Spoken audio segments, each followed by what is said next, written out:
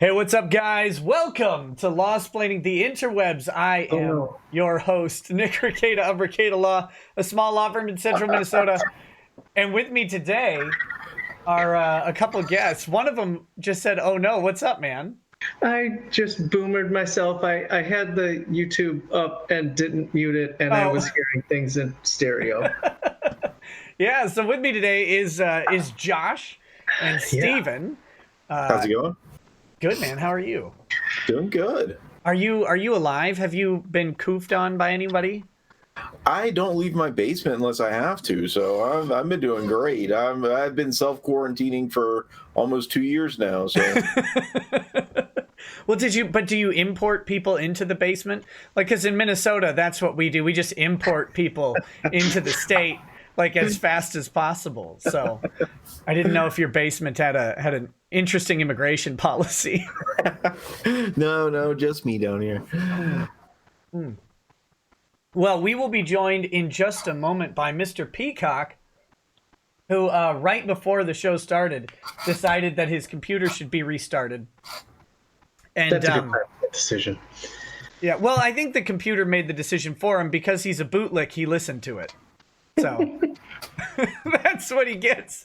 That's what he gets for listening to his superiors. So, well, I guess my first question is to Josh. How are you weathering the storm, the tragedy? Is anyone you know still alive? It's literally just me. The entire state of Michigan is dead, except for me. That was I don't know if you guys caught it, but Dick had a debate with Medicare last night on the Kill stream, and the funniest thing that he said so far, I'm only an hour in, but the funniest thing he said was, if I woke up and the entire population of Los Angeles was dead except for me, I would start believing in God.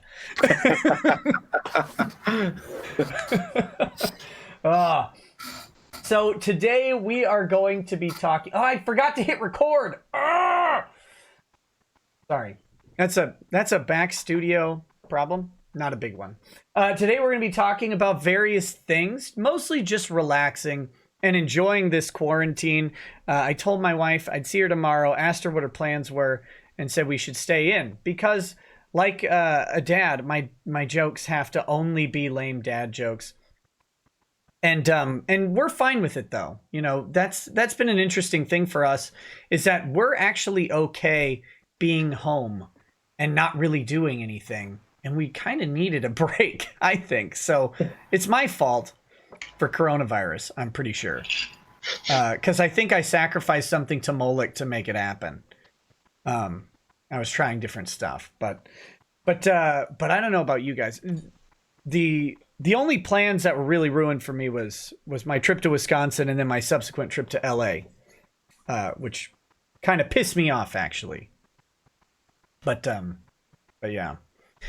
So, yeah, I don't know. That's what I got. What do you guys think about this thing? I mean, in your states, are the governors going crazy? In my state, they're talking about doing a stay-in-place order, and they've teased the National Guard being involved. That I don't know. I work too much to know what the governor is doing in my state, but I know that I'm touching my face. I'm gonna go to hell now. You touched your face, which meant you lied when you said you worked too much. Right. What are you actually doing during the day? Those attorneys, you know. But well, no. I do defense now. I'm in house at a place. Oh, I missed that. And yeah, I do insurance defense. So You're the enemy. I have become my own enemy, right? Something about living long enough to become the devil. You're the second worst person on the planet after prosecutors. Yeah, it's great. But the Supreme Court in my state has basically said, if you have a civil case, just press pause until we get around to wanting the judges to start doing their job again. Not just civil cases. You're in Michigan, right? Yeah. Did you I had a guy on yesterday, and we were discussing the case out of Michigan of that kid who Snapchatted the picture of the AR-15. I remember talking to you about that at some point. Where just like he's like, this should melt the snowflakes. Yeah. And then he spent 83 days in jail. He finally got bail, $250,000 bail. And he's on house arrest and has been since November 20th. Or no, 12th. November 12th. He's been on house arrest. You used to do criminal defense, right? Yeah. What's house arrest like for criminal defendants awaiting trial? Is there a cost involved with that? If you've got an ankle tether. Yeah, oh yeah, you have to pay for the tether. Do you have how much is that? Do you know? Oof. It's been a few years, but it's like a couple $100, I think, to install it, and then again to remove it. So I was told that it was $50 a day. That sounds right too. Holy crap! just for the monitoring, because right, because you got to have some jackhole sitting there making sure you're not leaving your house, right? Right. Staring at a thing that'll beep if you do. Yeah. So he's been locked up 83 days. And then he was released on November 12th to an ankle tether at home. His hearing was supposed to be on the 18th of this month, but they just went ahead and pushed that back too. Yeah, well, if it's, I think even criminal, it's if someone is not bonded out, then their stuff will proceed. But if you're out on bond, we just push it back. Even I think some family things go too, if it's like child endangerment or something like that. But by and large, we're just getting caught up on paperwork, which really is not bad. But it's not bad except for that kid. That kid's life sucks. He can't. Oh, he's also pending. His release conditions are no social media or internet or cell phone as well. Oh, well, that's something that a young person, I'm sure, can handle easily, and it's not going to impinge on their life too much. Yeah. Well, I mean, he's been without it since August. I guess that's true. It doesn't matter anymore. He's basically a mountain man by now. Well, what college was he at? Isn't it Lake Superior State? Yeah. So that's, I think. Oh, it's the Peacock. Hey guys, I'm just on my phone. Fuck my computer. It's taking forever. Windows. Bill Gates, go fuck yourself, Bill Gates. You know what? That's all I have to say. I have no other comment for Bill Gates, but go fuck yourself. Well, you're coming through. Are we on air? Sorry, guys. Yeah, we're on air. That's fine. Hi, everybody. So welcome. We were just discussing this. You did some time in criminal defense, but in a different state than we're discussing. We're discussing this kid who he Snapchatted a picture of his AR-15 and some tactical gear, like some body armor and stuff. His dad used to be SWAT, so he has some SWAT stuff. And he Snapchatted this picture of the AR-15 and said, gonna bring this bad boy, or let's see, I'm gonna bring this bad boy up, something like that. We'll watch the snowflakes melt. And by snowflakes, I mean the snow. Okay? So that was the entirety of the message on Snapchat. Bringing this bad boy up, we'll watch the snowflakes melt. And by snowflakes, I mean snow. So what he does is he then takes the AR-15 with him up to college, back to his dorm. And when he gets to the campus, he immediately goes to public safety and checks the AR-15 in, because you can do this. You can have guns. You just can't have them in your dorm room. So he checks it into public safety in case he wants to go, I don't know, target shooting or something like that. And then he gets arrested and held for what? Terroristic threats. No. That's just not going to happen. There is zero jury. You don't think they'll get a conviction on that? The police report. I think what they're going to get is a 1983 violation. Is what they're going to get. They're going to have to pay him money. Is what they're going to have to do. The police report has said, though, that it identified the victims as the school. The school itself is a victim, as well as the people at the school who were clearly identified in that message that I read to you. Well, I would love to see the school show up to testify. I don't know how they're going to fit the amorphous, non-corporeal entity that is a university into a courtroom, but they might. I mean, who knows? It might. Have you seen Johnny Dangerously? Some guns, they shoot through schools. Well, but okay, so Mr. Peacock, you weren't on at the beginning. So because obviously the victims were identified in the tweet, which is part of the threat, right? Identifiable victim. Please identify for me the school and the victims. Let's see. Hold on. If you'd like, I can reread you the Snapchat. No. I'm guessing. I want to say something dumb like UC Santa Cruz, but it wouldn't be UC Santa Cruz because no one who goes to UC Santa Cruz has a gun. It's in Michigan. It's in Michigan. It's in Michigan, where we have, and in a part of the state where we get plenty of actual snow. Oh, Yeah. so it's definitely the Spartans then, because they're the snowflakes. We all know. We all know. Michigan State is the one with the pussies. But yeah, so that's this case has been fascinating. So the result of this, as I was just explaining to the stream before you rudely interrupted with your phone, is that this kid was then arrested and held for 83 days, and he was released on. He was held no bail, or what? Was his bail just so? No bail for 83 days. They finally got a bail assessment hearing, and he was released on $250,000 bail. Okay, Guys, but no. But just, what? He didn't even have the gun. He gave the gun away to the police. Like what? So he was released on $250,000 bail, but it includes no phone, no internet, no social media, and an ankle tether. And because he's going to use Facebook to kill the victims, evidently. Okay. And he's been that way since November 12th. And his hearing was coming up on the 18th, which just passed, but they pushed it back because of coronavirus. So he's still locked up now, which is fine. So this guy has a lawsuit against China at the very least for delaying his bail hearing.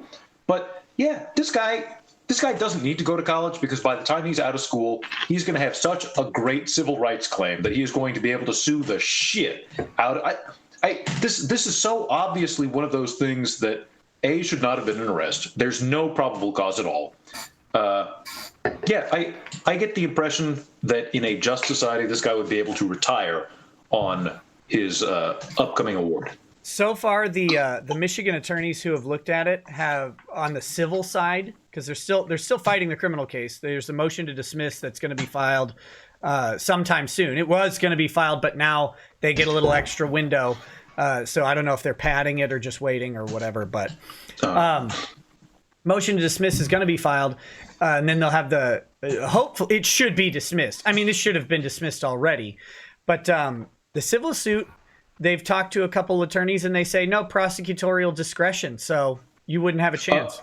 No. Well, fuck prosecutorial discretion. That's all fine and dandy, but there has to be actual probable cause, right? I mean, you're asking civil attorneys who don't know what is a probable cause, and I am sure couldn't tell you what is a Fourth Amendment if you put a gun to their face. Let me tell you about, because this is Sault Ste. Marie, I think, is where the college is, Sault Ste. Marie. Is in the upper peninsula of Michigan. There was a handful of years back, a prosecutor up there who I think was elected straight out of law school because there was basically no competition for the position. What a sweet gig. Fuck. Right? Homeboy, if I recall the story correctly, Homeboy gets a murder case, which is like the only murder that has happened up there in a long time. Murder was the case that they gave me, right? Yeah, and it was, I think, if I recall correctly, a murder for hire, and I can't remember exactly the details, but like if I recall, he like pled the hitman out for basically peanuts in order to get the hiring person on something. Like, so the dude who actually did the killing gets a cakewalk. Look, he was just trying to make an honest buck. You know, just whatever.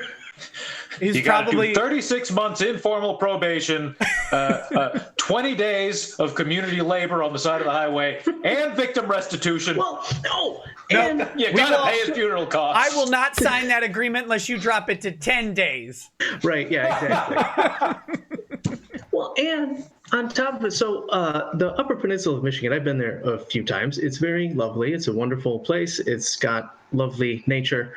It's the only place I've ever been in my life where you've got speed limit signs for motor vehicles, and then under it, speed limit for snowmobiles, because during half to 3/4 of the year, it's the only way to get around. Right. That's probably a safe place to tell someone, you know what, if you're up around this place where for the chunk of the year we're in now, you literally could get stuck anywhere at any time, don't have a phone. That's a really good point. That's a death sentence. Well, it doesn't matter for him because he can't leave his house. So I guess that's true. He doesn't need a phone. He doesn't need anything. Can't leave his house now anyway. Hopefully he doesn't need help there. No, it's okay. Now, here's what I don't even get. What doesn't even make a goddamn sense. You have a guy who you are alleging as having made criminal threats, cognizable criminal threats against an individual using his phone. Yeah. So, or the internet or whatever. That social media is all the evidence you have. If I were a prosecutor, I would want him to have 5 phones so that I could have all shitloads of evidence of this dumbass, right? Yeah. It's the same reason that I want racists to be able to say whatever they want. Not because I'm racist. Find them. But because so here's a question for you, and this is a genuine opinion question. I'll tell you my position. You guys can let me know what you think. So they did subpoena Snapchat for his history because he posted this to Snapchat, and the officer states that he believes he will find evidence of other threats that have not been reported on Snapchat. Now, I mean, okay. Does anybody Great. have a problem with that idea? Because I have a little bit of a problem with that. You know, I think the jurisprudential concept of corpus delicti might have a fucking problem with that. We lost Steven. He's gone to us. No, hopefully he comes back. So the idea here is that when you're getting a search warrant, you're asserting probable cause to have the search warrant. And of course, he's saying that he's looking for evidence of threats that were not reported. No one has complained that he's ever threatened anybody by social media before. Well, they're going to find, I guarantee, they're going to find a Snapchat of a pizza, and he's going to say, I'm about to destroy this pizza. I'm going to murder it. This is a cognizable threat against the Italian-American community in the Upper Peninsula of Michigan. It's his fault coronavirus hit Italy so hard. He's a bioterrorist. No, so I just don't, I can't figure out. My theory is that the prosecutors up in Sault Ste. Marie literally don't have to deal with probable cause issues because they get a rubber stamp from the small town judge who just approves whatever comes in. But Rick, it has to be that. That's definitely part of it. But where's the defense bar? Why are they able to get away with this without the defense bar murdering them in their sleep for incompetence and corruption? I don't know. No one wants this. We're all way the hell downstate. That's why. Okay. Good point. 50% of us are in 3 counties. Apparently, I believe they're on their second attorney because the first attorney just wasn't even doing anything. Oh, welcome back. Well, he's back. Sorry about that. No, what happened there. No problem. But anyway, so that case is just a disaster. That's what we were talking about yesterday. Adam, who set it up, longtime fan of me from the beginning, from episode 1. He's a fan of the Dick Show. He set up the kids' fund. They've raised like 13 grand for him. And it's sad to think that half of that probably is paying just for the tether. Yeah. But, No, those are not cheap. $50 a day is. I supported a family of 3 when I started off on that much money. I mean, that's insane amounts of money for people who are also on probation, probably not having an easy time getting a job. I mean, that's a lot of money. I mean, if you think about it, yeah, like you said, a family of 3, you're paying $900 to $1,500 a month in rent, and then another $1,500 a month in food and other expenses, gas, whatever you have to do. That's $3 grand a month. That's a salary for someone starting out. This kid's only 20. It's very sad, but I just want to interrupt you. Yeah. Fuck you with $950 a month. Los Angeles, I live in a 1-bed, 1-bath, beautiful place. I got a lot of land. My mortgage is $3 grand a month. So, God. so until No. Yeah. How's Ty Beer doing? I would love to move to Texas and buy a huge. I could sell my house and buy a mansion. Just buy my old house. Yeah. Okay. Great. Come to Minnesota. You gonna give me a job? Sure. All right, yeah. Boom. We're in Done. business, baby. Peacock and rackets. We'll do it. You probably could sell your house and buy mine with the equity that you probably don't have because you're in California. Well, yeah.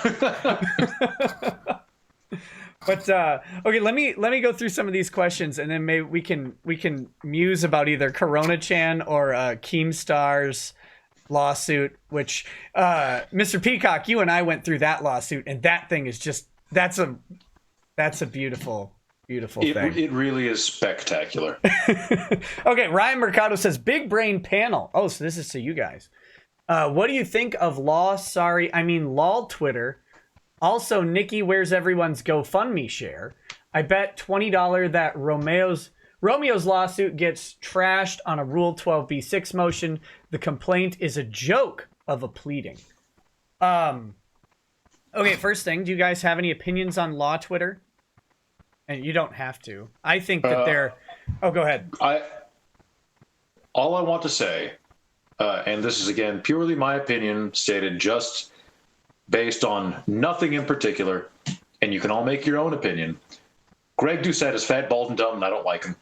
And I second that. Dude, yeah, and that dude whose wife is in the army, he's even dumber somehow. But that's it. That's all I know about law Twitter. I don't know anything else about it. Anyone else? My opinion is it's similar to my opinion of just attorneys in general. I don't know that I've met one that I liked. Right. Yeah. No, they're terrible people. Mr. Stephen Birch. Yeah, there's a lot of lawyer-ness, douchiness is, I guess, the easier way to say that on law Twitter. I don't know how else to put it. I see some cool stuff every now and then, but you got to filter through a lot of just bullshit to get to it. Well, yeah, and that's exactly it. What I've seen from law Twitter, the very little that I've been going when I'm not deciding to just do a whole bunch of shit posting, is that they're all people who have never lost or won a trial. Like, none of them have taken a trial to verdict, because then they wouldn't be as dumb as they are. Like, that's just it. I think that sums it. It seems like a lot of people that are talking well above what they know. They're like posturing for the internet, for Twitter. I don't know who they're posturing for, but they're posturing to try to make themselves seem better than they are. Nailed it. It gets really annoying. Nailed it. Now, I've never had to take anything to jury trial. Thank God. I would hate having to do that. All of my criminal stuff, which is most of the things that I've ever had to deal with in court, has been pled out or has been dismissed outright, because that's just how things have worked out for my cases. And having to take it to jury trial, if we did, I would even consider referring out for the jury trial itself to an expanded practice with some expertise in it. That said, I would never pretend to have taken something out to jury trial. I would never try to misrepresent my practice of law as anything more than what it is. The funny thing about law Twitter for me is it's symptomatic of any hashtag Twitter, which is you get a bunch of people who all seem to have an ideological similarity on something in one place and let them just go ahead and believe that they're the only people in the room with an opinion on it. And they go back and forth. And then they persistently hound the detractor, which is great. It's amazing. I don't think they even realize they're doing it. But I've seen it so many times. I mean, you see it on just some of my posts. Like when I'm not talking about anything related to these people, there'll be 3 or 4 of them pop up in my thing. It's like, why do you even care what I say? You think I'm the worst attorney on the planet? Fine. I don't care. I think you guys aren't even real attorneys. I don't know anything about you. So, my opinion of you is lower than whatever yours is of me because I have a funnier joke attached. But that being said, I don't care. I'm not going to go to their timelines and follow them. I want to read as little from these people as possible. So that their insistence is amazing. And then there's the orbiters, which make me even more confused. The people who are not lawyers, but hang out with law Twitter on Twitter and ask legal questions. That's a weird one for me. I don't get that. I don't get it because, and I mean, I'm a lawyer. I have to be around a lawyer all the time. I don't know why you would intentionally talk to a lawyer if you didn't have to. No. I think I know exactly what you're talking about. But they really are. They're even worse than lawyers. Before I got run off Twitter, there was a guy who it was with all this kick Vic shit, and he was sorry. It's your fault. No, it's not even your fault. It was that dude on Twitter who was going by gun grabber Grewal. He was making fun of the New Jersey Attorney General, and he tagged me in something, and there's the Technicolor Dreamcoat. Awesome. Oh yeah. That was the talk of law Twitter reminded me of my super lawyer powers. Oh yes. So I had to activate the cape. Oh, we're in for a good night. But I asked this guy. I said, "Look, man, why are you wasting your time reading all of these pleadings, arguing with lawyers on the internet? You're not getting paid for this, right? I'm a fucking lawyer. I haven't read any of these pleadings, and I'm not going to because it's not making any money. Rackets does it because he's found a way to monetize it, and he's a fucking genius. Ty does it because that's what he does for a living. He's getting paid for that. But all of you, why would you waste your time reading legal pleadings for nothing, for some guy that I'm sure you've never heard of? You did not know who voiced Brawley before this whole fucking thing happened." The amazing thing was, it's also the amount of additional work they purportedly have done, like reading supporting case documents, trying to locate precedent, and it's like, what do you do during the day? Yeah, that's a good question. You can't all be making a shitload of money as fucking podcasters or whatever. I know some of you have to be statistically living off welfare. I've heard some of them speak, and I guarantee you none of them are making any money doing anything interacting with people. Okay, I misinterpreted that sentence. I've heard that some of them speak, and some of them don't even have the ability to do that. No, well, I'm wrapped up in D&D right now. Their charisma scores are negative, man. It is okay. Greg Doucette sounds how he looks. That's I imagine he sounds like the mustachioed guy from Office Space. You just you did my stapler, and then you brought it.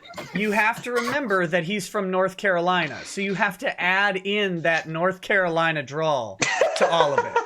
But I mean, Hey, I'll be right. My computer just finished. I'm gonna switch up to that, so I'm not on my stupid fucking phone. I'm glad you found some headphones, though. That's amazing.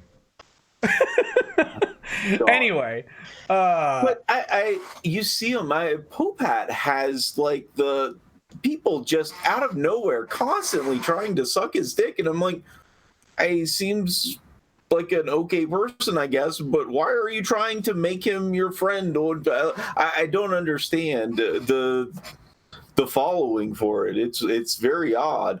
Yeah, I don't know. My favorite thing that happened recently is I apparently pissed off Mark Randazza. If you know who he is. I do know who he is. Yeah, he actually taught at my school. Yeah. Well, I kind of made it. What'd you do to him? I may have been drinking a lot of whiskey, and I may have called his partner Jay Woolman a figgot, so to speak. Okay. Because Jay Woolman is taking a DMCA claim on behalf of Greg Doucette. And I don't know, I could give you the basic details. This is kind of in your area. Is this Steven. the Sons of Confederate? Yeah, Sons of Confederate Veterans who are... Yeah, so Doucette's in North Carolina. Sons of Confederate Veterans are in North Carolina. Doucette gets a letter leaked to him by someone inside SCV. After that, they had SCV settled with UNC, University of North Carolina, over that Silent Sam statue that the judge recently overturned. Now, when SCV had settled, the president sent out a letter basically saying something along the lines of they knew they shouldn't have brought the suit or whatever, but then they settled and won anyway. So Doucette got a hold of that letter and he published it to his Dropbox. And then I think he tweeted the link to that letter out on his Dropbox. Then SCV DMCA'd DMCA'd the Dropbox entry. And Dropbox took it down. So Doucette is suing the Sons of Confederate Veterans for a false DMCA. And they're suing in San Francisco, federal court in San Francisco. Are there... Go ahead. Oh no, I'm just gonna say. So,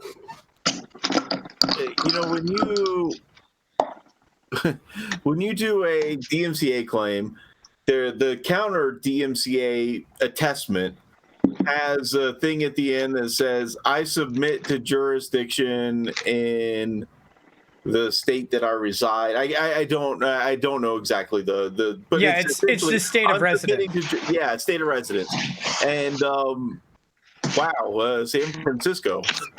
Well, that's what's their basis for that? What's the Sons of the Confederate? Nothing Confederate happens in San Francisco, I bet. So this is interesting. The theory is they have included Dropbox in the lawsuit as a party. Now, to my knowledge, Dropbox has not been served yet, but it's possible that they have in the meantime. And they've included Dropbox as a party because the file was on Dropbox and the DMCA request was sent to Dropbox. However, they have specifically told the court they are not asking for damages from Dropbox. That seems... did Dropbox comply with the DMCA takedown? Dropbox complied with the DMCA takedown until SCV removed the DMCA takedown because they withdrew it. Once What remedy are they seeking from Dropbox? Injunctive relief? No, nothing. No remedy from Dropbox. Wait, what? Then fuck that lawyer. Take away his bar license. There are too many bad lawyers. It seems like it's all just manipulation to get into a different court and to it looks like a forum shop. And so you're going to be home teamed. You don't have your attorneys there. You've got to hire outside attorneys. You've got to. It seems like bad faith. But the interesting thing is, Doucette's in North Carolina and his lawyer's in Nevada. Wait, this is Doucette? Yeah. Yeah. I don't know why I hate him so much. Yes, you do. Like, it's what's scared me to heard the whole thing. You're kind of like he makes you want to kind of agree with him. I'm not a big fan of bad faith DMCA takedowns, and then he screws it all up. Yeah, it's. So I have a question. So his and you can feel free to educate me on this. He says that it's a newsworthiness exception, or that it's otherwise transformative. I'm not quite sure how. I would I would argue. I mean, I think you've at least got to think that this is a newsworthy event. I mean, I saw this whole they purchased. Yeah. I mean, it's a newsworthy event, and to publish a settlement document with a public school, I mean, I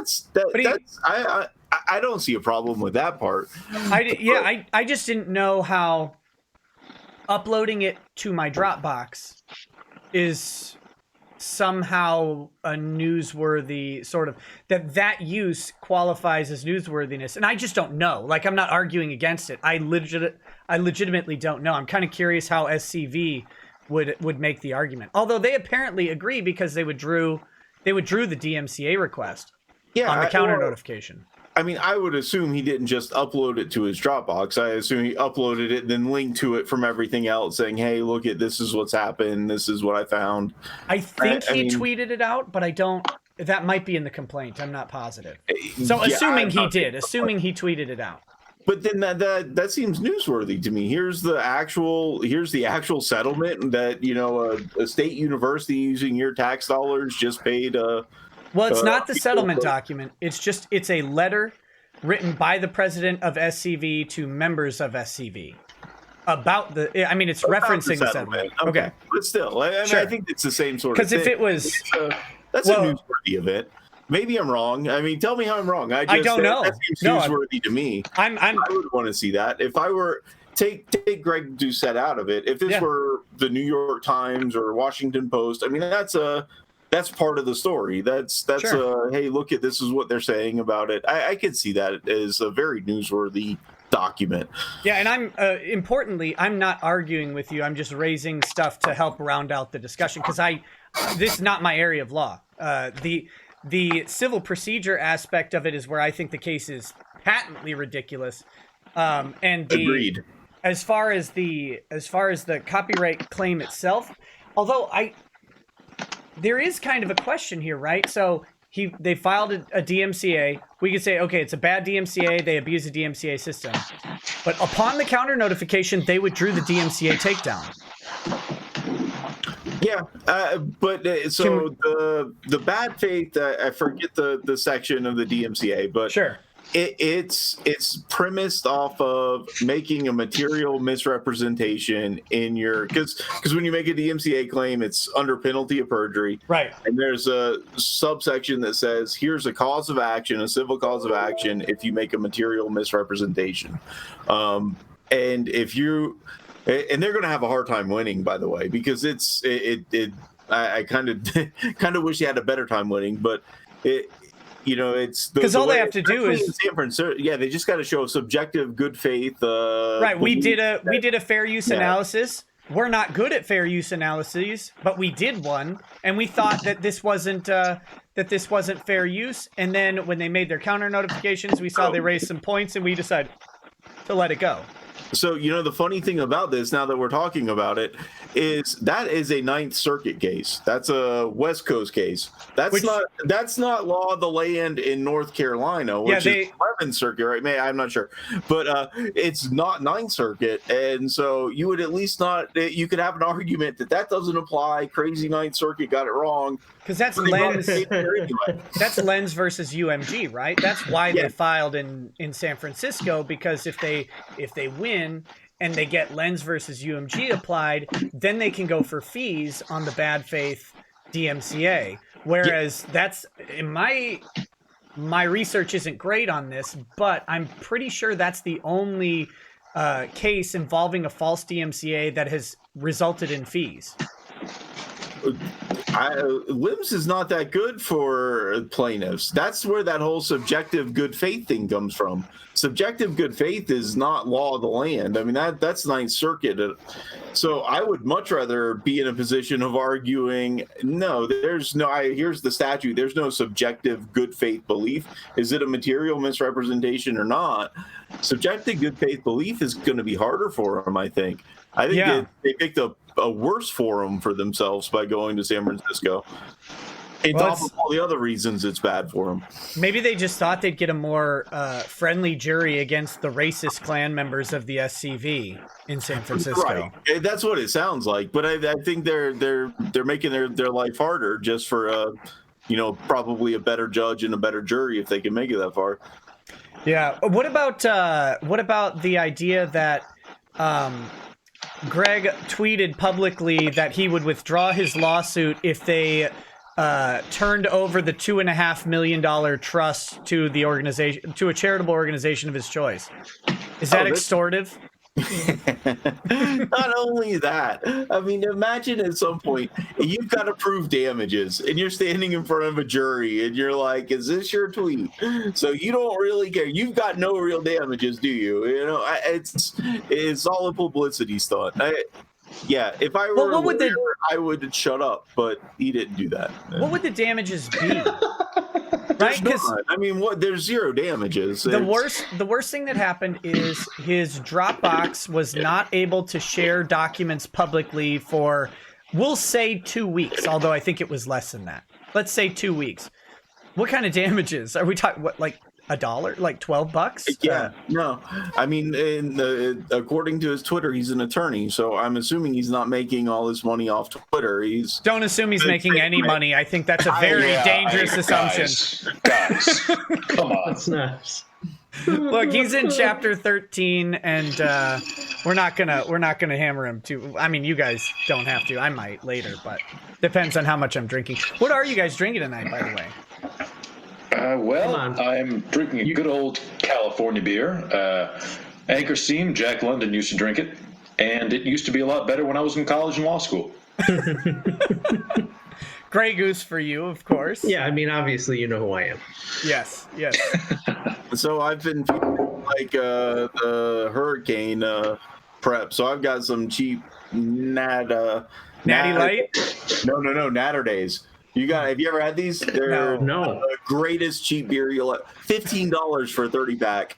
Wow. They are right here on the can for those who like strawberry lemonade and drinking beer. And I have both of those. And nailed it. Now I've got some Jim Beam. So I'm finishing off this red table wine from a local winery. It's called Dragonfly Bay. I've got about outstanding. I'll have put down 3/4 of a bottle when I'm done, and then if I still need more after that, I'm switching to this Middleton Very Rare Irish whiskey.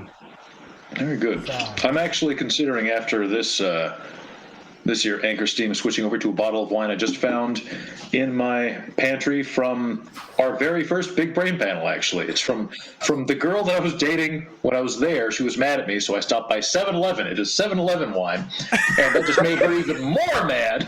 Amazing. So it has not been drunk. It's not been opened either? No. Okay, well, that was a while back. That could be some really interesting wine. It might still be good. It might be vinegar. Who knows? It's got nitrates in it, I'm guessing. Well, unless 7-Eleven uses a cheaper version of nitrates. Celery salt. Oh, good luck. Okay, Bald Eagle 1787 says, "Evening, fellow drinkers. First day of working from home due to Corona-chan. Chaos ensued. Drinking Glenmorangie 10-year single malt scotch. Cheers, gentlemen. Hopefully Corona-chan leaves you alone and Minecraft's SJWs. Cheers. I'll drink to that. Bad Vibe says, "Got a story of Irish rebellion on coronavirus and interesting results. Link in Twitter DM." Okay. I'll have to look at that later. That's I don't, man. This Corona stuff is pissing me off. JT Express says, "What's all of y'all drinking?" We just covered that. Sakaki Onsai says, "Peacock, Rackets, Birch, and Dreamcoat PLLC. The best law." The best law for the rest law. No wheezing, neck fat, or windmill arms required. Wronged by a lawyer. These guys hate lawyers. They're pit bulls for you. Yeah, we do. Dial KL5 1776 now. Liberty Bird says, "Not to be impatient. I was hoping for some insight on the CDC incident. Did you get a chance to evaluate it?" No. No, I have not. So here's this interesting thing with homeschooling your children and working from home every day is that when the entire country and Earth shut down, that's just Tuesday. So my days are still pretty much just as busy. I have a little bit less driving, but in the times that I was driving, I was taking children to and from somewhere else. So that time is just converted to like making lunch instead of buying McDonald's.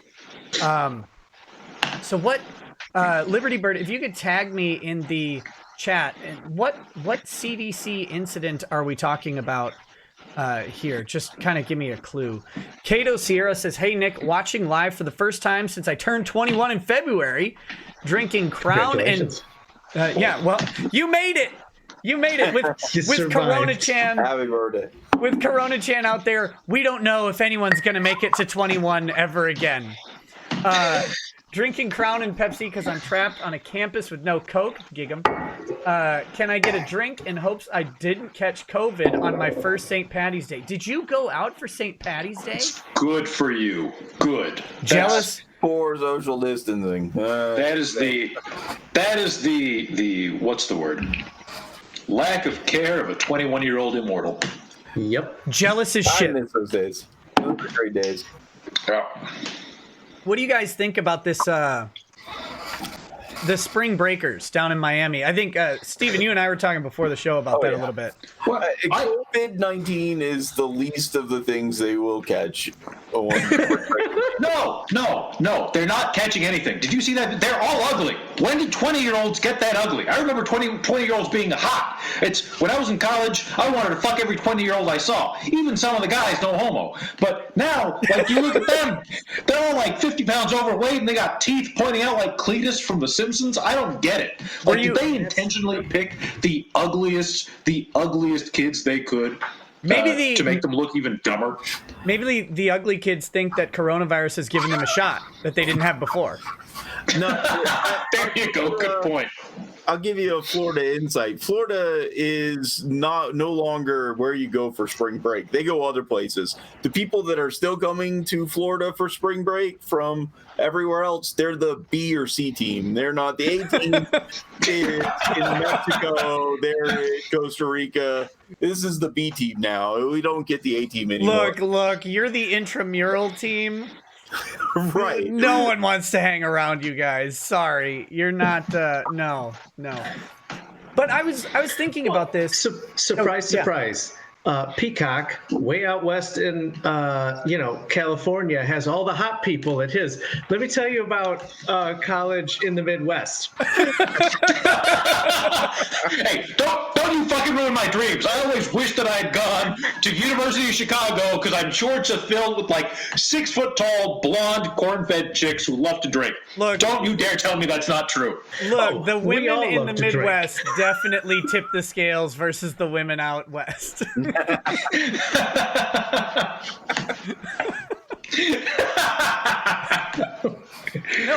I was thinking about this.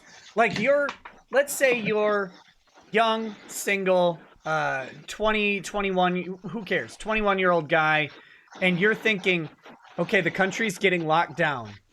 I legitimately have no idea when I will be able to ever interact with anyone again. Because it could be 2 weeks, it could be 6 months. Aren't you going to go and try and get laid? Like, it's your last shot, right? 100%. Yeah. No, I don't fault them here's at the all. thing that you're not considering, Nick, Rackets, because you're married, and you, from what I understand, were with Lady Rackets before the advent of internet dating. Yeah, pretty much. This, as we discuss, internet dating was so new that only old people were doing it back then. Like all these damn like kids are like and stuff, right? Yeah, all these damn kids are like, oh, look at these boomers. They don't know what Tinder is. And then there's like an 80-year-old who's like, bitch, I met my wife on eHarmony, right? Before you were even born. But so yeah, Rackets, you don't know, but as we talked last time, it's picked up since Corona Chan started, but I found the best pickup line. Everyone, don't use this if you're in LA. I don't want you to poison my well. But You can use it anywhere else. What I've been saying to these girls that I've been matching with over the past few days is, so listen, with the new lockdown, the only places that are open, the only place we can go for a date is the hardware store and Netflix and chill. So by law, I have to ask you to either help me steal 2x4s or come chill on my couch and watch Star Trek. What do you want to do? And of the 4 of them that I've sent this with, 3 responded and 2 said, okay, let me come to your couch. And I've just been just trying it out. It's a lot of fun. Guys, do it. Don't listen to this bullshit on Bumble that you're getting these messages saying, don't go meet your matches. No, fuck it. Go get laid. You're all, like 20. You're not going to catch it. And if you do, well, then you're probably metabolically unhealthy anyway, and sorry. Well, and to be clear, he means if you're not under a state-mandated lockdown order. Which I am, so fuck you. Because if you are, definitely do not violate that. It is our ethical obligation to remind you to shit, I forgot about our ethical obligation. Listen. You need to lick the boots. What ethical obligations? You must lick the boots and you must lube your own anus. Because they don't have time to do that when they get there, okay? So, oh my God. Okay, but I don't understand if you're trying to lock people down in place, but then also going for a walk is a necessary thing. Like, I'm just always out on a walk. Is going for a walk a necessary? In California, yeah, you can go for a walk or a hike. Yeah. So if I'm within 5 miles of my house, I'm on a walk, and if I'm more than 5 miles from my house, I'm on a hike. Why are you hiking so close to your vehicle? Look, shut up. How do you think I get to the hiking spot, officer? Where's your hiking spot? A Walmart parking lot. You can kiss my ass. No, I love this thought experiment that I had on Twitter earlier about the entire. You get, let's say you're not hiking or walking, you're out driving. You get pulled over because you're just driving like between towns or whatever. They're like, okay, sir, I pulled you over. Where are you going? Yeah, I'm not gonna tell you. What do you mean you're not gonna tell me? I'm gonna tell you. I don't have to answer that question. Like, there's nothing that says I need to inform the officer of where I'm going. You don't need to know that. So, what's their probable cause for determining that my travel is not necessary? Their probable cause is that they are officers and they probably don't know what the Constitution is. Rackets, I'm not lying to you when I say this. Back when I was still doing criminal defense, I had a client who got beat up by her boyfriend. I was retained as victims counsel. Yeah. She had a private investigator who was a retired cop. This guy was getting an LAPD pension, meaning he'd served at least 25 years on LAPD. And I made a joke about, oh yeah, I think the arresting officer here doesn't know what the Fourth Amendment is. His exact response, I swear to you, I'm looking you in the face. I'm telling you his exact response was, which one's the Fourth Amendment again? Now, that does not inspire confidence in our executive branch. In me, I don't know about you guys. You should have said that was women voting. Yeah, yeah, that was that whole when it all started to go, oh yeah, guys opposed to that one for sure. Oh boy! You say executive branch, though. Think of the judicial branch. What's the lowest level of constitutional review is rational basis, right? Yeah. Imagine like any other context explaining, well, this is a rational decision. You have to stay in your homes or we're all going to die. The necessary thing. One of those necessary things is walking around. I mean, no rational person thinks that that's like, none of this makes sense. None of this would withstand it. But it will withstand judicial scrutiny. No real person scrutiny. I mean, it's there's nothing stopping it. That's the same problem you're going to have with the cops. No one's going to stop it. Well, that's the thing. That's the funny thing about the cops is someone was like, well, you're going to get arrested. It's like, am I though? Or are they just going to cite me? I think they'll just cite you because I don't think they're going to risk you coming in. for a Throw non-violent you in your house and put armed guards outside. You never know. Well, it certainly depends on where you are. I'm sure some cops might be nice enough to just cite you in, and some would take themselves a little more seriously and arrest you. in your town. They're not bringing anybody in who's not literally murdering someone, right? Like, isn't that's just what they do all the time. We're not quite as bad as San Francisco yet, but with this new DA who might get elected, I don't know. Back in the day, the sheriffs used to throw people out of helicopters. So I'm sure that if there are any old sheriffs still around, they might not play that game. Luckily, I live in a neighborhood with a lot of those guys, so I'm not concerned about anything. I have been not convinced by pretty much any argument, and this one, though, comes close. It was just presented by Breck in the chat. He says, "We can save the human race by hanging out on a couch and playing video games. My grandfather fought the Nazis. Please don't mess this up."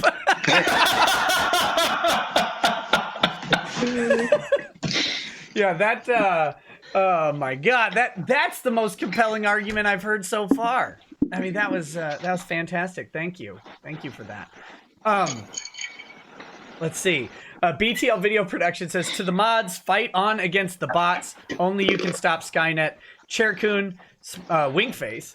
"And did a city in California go under what is essentially martial law?" Yeah, so somewhere they just rolled out National Guard a couple hours ago. Baltimore, I saw that. No, in California. Ooh. Oh, The National Guard never not out in Baltimore? They just hang out in Lincoln Park. right. Yeah, no. Baltimore, not to take away from California, Baltimore should always be under martial law for all time. That place is just not a functioning city. Anyway. So you don't know about the National Guard in California? You haven't heard? No, I haven't heard. I someone unfortunately had to work all day. Someone in the chat said it. I think it just happened, like right before we started. Something. All I know is my governor, they had a press release from the Minnesota governor, and he said, "Due to the success of California's lockdown order, I'm strongly considering a shelter-in-place order. I'm considering a shelter-in-place order, and I've talked to the National Guard, but they don't have any orders yet." So he literally floated the martial law in Minnesota. We don't have anywhere near the number of cases that these other states do. And we're talking a martial law lockdown. Well, this is the problem. When the executive has any power, they will always try to take more power, which is why the Second Amendment exists and which is why the checks and balances exist. But we seem to have forgotten all about that. I don't see. Everyone should be able to look at that and see that as Chinese-level propaganda when the guy says, "Considering the effectiveness of the California ban that just started 6 hours ago, Right. Fuck this guy." Oh yeah, he's successful. It's bullshit. But it's good enough for every judge. Any judge. Oh, that's good enough. Okay, so I'm hearing the National Guard is out in California to help food banks. So there'll be Uber Eats for the people who can't afford Uber Eats. So that's nice. Okay, but if it really is just my rice-a-roni arrived by a Humvee.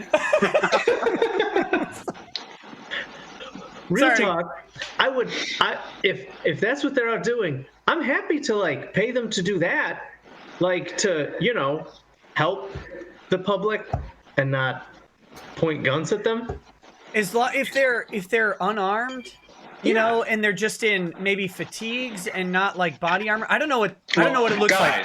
Guys, can you think of any one time that the National Guard has ever fired on unarmed civilians in the history of this country? Has that ever happened? No. I mean, besides the times that it did, that people evidently have forgotten. College kids get scary. See, it all ties in. You got the college kids. They're going to be shooting them on the Miami beach here soon. Well, yeah, they're gonna throw the snow on the beach. I just I could imagine a guy shows up with a couple bags of rice and some rolls of toilet paper at your house, but he's got the M4 strapped to his body. He's like, here's your rice, citizen, stay inside. Like, yes, sir. Thank you. No. We've got deleted. It says, so this happened today. Crazy homeless guy came in looking for help because he thought someone was using rogue military tech to irradiate his left testicle.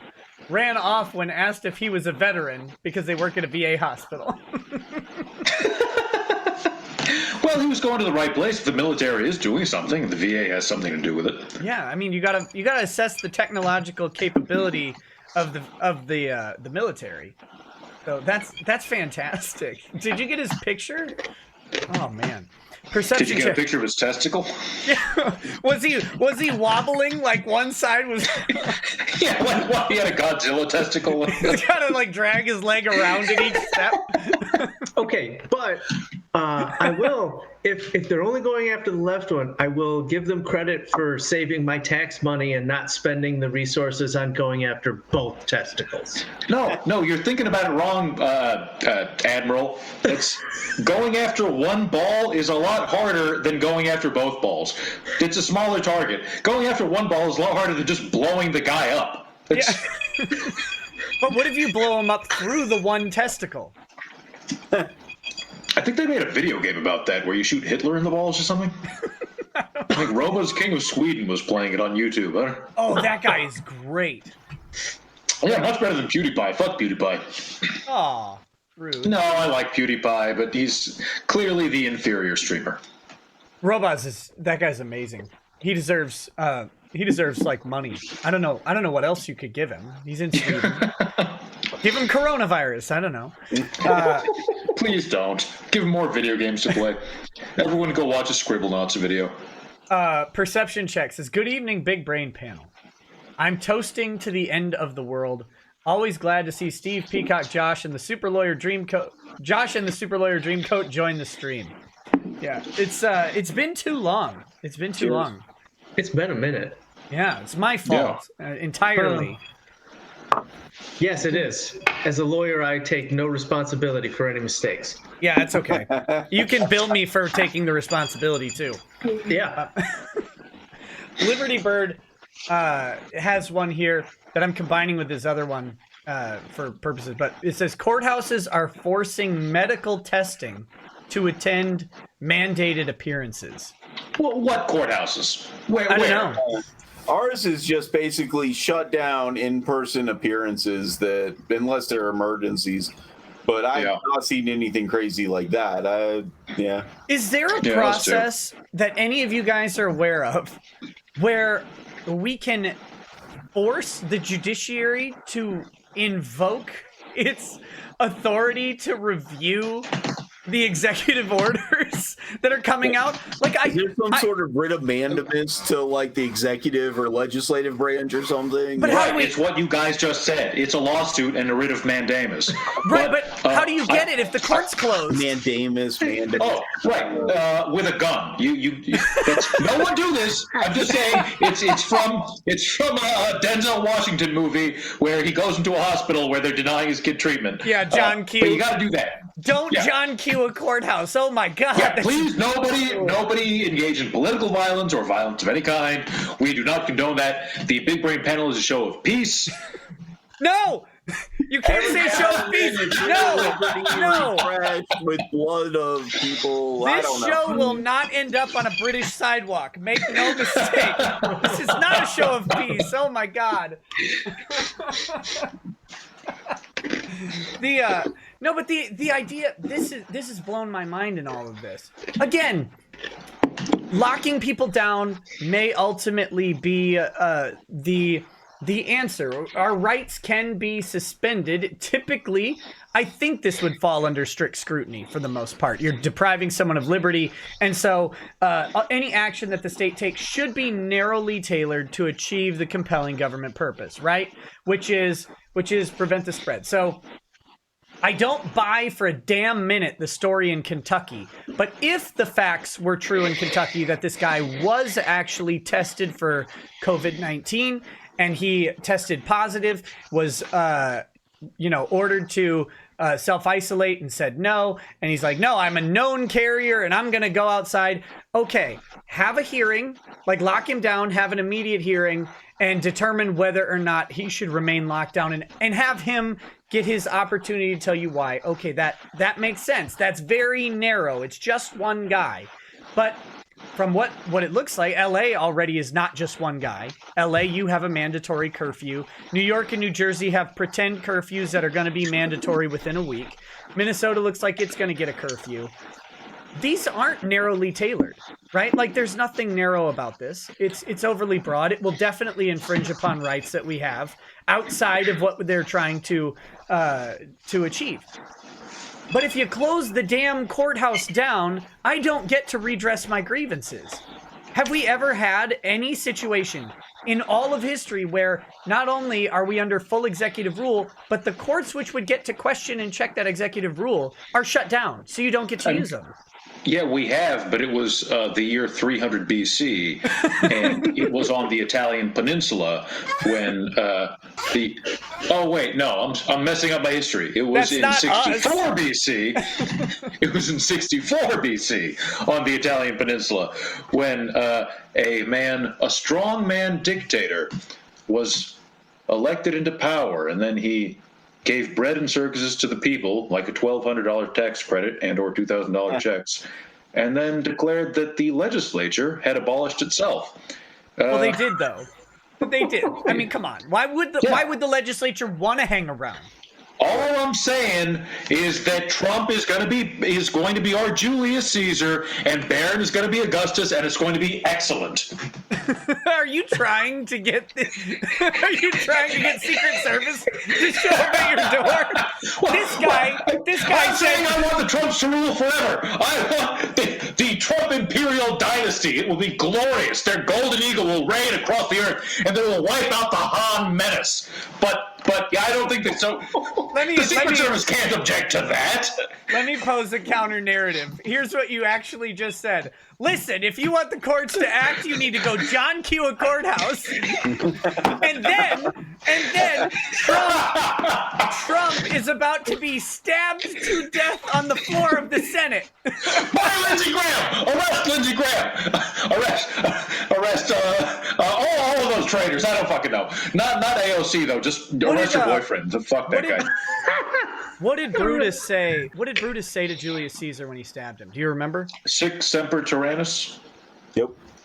Was that it? No, that was someone else's phrase. Sic semper tyrannis. He might have said it. It was also John Wilkes Booth said that. Yeah, but John Wilkes Booth didn't just make that up. Yeah, John Wilkes Booth wasn't some guy living in South Carolina in 1865, and he just decided to start speaking in Latin.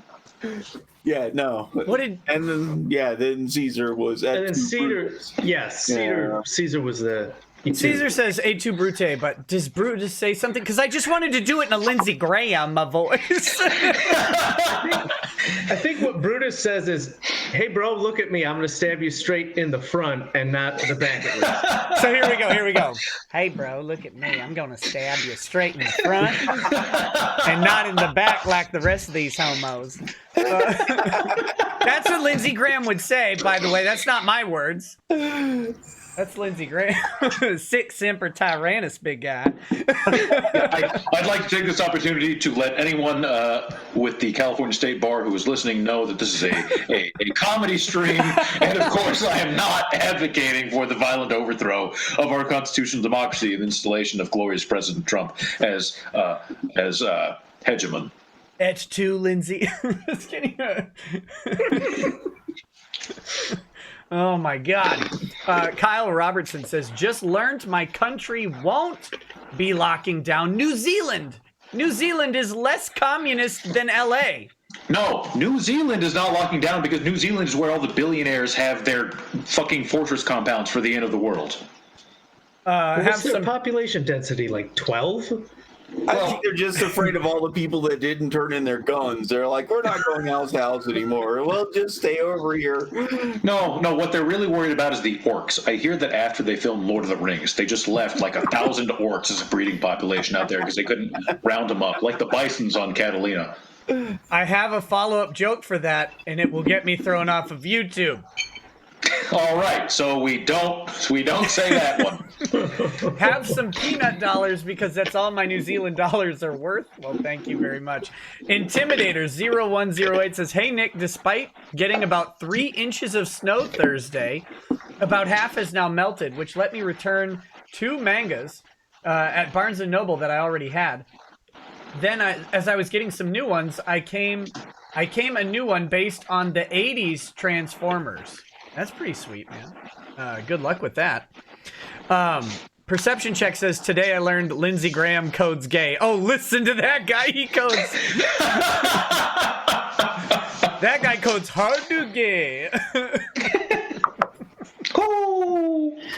Oh my gosh. Okay. Now I sent you guys a document in the in our chat, which on Twitter. Which is the Keemstar lawsuit. Now, Mr. Peacock and I have talked about this, but I was hoping to get some thoughts from Mr. Birch and Mr. Josh on this one. What happened?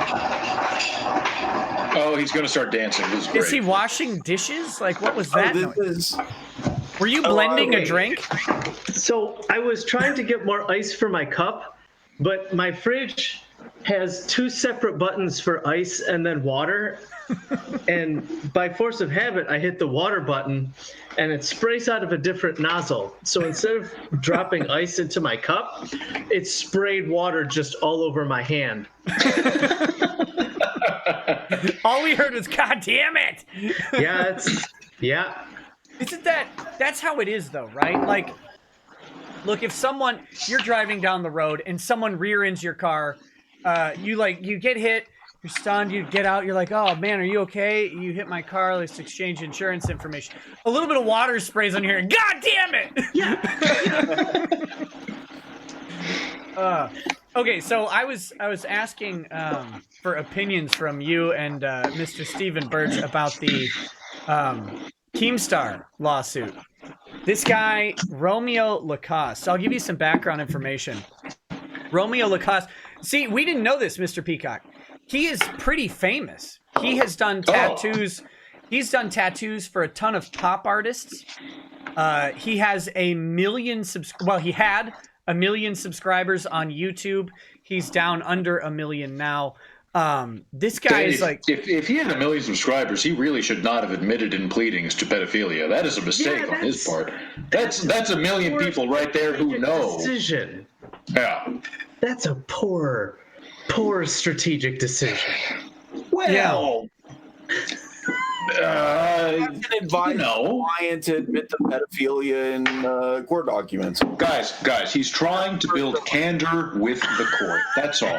He's trying to show the court he's a straight shooter. If he weren't a straight shooter, he would deny being a pedophile, right? Your Honor, I might have auto-committed the crime, but at least I'm being honest about it. I guarantee you, he has never said, "Your Honor, what had happened was." This man is being honest. Okay, so since we did that discussion, there have been a couple. I'm trying to loosely follow the comments on that video because when it gets to a certain saturation, you start to get people, outside of my sphere who might have some contrary opinions, and some of them have come up. And so I wanted to run some by you guys. One of them is that what if the girl lied about her age and said she was 15, but she's actually older?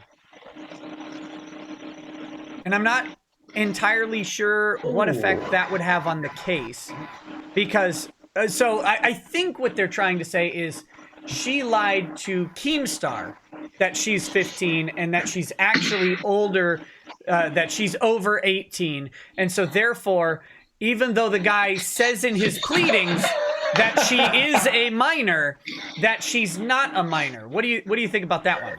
Will that help him at all? Okay. I just want to clarify. Well, go ahead. Okay, now I know that for the purposes of criminal prosecution, if you think you're buying an illegal substance, even if you end up buying oregano or sawdust or something, you had the intent and you did the thing. Right. If running the I understand the concept of like, sometimes you got to swallow a horn of the dilemma, but going in the direction of, look, I only thought and was trying intentionally to commit pedophilia.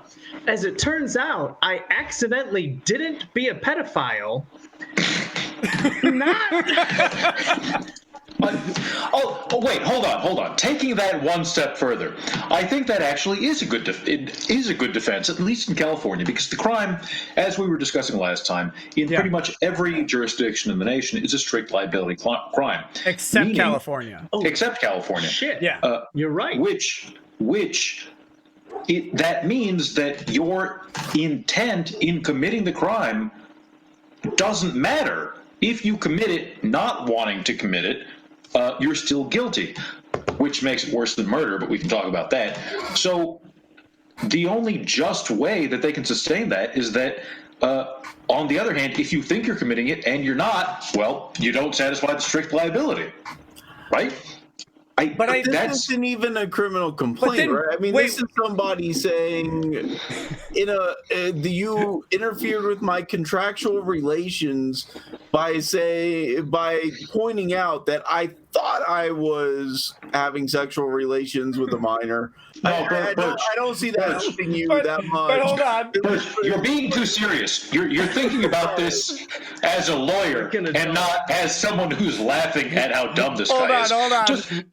Is there a criminal cause of action for attempted sex with a minor? When look, I was trying to have sex with a minor, but she turned out to be too old. Yeah. No, I mean, guys, can you imagine as a defense attorney that closing argument? Well, no, not ladies, gentlemen. Come on. I mean, you saw the victim. Guys, she's not under 18. It doesn't matter what she looks like. Just think, if your wife is never going to find out about it, go vote that way. That's your closing argument, and you get off. I mean, you get the not guilty, or a hung jury at least. That means you get off twice. Context, this wasn't a 14-year-old girl. This was a 55-year-old cop. It's entrapment, bro. Look, no, but serious talk. Doesn't that have? So the idea of an attempted crime, right? An attempted murder is taking basically every step to accomplish the murder and then failing for some late intervening reason. Either the bullet hit them in the wrong spot and they didn't die. Some last minute person intervened and prevented the murder. You put the gun to their head and you pull the trigger and it jams up and it doesn't fire and they get away. Those are all attempted murder. This has every single thing. The intervening act is just that she happened to not be the minor, but he went let's think about it this way. Taking it on that same length, is it still attempted murder if you do everything that you just said, but it turns out it's not a human that you failed to kill, it is an orangutan that you failed to kill, and you just are very bad at seeing. You weren't wearing your glasses that day. It's not murder. It might be a violation of the Endangered Species Act, but it's not murder, right? So if you were trying to bone a minor, and God, I hope my neighbors can't hear me. If you're trying to bone a minor and you fail only in that she was not a minor, despite what you thought, is that not more analogous to accidentally trying to kill intentionally an orangutan, or intentionally trying to kill what is accidentally an orangutan, as opposed to... Only if the alleged minor is Mars Girl, I think. That's how... Yeah, I don't know what she looks like, but I imagine just Doucette in a wig. I don't know. Wait, you don't know? Hold on. Oh, Keon, it's too good. It's too good. Oh boy! All right. Have I never showed you this? No. Like, you don't understand all the long arm statute jokes? I haven't heard any, but I've been kind of drunk. I don't know. Hold on, I'm pulling this up. If a person could have the reach of a Dyson sphere, it's her. Well, I hope she has sons who go into the UFC or boxing or something. Shit. Here we go. Just a second. Share. I'll share this with you guys. Here you go. There it is. Wait, that is entirely too Photoshopped for me to be able to. Oh, sorry. I grabbed the wrong one. Just a minute. Just a minute. Can the chat see that? Yes. Okay, but the thing is, Keon, it's the photoshopping is only the duplication. It really. One of those is the real thing. Hold on. That just means she's better at hugging. What do you want? I don't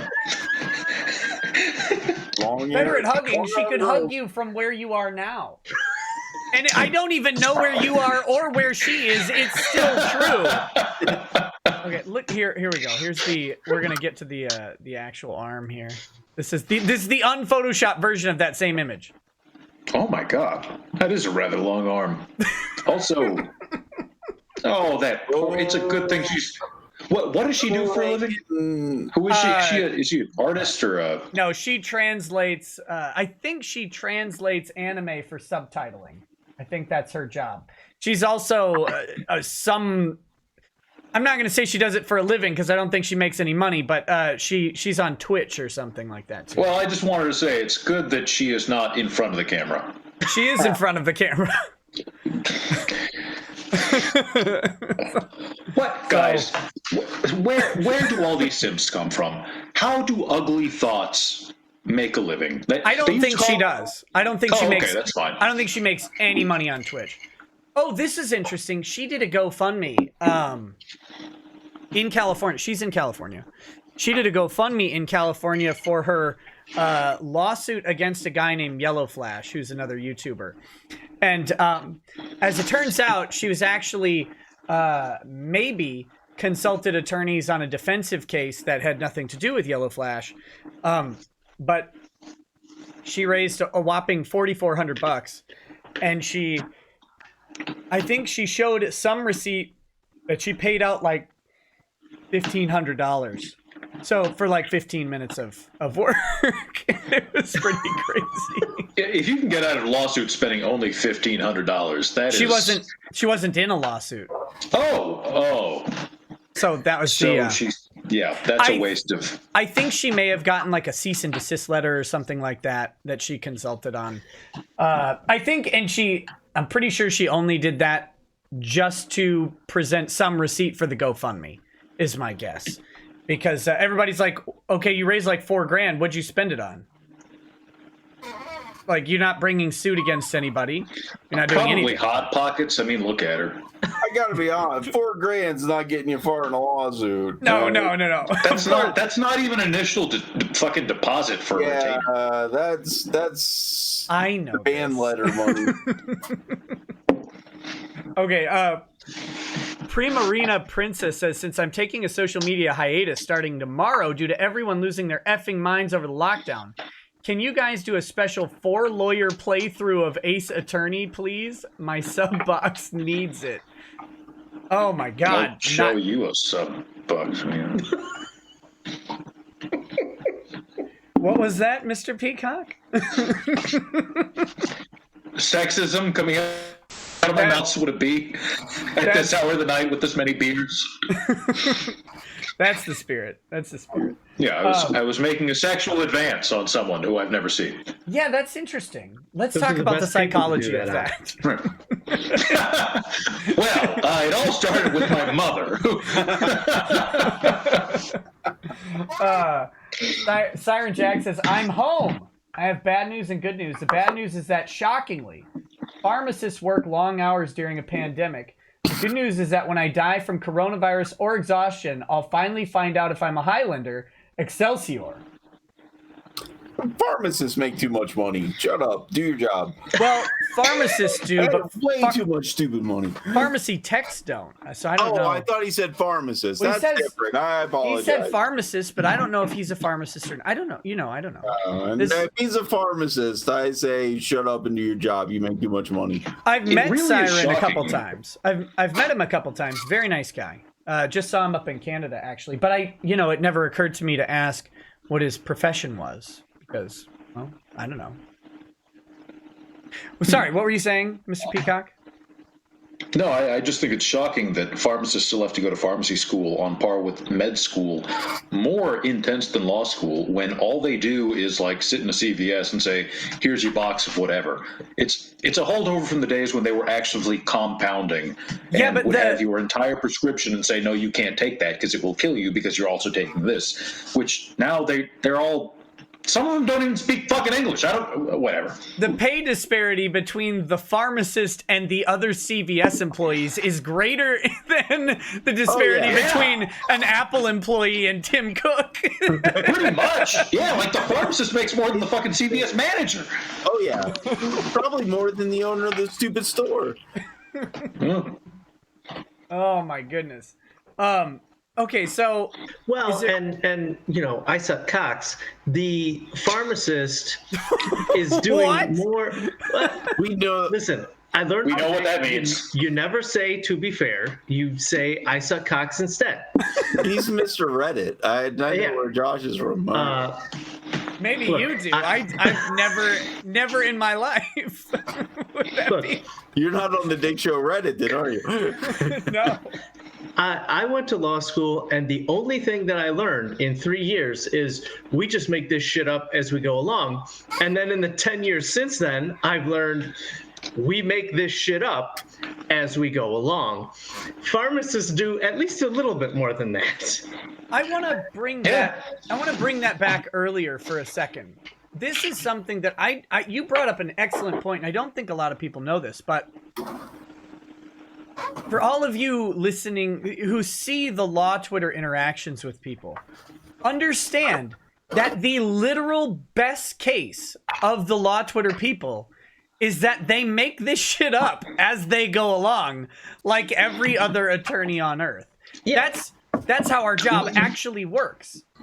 Yes, that is the best case, but the worst case is you get that guy whose wife is more of a man than he is, the one who's in the army, not him, but his wife is in the army, saying, we all know what the outcome's going to be because judges are restrained by whatever the fuck it was that he said.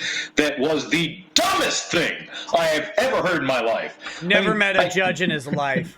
No, they're restrained by whatever the hell they want to write down on the paper. Judges are restrained on a piece of paper. Judges are restrained by whatever their law clerk tells them. That's the entirety of the restraint on them. You're giving them too much credit. I know for a fact there are some judges in the Los Angeles Superior Court who are restrained by fuck you because that's why.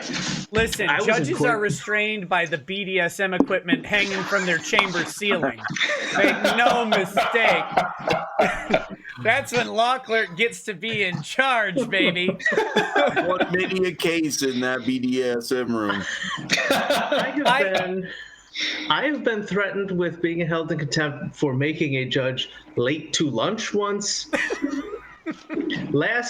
The last time I was in court in Wayne County, there was a judge. Their court officer comes out, says, I'm opening up the court. Coronavirus exists.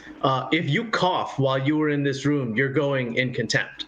If there's any chance you're going to cough, stand in the hallway and talk loud.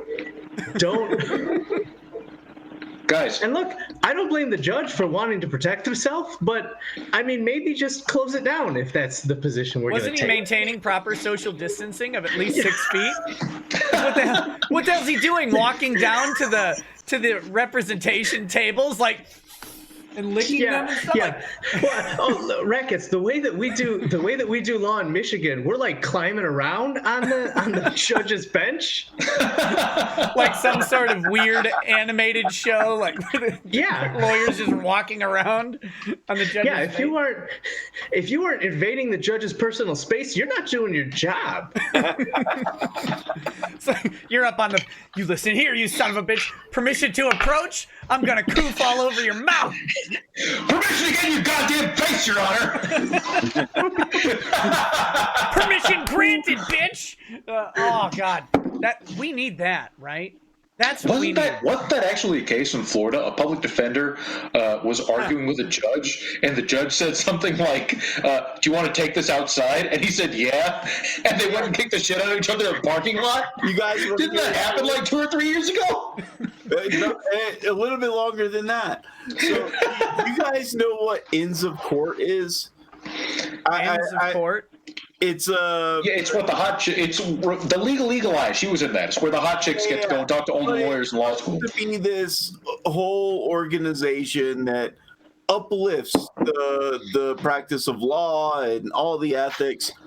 I was in it, of course, 100%. But I joined it because I had my own firm when I first started off, and I wanted to network. And Judge Murphy was one of my mentors. And I shit you not, a few months into Judge Murphy being one of my mentors, he's all over the news for threatening to punch a defense attorney in the face. He's like, you want to come outside? This is my hometown court. This is my hometown judge. I seem to remember seeing on either a news story video or a YouTube video where a judge like literally climbs over the bench to go attack the attorney who was making the argument and got into a legit, like the judge instigated the fist fight because he was pissed off. We're all talking about the same person. It's Judge John Murphy, Brevard County. He was a mentor at the ends of the court. The stupid thing I paid money for to tell me how to be a more ethical attorney. Well, look, he was just trying to save you from what would happen if you weren't. Look, if you don't listen to me, and I'm going to have to kick your ass. But if you make fun of judges, ethical violation. Judges punching defense attorneys, on the line. Look, if you're going to catch these hands, you got to do it ethically. It's all Queensbury rules in my courtroom, you see. Oh my God. I think that would solve problems. I think trial by combat would solve. I'm pretty sure I could kick the ass of every prosecutor in my county. I'm confident. At the same time, all of them. Actually, in LA, there's one prosecutor who was in like the Israeli Defense Force and came over here. He's a DA. He's like a level 4 DA, meaning he's in charge of an entire branch office. So he doesn't do any courtroom work anymore. Too bad. His side business is he owns a whole shitload of Krav Maga gyms.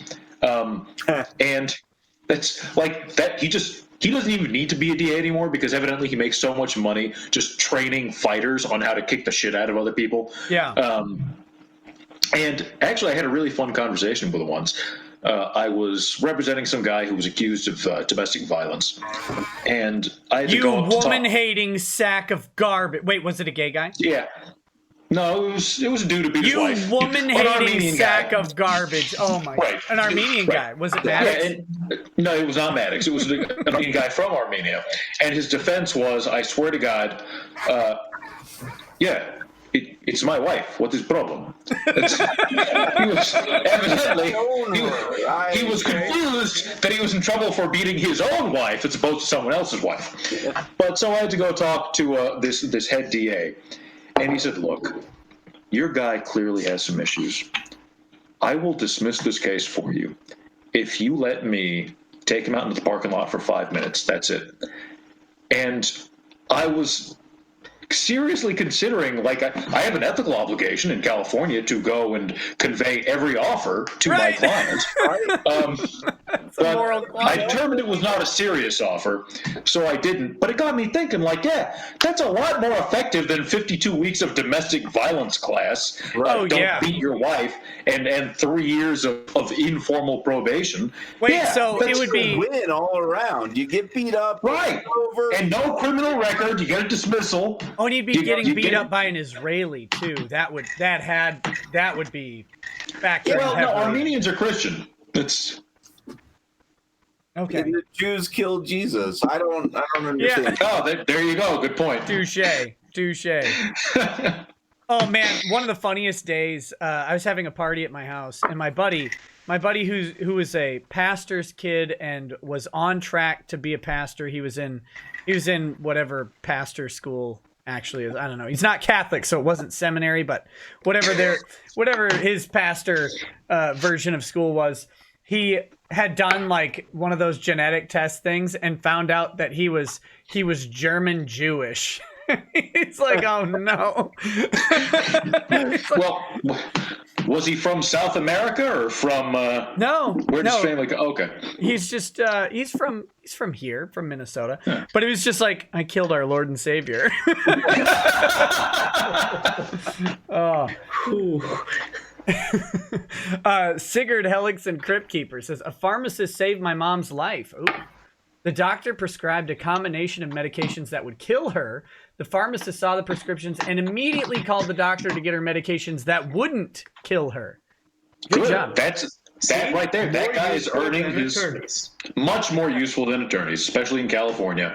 God, Anyway, yeah, actually, that guy's the most we can do is tell you how much your dead person is worth. That's the most we can do. Yeah, we're usually, and defense attorneys are usually saving your life to be killed by someone else. We're just prolonging the inevitable. Adam D. Oh, Adam was my guest last night. He says, Nick, if viewers have spare books or games for Lucas Gerhard, that's the kid who's been locked up in Michigan, send them to Rep. Riley. P.O. Box 30014, Lansing, Michigan 48909, and I'll get them to him. Cheers again. It was a pleasure doing the show. Lucas is very grateful for the support. Well, look, I know Lucas has no idea that you were on because he can't have social media, but when he's done, if he's up for it, I would love to interview him or his dad. That would be really amazing to talk about kind of what this does. I don't think people understand what being accused of a felony charge with a 20-year prison sentence and called the next school shooter, being called a terrorist, what that actually does to you, and then living under that until you get acquitted. And he will win that case. Like, if he doesn't win that case, we should quit. We should just quit because we're Singapore or Japan or whatever with our criminal justice system, and we should all go home. And by we, I mean all of you guys out there in the chat, not just lawyers. Everybody should quit if he doesn't win that case. But by the time he wins, this will have been a national story, and people will know him as the kid who was going to shoot LSSU with his rifle, and he'll never live that down. No. All because a prosecutor wants to run for governor at some point in the future. And make no mistake, this would be, if the prosecutor could win this case, it's a political move, and they're not going to win the case. But prosecutors sometimes don't see that. Well, again, you make a very good point, Rackets. Prosecutors, very much like judges, in an ideal world, should not be an elected position. They simply should not, because then you have these idiots bowing to political aspirations as opposed to anything else. Anyone who would decide to prosecute someone because he think it'll look good on his resume when he's running for office needs to be hung by the neck until dead. Because that is not a person who we want running society, and definitely not someone who we want in fucking charge of society, right? Yeah. Earlier in our group chat, we were talking about bills of attainder, and that's not a bill of attainder, but it's close if fucking enough that you were getting prosecuted by the government just because one politician has a hard-on for looking tough on crime or whatever. Well, fuck that guy. Set him on fire. Like, when I first got my license, I learned to do criminal defense in part from some of the prosecutors in one of the counties around here. And in the time that I was doing criminal defense, because you have to look good and you have to, you can't give, and I understand it from the prosecutor's positions insofar as they can't look weak in the next election. So they can't, they have to institute this policy and this policy and this policy and this policy. By the time I got out of criminal defense, one of the most common complaints I was getting from the line prosecutors in the district courts was, I have no authority to do anything.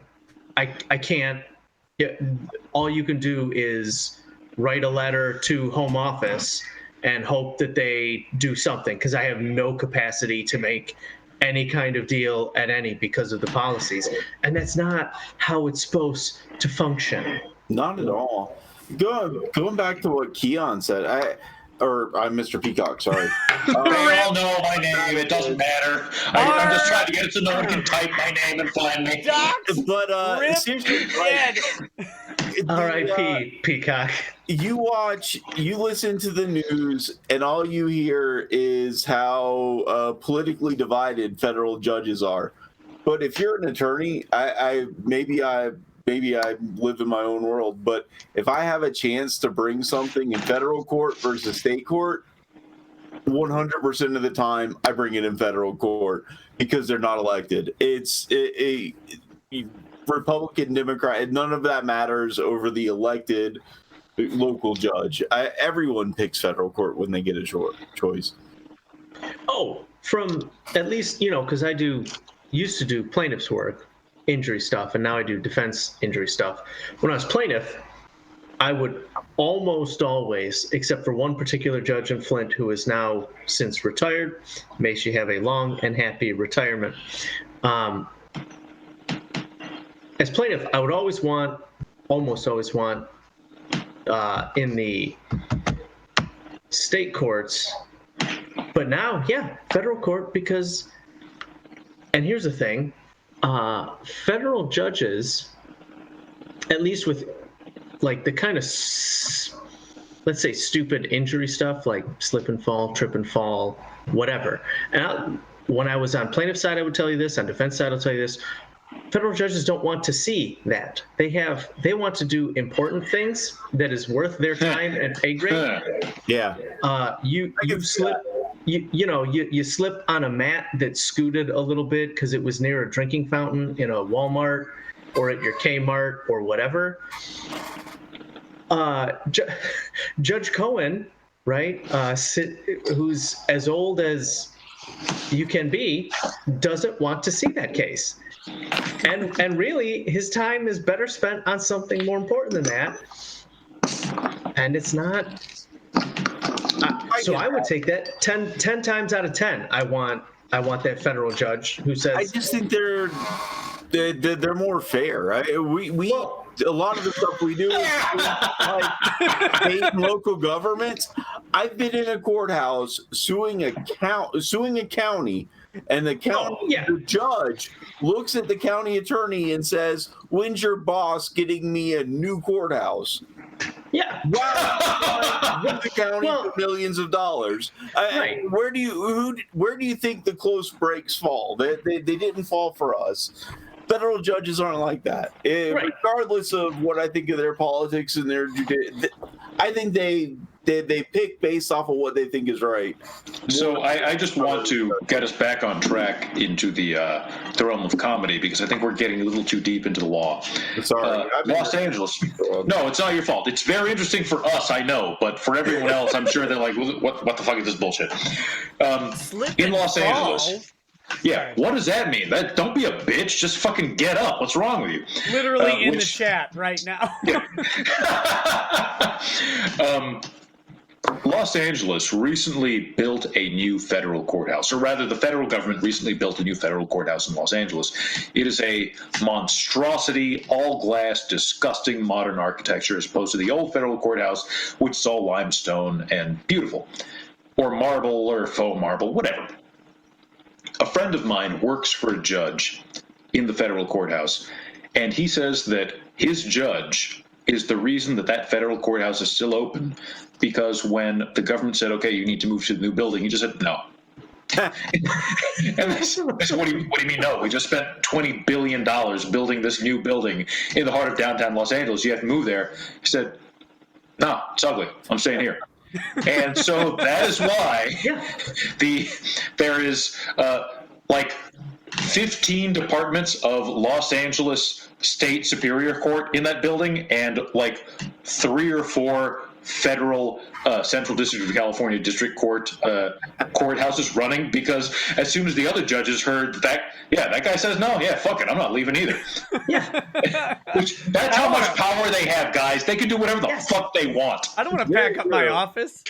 Federal judges have absolute zero fucks to give And I love it. It's a double-edged sword. I mean, one hand they're handing out national injunctions, the other hand they're telling the government to screw themselves. It's a crapshoot. But it's a lifetime appointment. And right. Actually, it's supposed to be a lifetime appointment. Do you know? God, Justice Kent, I think his name was. He wrote my favorite opinion, Bradshaw v. Unity Marine. I think it's like 62 F sub second 288 or something like that. Wait, is this a maritime case? It's a maritime case. It was an 8-page opinion. How did you know that by the case study? No. I've seen the case.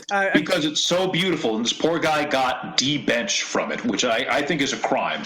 But he, in the first 3 pages, accuses both attorneys of, I think his exact wording is, what is it? Agreed to, or entered into agreement complete with hats, handshakes, and cryptic words to draft their pleadings entirely in crayon on the backsides of gravy-stained paper placemats, in the hope that the court would be so charmed by their childlike efforts that it would totally overlook the total dearth of legal authorities in their pleadings. It was amazing. That's why I know that case, because Mr. Peacock showed it to me.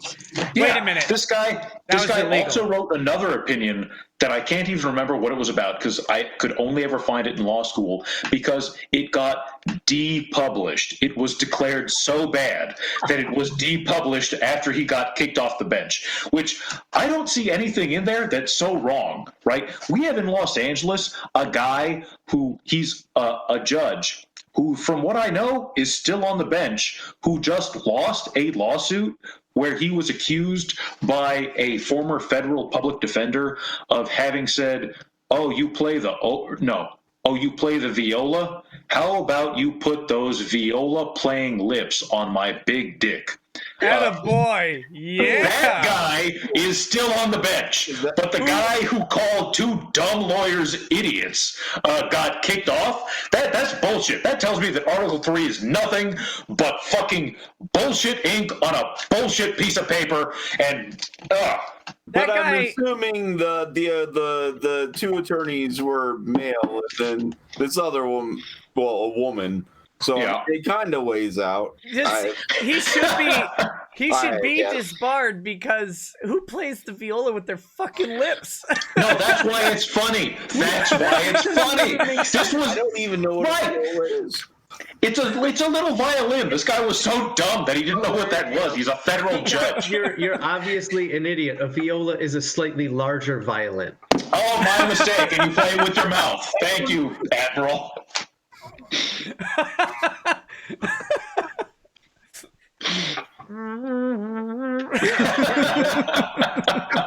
You play it. You play it Jimi Hendrix style. Oh yeah. God, that's a manly line right there. But see, that's the best part about federal judges, right? Is because the average age of federal judges is Methuselah. So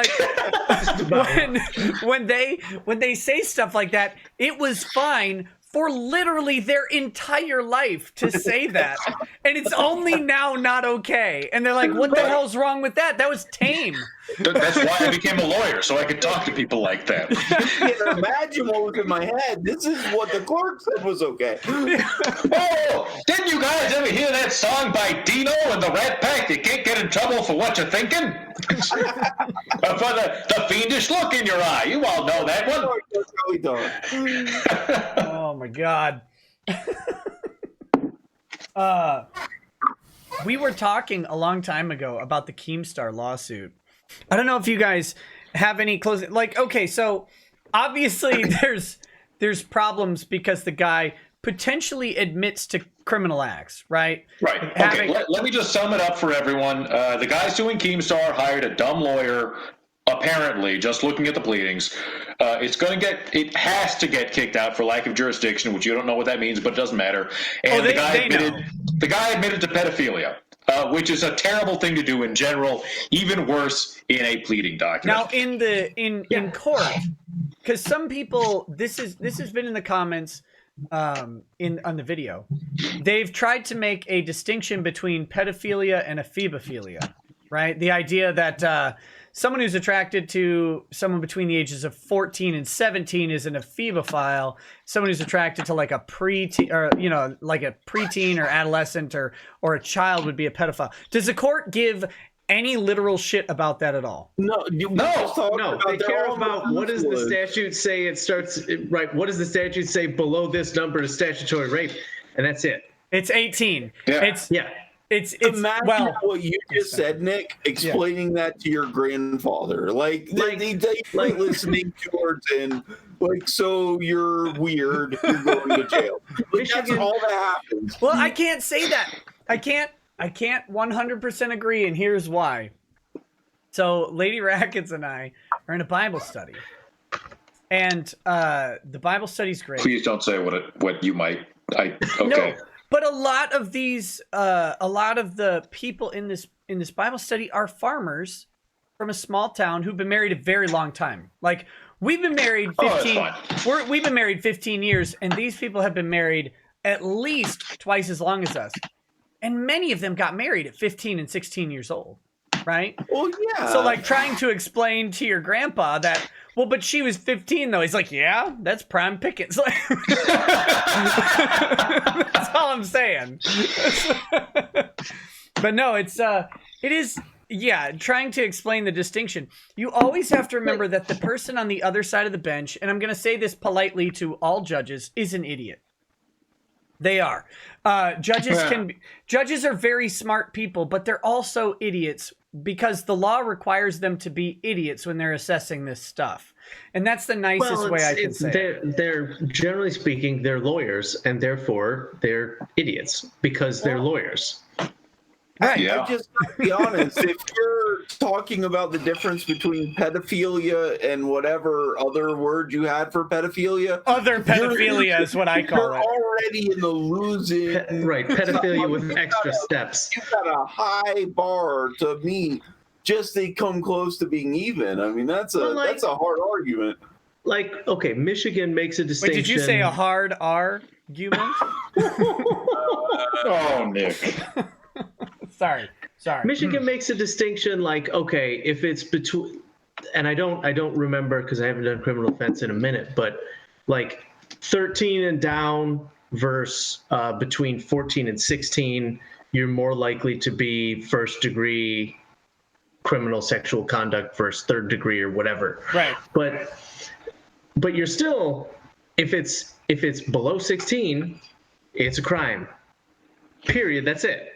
Like the amount of crime that you did, probably not relevant to the fact that you admitted to doing a crime. Yeah, and the other interesting thing is, and this becomes pretty important. They're discussing things across state lines, which puts this under potential federal criminal jurisdiction. Yes. He's not accused of having sex with the minor, which we're blurring the lines here because criminal sexual conduct tends to involve sexual intercourse or sexual contact with someone.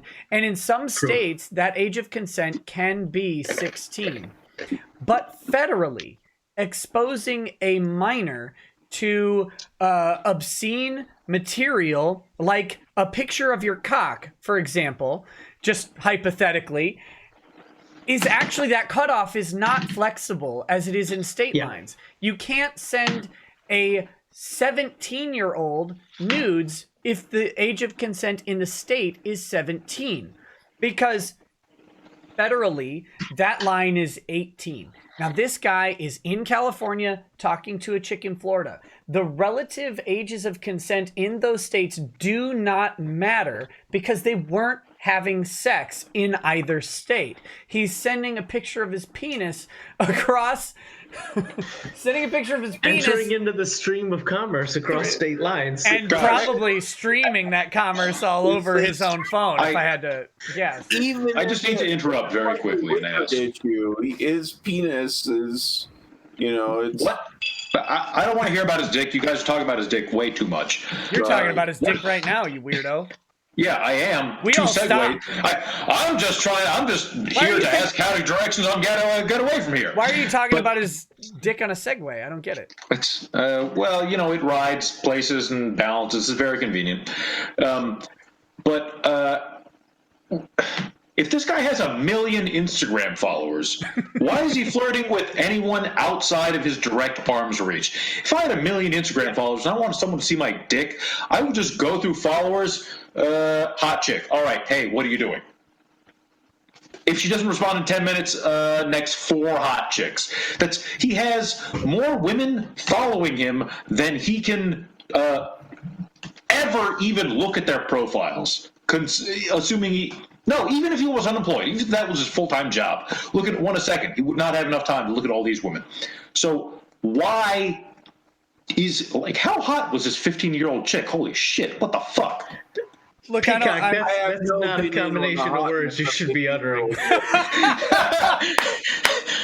Well, joke's on everyone. The state bar's not in session. I'm not getting arrested for making jokes. I get to practice for at least another month. Hello, LA prosecutor? Yeah. I'm going to need you to make a house call Mrs. right Jackie Lacey, could you... But, okay. Someone in the chat asked a very prescient question. I don't know if prescient's the right word, but it's big and I'm drinking. And it was, is this case better or worse than the Austin Jones case? Now, I don't know if you guys know of Austin Jones. He's a YouTuber, and he was having twerk contests for his fans where they would send him twerking videos. And then, allegedly, definitely because he was convicted of this crime, he was asking the younger girls, like 14-year-old girls, to make sure they did the twerks naked, and to also, while twerking without pants on, say, "I'm 14, daddy." Jesus Oh no. So, guys, what's your defense strategy? I gotta know. How do you defend this guy? You don't. But, well, actually, your defense strategy is it's a Hail Mary. You say, ladies and gentlemen, everything you've heard today, the only explanation is that they're lying. We've all seen Dave Chappelle's skit about what it would take for him to convict R. Kelly, with the grandma there holding two forms of identification saying, "That's my Robert." That's what you have here today. An over-imaginative police sergeant who saw that skit and wanted to take down this individual. That's the only closing argument you can make. That's the only defense you have. That's it. They're using deep fakes, and they don't like him because he banged the police chief's daughter or something like that. Have you guys ever heard of Onision? It was actually him. That's who did it.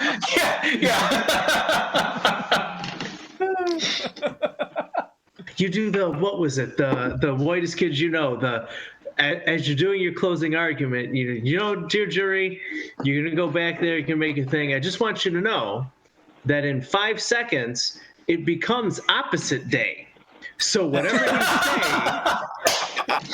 the court will interpret as the opposite. That might work with some jurors. Yeah, we're trusting you in. If she's about to give you a jury instruction, it's the opposite. Although my favorite closing argument that I've never used, I heard from an older lawyer. He was like 70 at the time. He only got out of bed for murder cases, and he talked like this. He talked kind of like Elmer Fudd. He was a great, like this guy. His minimum retainer was $250,000. He was that kind of guy. Whoa. He said, huh? This was in LA. He said, Kean, you're a young guy, and you're probably going to have a lot of murders to defend.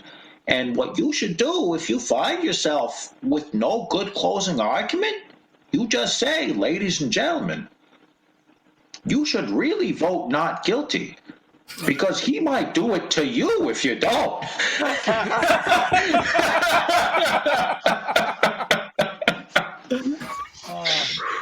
Yeah, that's something that That's something amazing. That $250,000 retainer.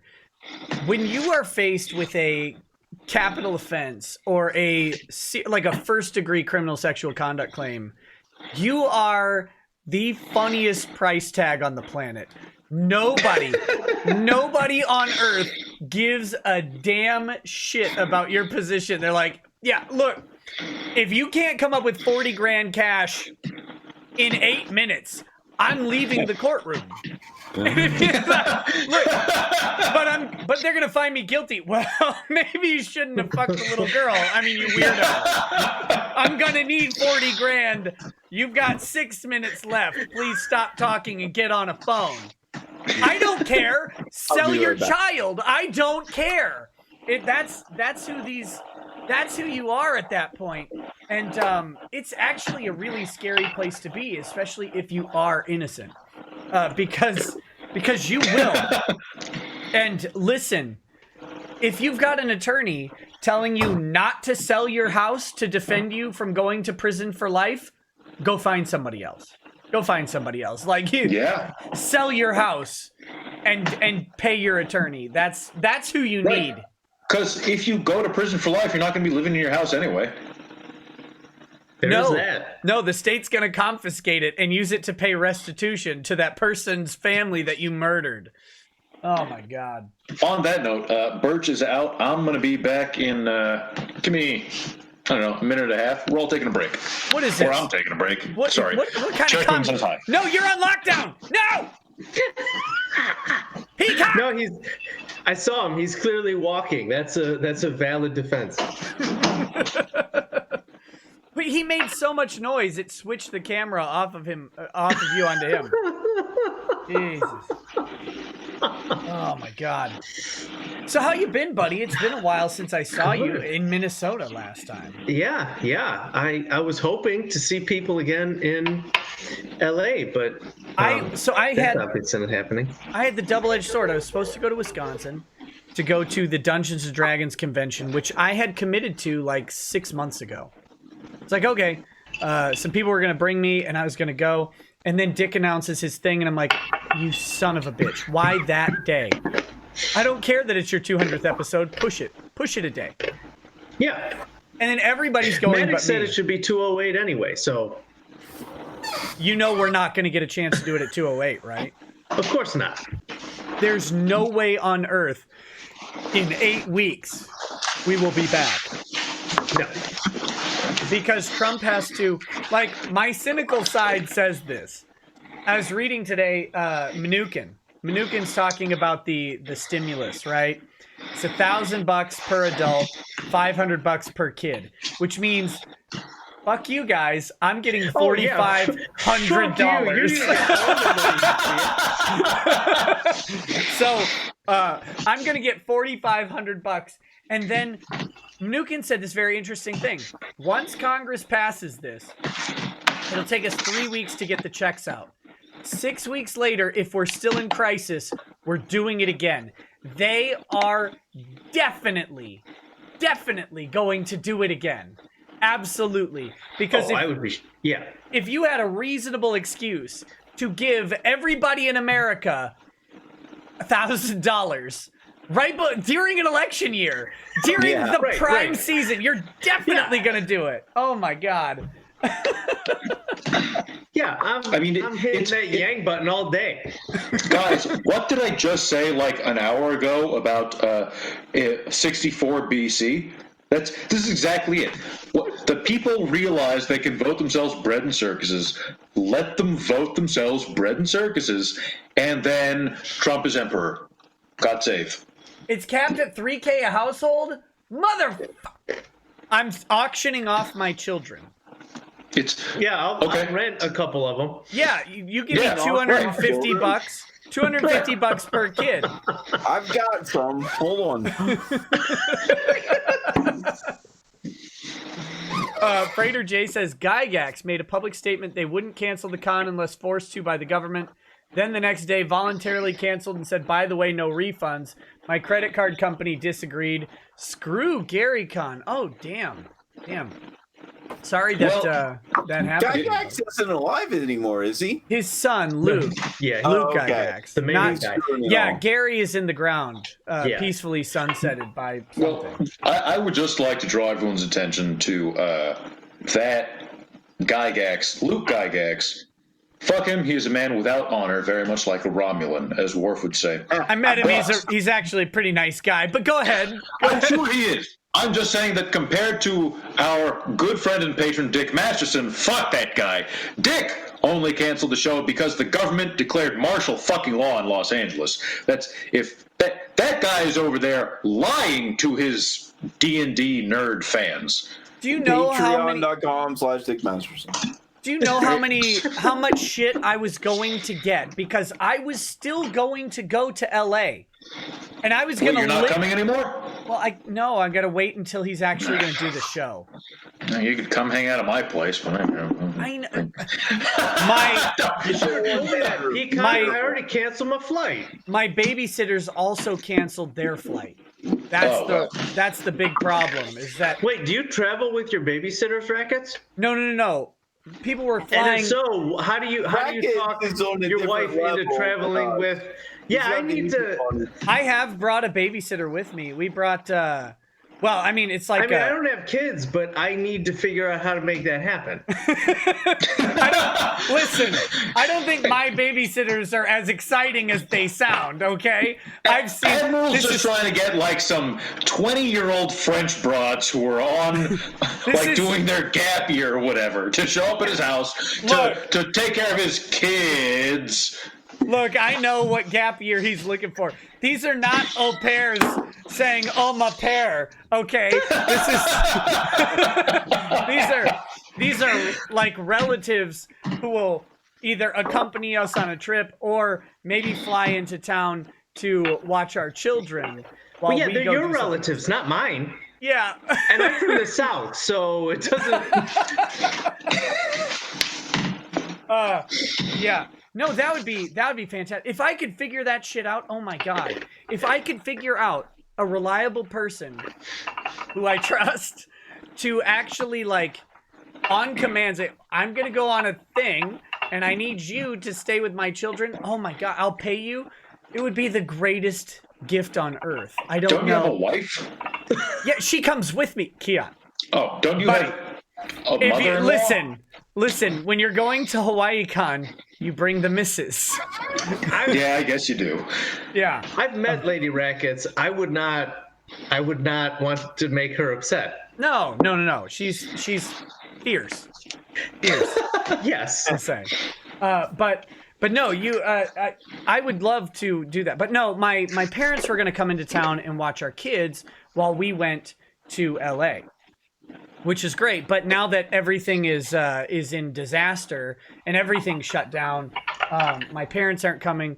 We can't go to LA, but we're holding on to the ticket credits so that the next time when Dick does do the show, when the government decides to let us do things again, we'll be there.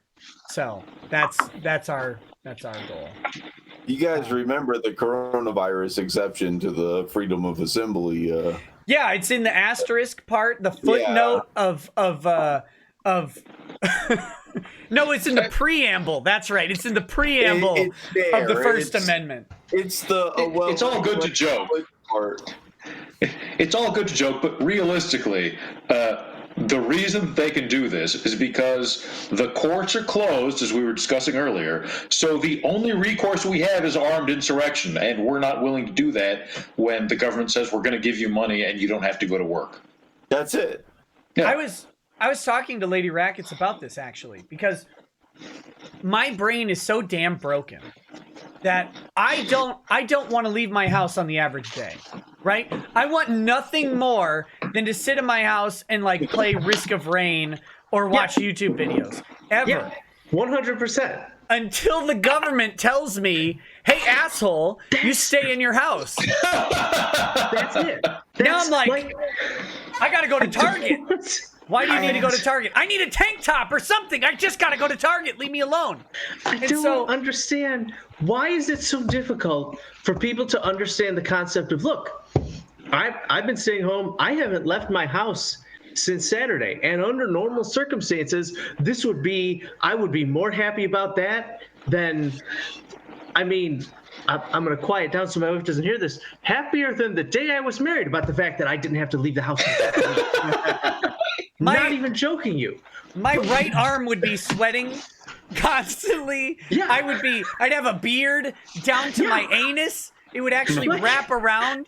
Like, I would never leave. It's stupid. Like, my brother is diabetic. I've told him, because you're in the highest risk group, I will see you in May, motherfucker. I'm not looking to make trouble for you. That's sad. My boss is like, hey, Josh, work from home, you fucking idiot. I said, great. You're going to pay me? I'm going to work from home? It's great. I just don't need people with badges and guns pointing the guns at me and telling me I have to do it. Because I managed to do all that stuff on my own without someone pointing a gun at me and telling me to stay away from these people. Right, and now all I want to do is leave my house, and so I know it's going to happen. Yeah. I know it's going to happen. The governor is going to issue a shelter-in-place order, and I'm going to go, you know what? Fuck it. I'm taking up running again. I'm going outside. Would you believe it? I just got really into jogging right now. Oh, you know what it is I heard that the rationale for this stay-in-place order was that the California one worked really good, and I thought we could just go hiking. So I'm just on a really fast hike. Yeah, I'm hiking right to your house to cough in your mailbox, asshole. I heard it stays for 3 hours. You better not end your shift anytime soon. Hope your wife doesn't get home, bitch. I know 100% because I was I was in school in the 90s, and there were 100% you make weed illegal. I 100% know people when I was in high school who smoked weed just because the government said the dare officer showed up and said, hey, don't do that. All the cool kids are going to be doing it, but don't do it. And they're like, damn, I want to be cool. Right. There are people who will do it just because someone out there is saying don't do it. Oh, we were supposed to be going to my wife's niece's wedding next weekend. And I smile about it, but I don't want to go to this shit. I don't want to go flying across the country for some shit-ass wedding. And all of a sudden it gets canceled because of coronavirus. And now I'm pissed the fuck off we don't get to go. I'm like, I want to be there now. I have the goddamn right to be at this shit-ass wedding. Exactly. I deserve it. Never would I want to fly across the damn country for a wedding. Never. Right. But now it's like, can somebody get married, please? Immediately. Oh, government doesn't get to tell me what to do. Fuck that. I have like a $200,000 education, so government can't tell me what to do. Right? Yeah. I earned this shit. Yeah.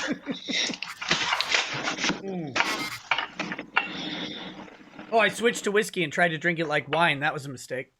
Oh, boy. Don't do that. Don't do that. Walk the cat. Yeah, walk the cat. You know how you walk a cat is like you walk and just drag it behind you. That's true. That's 100% true. Oh, my God. What a disaster. Let's see. What else were we going to talk about? There was Keemstar's case. There was Corona stuff. Sargon. Yeah. What do you think? He do? And he better get him. You think he'll get all of his fees, or do you think a judge will give him a haircut? Wasn't his fees like $39,000? Yeah, that's very reasonable. That is not a crazy amount of money. I could see him getting his fees and getting 100% of his fees. What do you think about the argument? I think this is their only good argument, and that's a bad thing. Like, to be very clear, their only good argument, in my opinion, is an absolute shit show of an argument.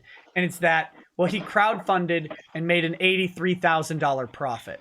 That is not part of the elements that a court takes into consideration. But do you think the judge will take it into consideration, drop him 10, 20%? No, I think the judge is going to look. It's a fairly recent, 4 years now, but he's going to look at the elements. I think he's going to say, "Screw you." Of course, who cares that he raised the money? You're the one that raised a non-reasonable copyright claim. I mean, there's no reasonable person that looks at that and says, "Oh, that's not fair use."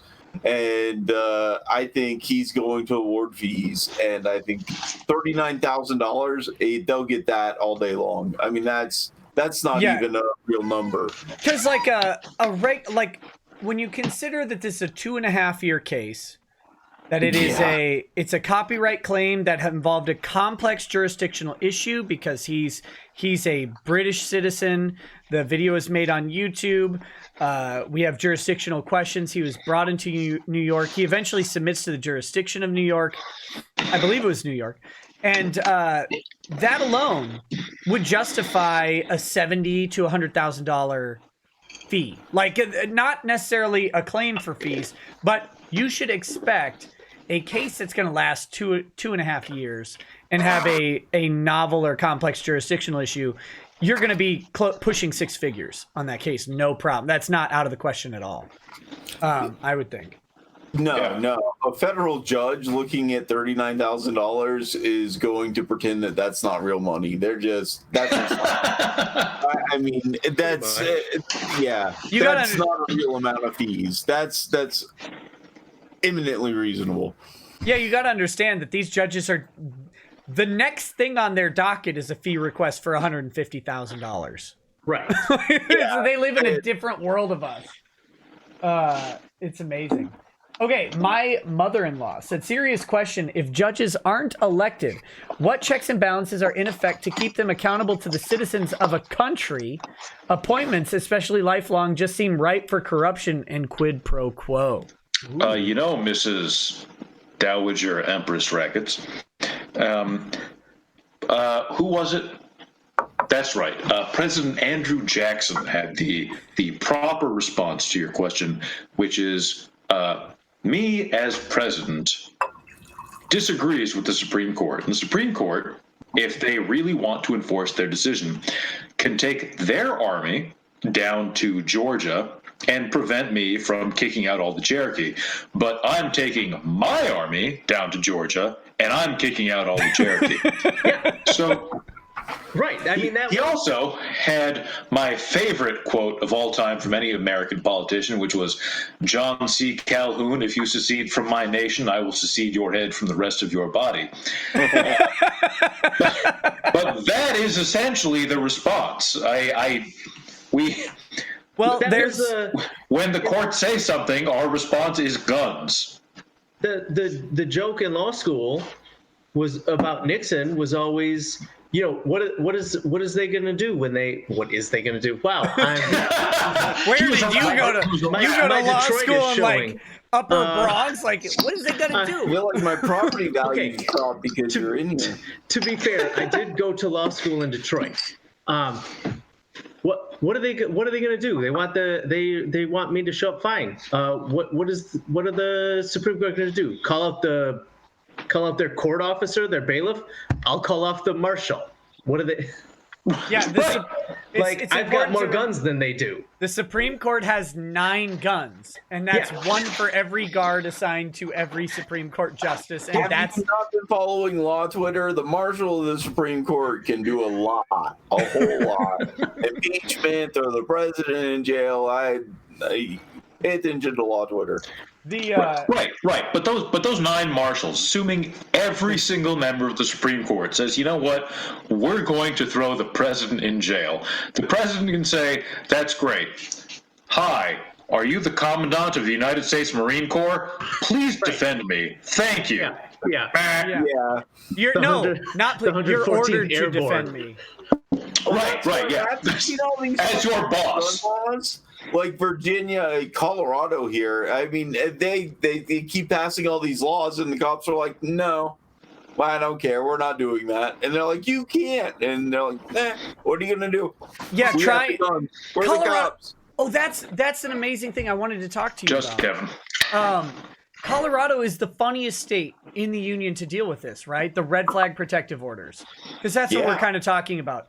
Red flag protective orders get passed, and a lot of Colorado sheriffs say, nope, piss off, don't care. And Good. And they're like, oh, you have to enforce them. But there's there's a Colorado case that says you don't have to. And it's a shit case, and I hate it, and it's Castle Rock v. Gonzalez. Castle Rock.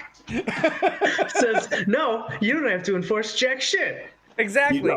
Look, I don't care if the order, if the paperwork it actually says you shall do this. The court says that doesn't mean shall. It means shall doesn't mean shall. Something other than shall. It's amazing. No, so yeah. Go ahead. Oh no, I was saying it's finally the time that cops being able to do whatever the fuck they want works in favor of the citizens. Like, it's the only time. Every other time they're getting fucked. But this time they're actually standing up for rights, and it's working out well. So a question from the chat is, do sheriffs have to enforce anything? The answer is they need to enforce whatever it takes to get them reelected as sheriffs. Yeah. And fuck all else. They don't have to care Here's at all. the thing that I was just talking to some prosecutors the other day, and also lawyers in general. The sheriffs in Los Angeles for the past 20 years the sheriff's candidates who are challenging the incumbent, who have won pretty much every election a challenger has run in LA for the past 20 years, has been leaving a tremendous bargaining chip on the table. In Los Angeles right now, in LA specifically, if you get sentenced to less than 120 days in county jail, you are booked and released. You do no time at all. And it's been that way for at least a decade. So if you were to ask me, if I were to run for sheriff this year or whenever they're getting elected, I would say, look, I'm not going to do anything different, except people are actually going to do jail time. If you're sentenced to a week, you're doing a week. If you're sentenced to a month, you're doing a month. If you're sentenced to 364 days, which is the maximum we can hold you, you're doing 364 days. And that person would win by a landslide because people are fucking tired of not just the tremendous cash waste of a 3-week trial on a multiple I'm not even joking. I had a friend of mine who did a 12-day jury trial where the guy was sentenced to 4 months and he was out that week, right? That is a tremendous waste of money. That is just fiscally irresponsible. And that's it. It's Los Angeles. It's nowhere else in California, but that's LA. Was he on a public defender? I don't recall, actually, but probably because a private attorney would not have done that. Yeah, 3 weeks. 3 weeks. At even a public defender rate, you're still, the state's paying them what, $70 an hour? Something like that? I don't know. In Los Angeles, public defenders have their own office. They're on salary. I know. In just the one court that I could remember off the top of my head, it was a district court, state district court, but I think it was, if you did a trial, you just got paid like a flat $150 for the trial, no matter how long it took. Oh my God! $150. That's a Jesus. Right. That is a Fifth Amendment violation. How is that not a due process violation? Because you're not getting a trial. Yeah. Well, I would charge more for emails. That's a crime. Right. Oh my God. I once sent a person a bill in like a week, like a $3,500 bill for emails, just based on, I think I spent the whole week just answering emails, like 157 emails. Yeah, what's okay, so just nothing. Let's say you get an email from a client and it's like 3 sentences long. That's at least a tenth of an hour. Like, there's nothing you can do. At least. Yeah. Because I have to look at that email. You're required by your ethical obligations to read that email. Like, if you don't want me to read the email, don't send it. Even if it's just, okay, thanks, I can't not open the email, because if I don't open the email, you might have sent something important and relevant that would have changed the outcome of the case. So I have to read it, but I have to take the time to read it. This is something for the chat, because I know that there's an instance out there where someone didn't understand this, because this happens all the time. If you send your attorney 30 emails, okay? If you send them 30 emails, that's 3 hours of work that they will have to bill because you sent them 30 emails, and it's going to take, the minimum billing time is probably 1/10 of an hour for most attorneys. Some of them might actually do a longer minimum. But so it's going to take 6 minutes for them to read that email, think about it, and respond. You send them 30 emails, you're billing out 3 hours. If your attorney costs $200 an hour, that's $600. If your attorney costs $500 an hour, that's $1,500. If you're in LA, you're spending $3,500 to send those 30 emails. Stop sending goddamn emails. What are you doing? Yeah. When I was out on my own, if you sent you gotta pay more for that. Yeah. 30 emails would have cost you about $1,400 when I was out on my own. Yeah, it's crazy. What do you guys think about Chris Hook? I don't. Who's that? He's the attorney out in California who I hate him already. No, he was doing an insurance claim against Allstate. And shit! Yeah, that guy. That guy's a hero. Opinion on this? yeah, you don't have an opinion on it. That's fine. You officially don't. Very strongly do not have an opinion on Admiral, go get some whiskey. Yeah, I have to get a drink right this second. Sounds great. That guy is a hero. He should be given an award, a judgeship. Appointed to the U.S. Attorney's Office. That guy is a champion. What the fuck is wrong with? Anyway, Rackets, why don't you explain who he is? Chris Hook is he's the attorney who was representing a couple in an insurance dispute with Allstate, and he had a deposition with the insurance adjuster and the adjuster's manager, and then after that decided that he was going to win so hard that he asked for settlement in the amount of $100 million, and then kicked it up to like $200 million with the adage, "Pay up, gay boys," and then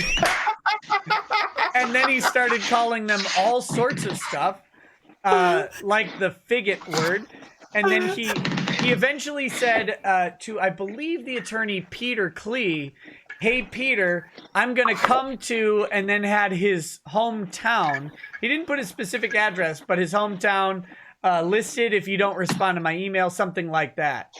And I hope your wife is okay, or whatever. I think we need more attorneys like that. I think that's a better life. Like We do, and there is no bigger disappointment that you will experience than reading the federal judge censoring him and talking about how he's recommending him not for discipline but for disbarment, and that he needs to be pay whatever fees it is. Fuck that! That federal judge needs to be taken off the bench. That man is saying what we're all thinking. And if you've never felt that way, you've never practiced law. So, yeah, fuck that judge. I don't know who it was. The judge, I think his name was Otis because he's 8 billion years old. He's like actually 82 or something. The interesting thing about it is, okay, so the judge hates Chris Hook, like right out the gate. He's like, "You son of a bitch, you made all lawyers look bad, blah, blah, blah." So here's the real kicker. The Allstate attorneys end up asking for $41,000 in fees. And the award was for 17 grand. The judge cut them back to 7. How bad do you have to piss off a judge to go from, "You need to be disbarred for your conduct, you're gonna pay," to they request 41 grand and he gives them 17? I had not heard that, but holy shit, they must be incompetent as all hell. Oh yeah. They didn't do their fee request. The judge ripped it up. He's like, they didn't justify their hours. They did block billing. They didn't justify their rate. They didn't explain why their rate was higher than this other. He still gave them $420 an hour. But one of the really, I think they're lucky they didn't get some sort of other issue. They put in an affidavit that it took them 6.5 hours to prepare their motion for fees, right? And then when the judge asked them to submit their fee proposal, they wrote down that it took them over 30 hours. Oh, that's a lie. Yeah. The judge says, seems punitive. It's like, oh shit. But it was crazy. But yeah, man, that guy's a legend, and he shouldn't be disciplined for it. He got his sanctions from the court, and that should be the end of it, in my opinion. That shouldn't even been the beginning of it. There's nothing wrong, as far as I'm concerned, with, in principle, using that kind of language in a negotiation. I mean, that's what it is. The opposing party has their counsel there, and their counsel can yell back at you. The proper response to offensive language is not going running to the judge like a little bitch. It's shouting offensive language right back and putting on a good show for your client so that your client realizes that all the money he's paying you is worth it. Yeah, you better have a better joke. Right? Exactly. It's if he calls you a gay boy, you call him a kid diddler. Yeah, right. Or you hit him in the mouth. I don't give a fuck. Just go back. Can we all agree that the civil law in the United States needs to go back to champion status, like duels, the Codex Duella, but you can have a champion. That's what lawyers should be. Just guys who are really good at killing other people with swords. Yeah. I think a little bit of violence would be better in the legal profession. Absolutely. It would keep everyone honest. Right? It would get everybody to the gym. Yeah, it would. It's better for our heart. No one would be bitching about mindfulness if you had a mace upon your head every couple weeks. Right, Not exactly. He's an alcoholic. Fuck that shit. He got hit with a and so, yeah. I love that guy.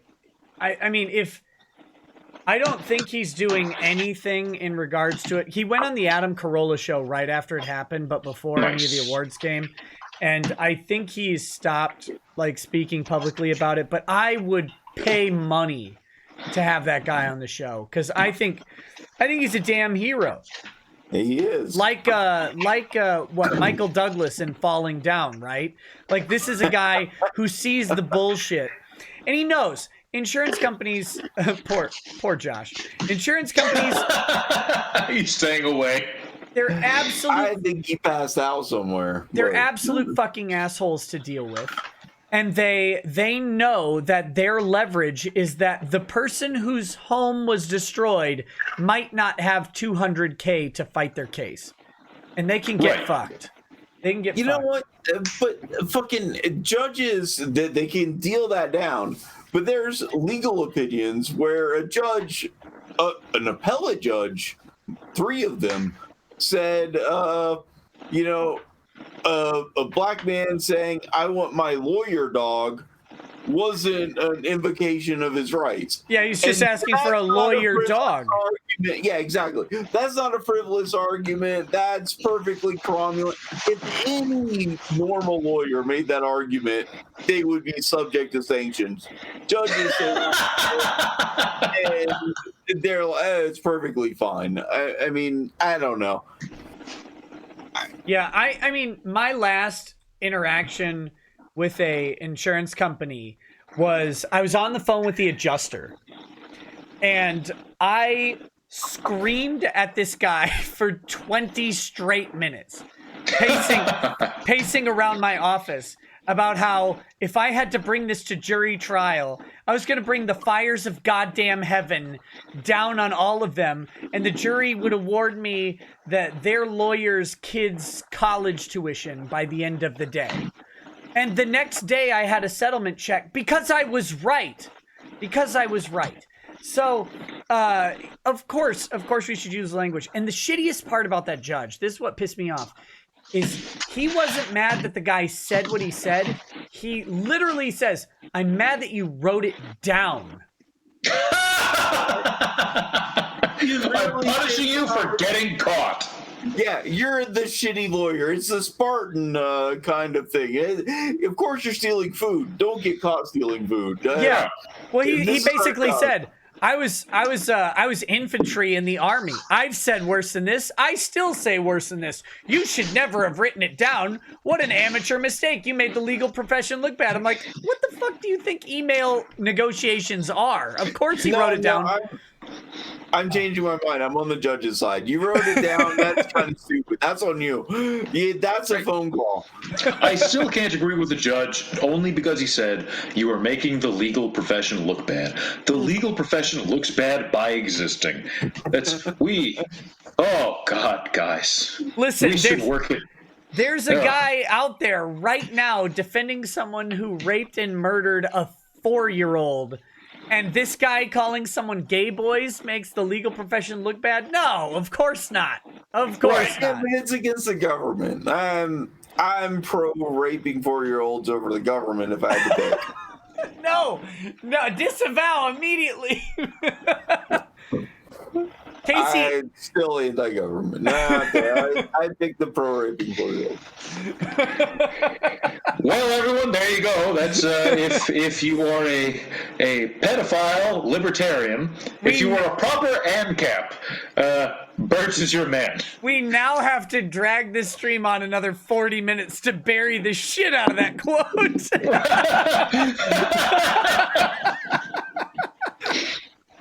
Hey, Admiral, come back. I think we're done.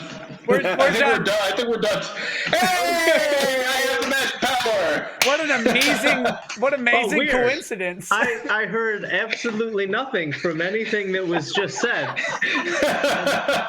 and officially have no opinions and disavow anything that may have been said about waterboarding.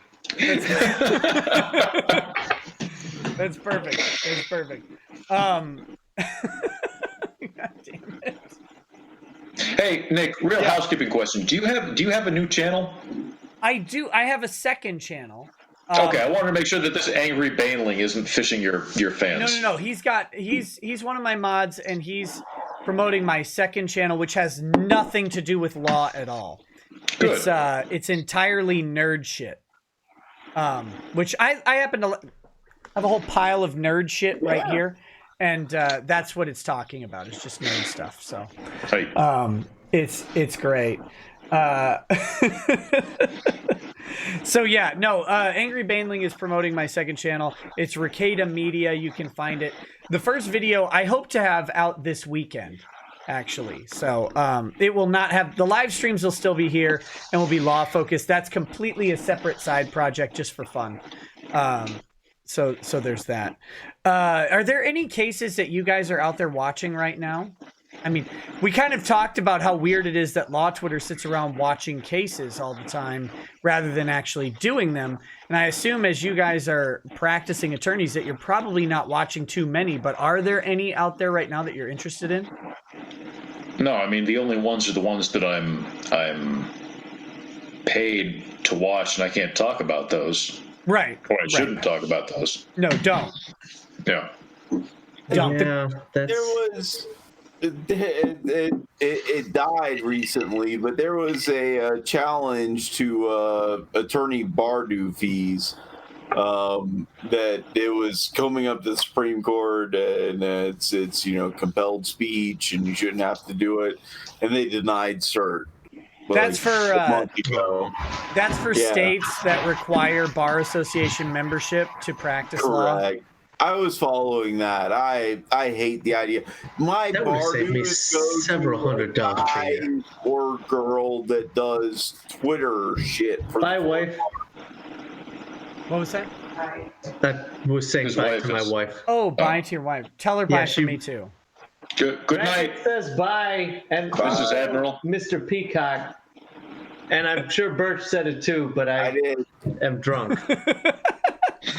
The compelled bar thing is crazy, and somehow Commie, Minnesota doesn't compel bar membership. Well, so here's my complaint about that whole thing. In California, one is required to spend money every year to maintain his status as an active bar member. If one goes inactive, meaning one does not practice law, one still has to pay money in California to be an inactive member with no rights or privileges attendant thereto. And the state bar in California is fucking worthless. I once, when I was still doing criminal defense, had a client who was arrested for conducting in some illegal business because this guy said he was a lawyer and gave my client advice. So we got my client off. We reported the lawyer to the state bar because he was pretending to be a lawyer. The state bar's response was, "Oh, he's not actually a lawyer? Yeah, then we have no jurisdiction over him." Which, No. What? right, but if the entire point of the state bar is to protect people from saying they're lawyers and taking advantage of the public by requiring you to pass their bullshit test and comply with their ethical requirements, it sounds pretty disingenuous and dumb for them to say, "Oh, well, he hasn't complied with our requirements, therefore we can't tell him what to do." Oh, that's amazing. That's right. That's way worse than why I'm angry. My Florida bar dues go to pay for a full-time Twitter person, and that just pisses me off beyond belief. It's way worse than that, but it's bullshit. I have to pay fees for it. I have to pay fees. That's it. I would rather just have the money and spend it on Grey Goose. Right. Hey, well, That's it. here's the fucking thing about California fees is that every year it's like, what, $450, and they tack on a total of another $50 for voluntary fees that are pre-checked, which are like, donate money to help poor people. Well, yeah, that's great, but not my money. We already have the public defender, which comes out of my money. Donate money to help combat prejudice in the legal profession. Well, we have not enough prejudice in the legal profession, as far as I'm concerned. No, I am for that. Okay. Because are you for it enough to pay money for it? Because YouTube requires me to be for Oh, it. oh wait, yeah, that's right. I am for it because I'm required to say that I'm for it. Exactly. I am for prejudice against the legal profession itself. Yeah, right? Just It's a horrible string us profession. all up. We're not good people. What was No. what's the, since we're rewriting movie phrases here, diversity, for lack of a better term, is good. Yeah. That was It is our strength. By the way, Josh, your idea earlier of redoing Glengarry Yes. for lawyers. You think this is abuse? You think this is abuse, you cocksucker? You wait till you have what happens when you sit in front of a judge. God, ABB. oh my God, that was magic. I'm gonna rewrite that speech. I don't care what happens. Well, I was inspired by Peacock. I was listening earlier to the Dick Show album, right? ABC. Always You're welcome. Always be pleading the fifth. Yeah.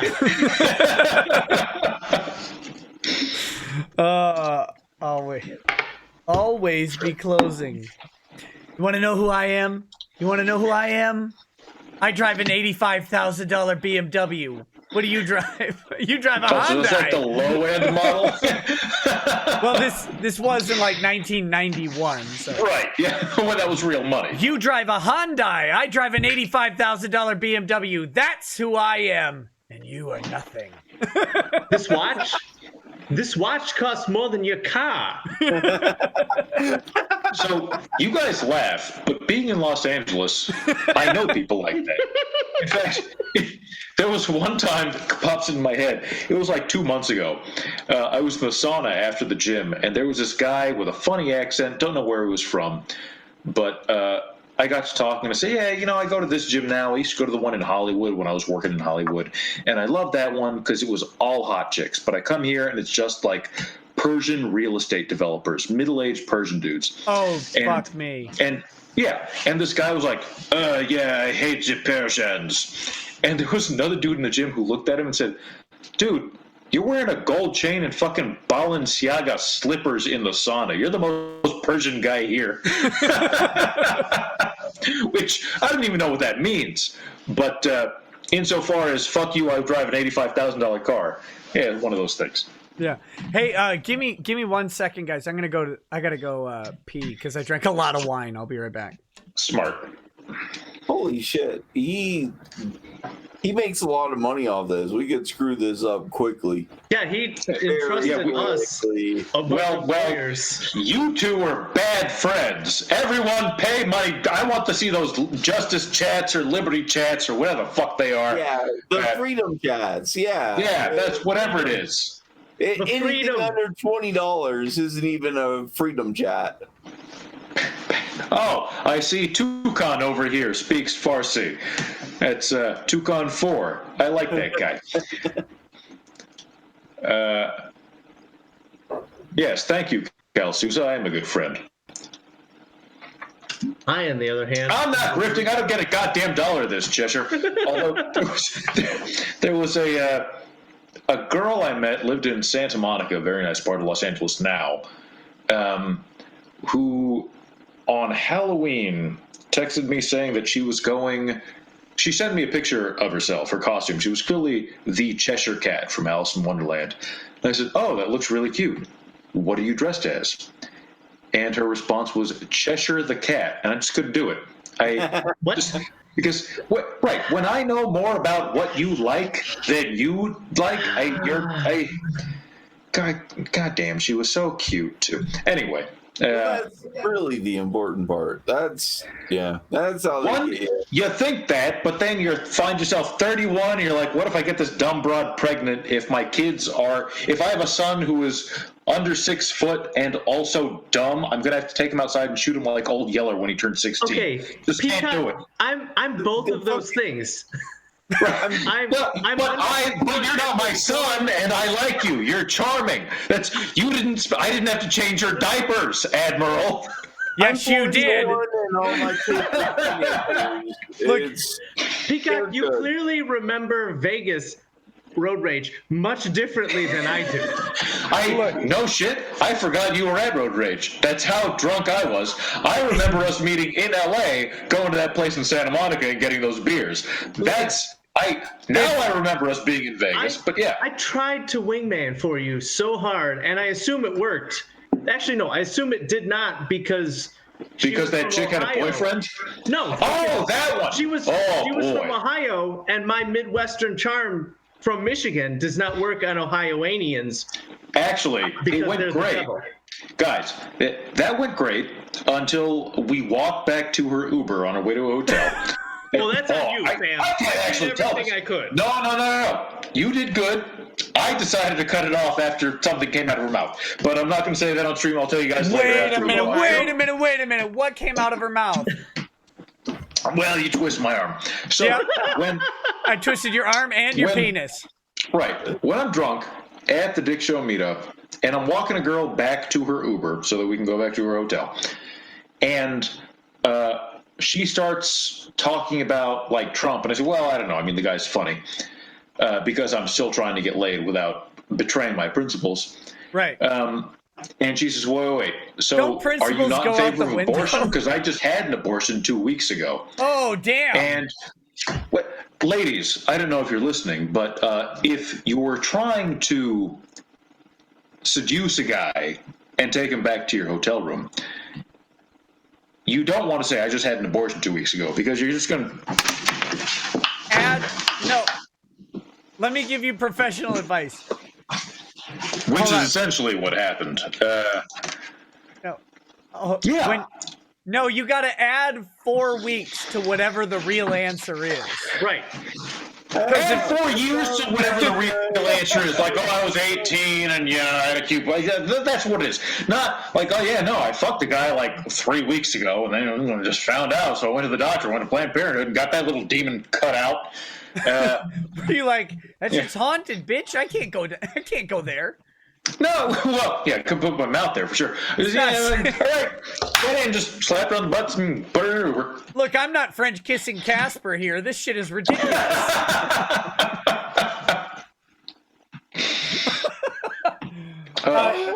Look, if you haven't changed your friend's diaper, then you haven't drank enough, I think. Or your friend hasn't drank enough. One of the two. We've got Matt K says, Nick, you should 100% run for judge. Just make your YouTube channel your campaign website so everyone can watch your streams, especially the drunk ones. Yes, it's all just name recognition, guys. That is true. I bet you get elected. It's all Q score, baby. It's all Q score. It's name recognition, alphabetical order, because at least in Michigan they put you by alphabetical order. So if you are running against a where there's not an incumbent, if you're alphabetically first, you're in. I'm changing my last name to like A rackets. Asshole. Yeah. There was a guy. There was a guy in LA, a year or two ago. He was running for like a state congressman or something. He changed his middle name to Lower Taxes. So he was running as Johnny Lower Taxes Nalbadi. Still lost because he was running as a Republican. Lad. He did it. Yeah, he did it. Even better, this past election, some guy ran for judge, changed his first name to Judge. I saw he lost. That's he lost. That guy is fucking awesome. Right. It is brilliant, except that he lost because word got out that he just changed his name and he thinks you're stupid and that you'll just vote for him. Especially because in at least LA County, no judge who's an incumbent has the word judge in front of his name. So he was the only one there. He lost with like 5% of the vote. Should have changed the name to incumbent. There you go. You know, someone told him that later. They're like, look, if you were going for judge, you should have just changed your name to incumbent. And he was like, I'm going to see him in 2 years. God damn it. Eric Stein says, Nick, this for keeping me up the last 2 nights as I deliver food to Texas. Now for some time off. Oh, thanks. Got work at home because been gone for 3 months. Oh, shit. Good luck, This buddy. guy grammar good. Look, good grammar spent money, and we like that. Also, here in San Antonio, I had my ex and my boy Arturo, who just had a kid. Not with my ex. Okay, so real talk, San Antonio. I got beef. I don't me have too. I don't- Sucks ass. I don't his, have beef. His ex is there. That's beef enough. Yeah, right. That's where the beef comes from. Thanks, Look, Admiral. I'm not talking about the size of your ex, okay? I'm talking about the last time I was in San Antonio, I was pissed off because I was staying at La Cantera Resort, which is beautiful. Fantastic resort with a great whiskey menu. 2 problems. 1, it's literally right next door to Fiesta, Texas, and I have 5 fucking kids. Don't do that shit to me. Don't put a spa resort with a whiskey bar next to the biggest goddamn theme park in Texas because I have to drive by it. And I'm like, oh, maybe they'll all be asleep. We're driving in.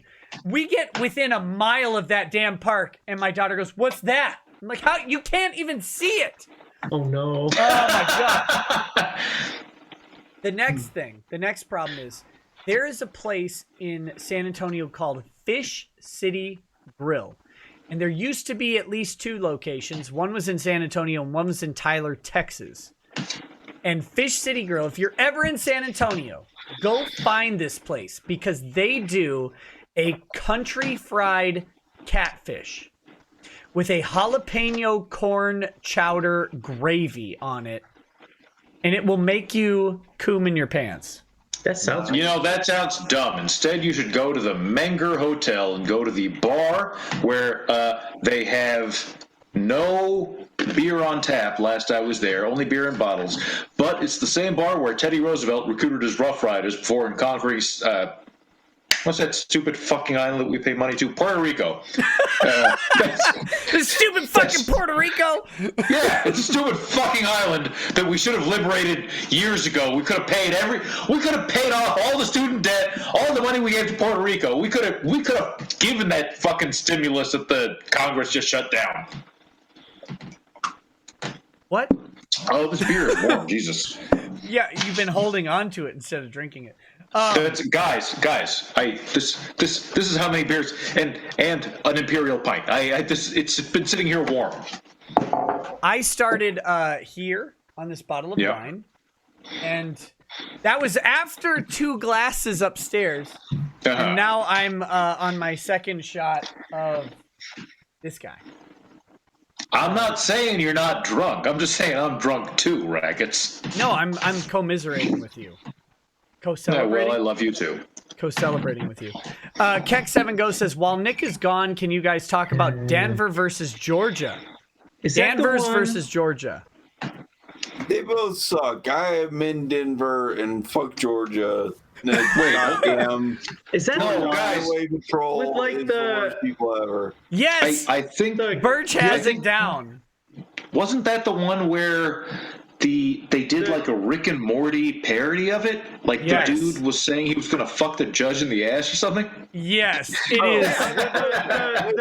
The judge, the guy said, "I'm gonna make you suck my dick," and the judge's like, "Okay, get it out right now. Come on, do it right now." The guy's like, "Well, I got these handcuffs." He's like, "What? Do you need the handcuffs off? No, jack off right now. Come on, do it." Do it, gay boy. Do it, He was, bitch. he was saying that the public defender was like gonna make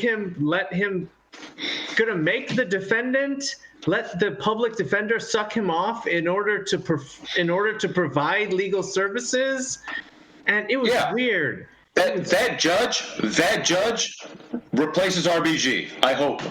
That judge gives zero fucks, and I'll vote for Trump if he does that. That's just right now. Just vote for Blazer. Oh, what are you gonna do?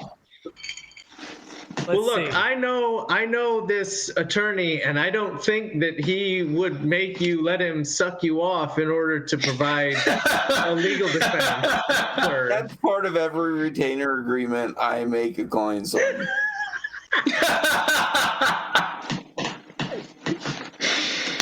See, is this? I'm trying to find the transcript. Oh man, it is ridiculous. Like I'm not kidding.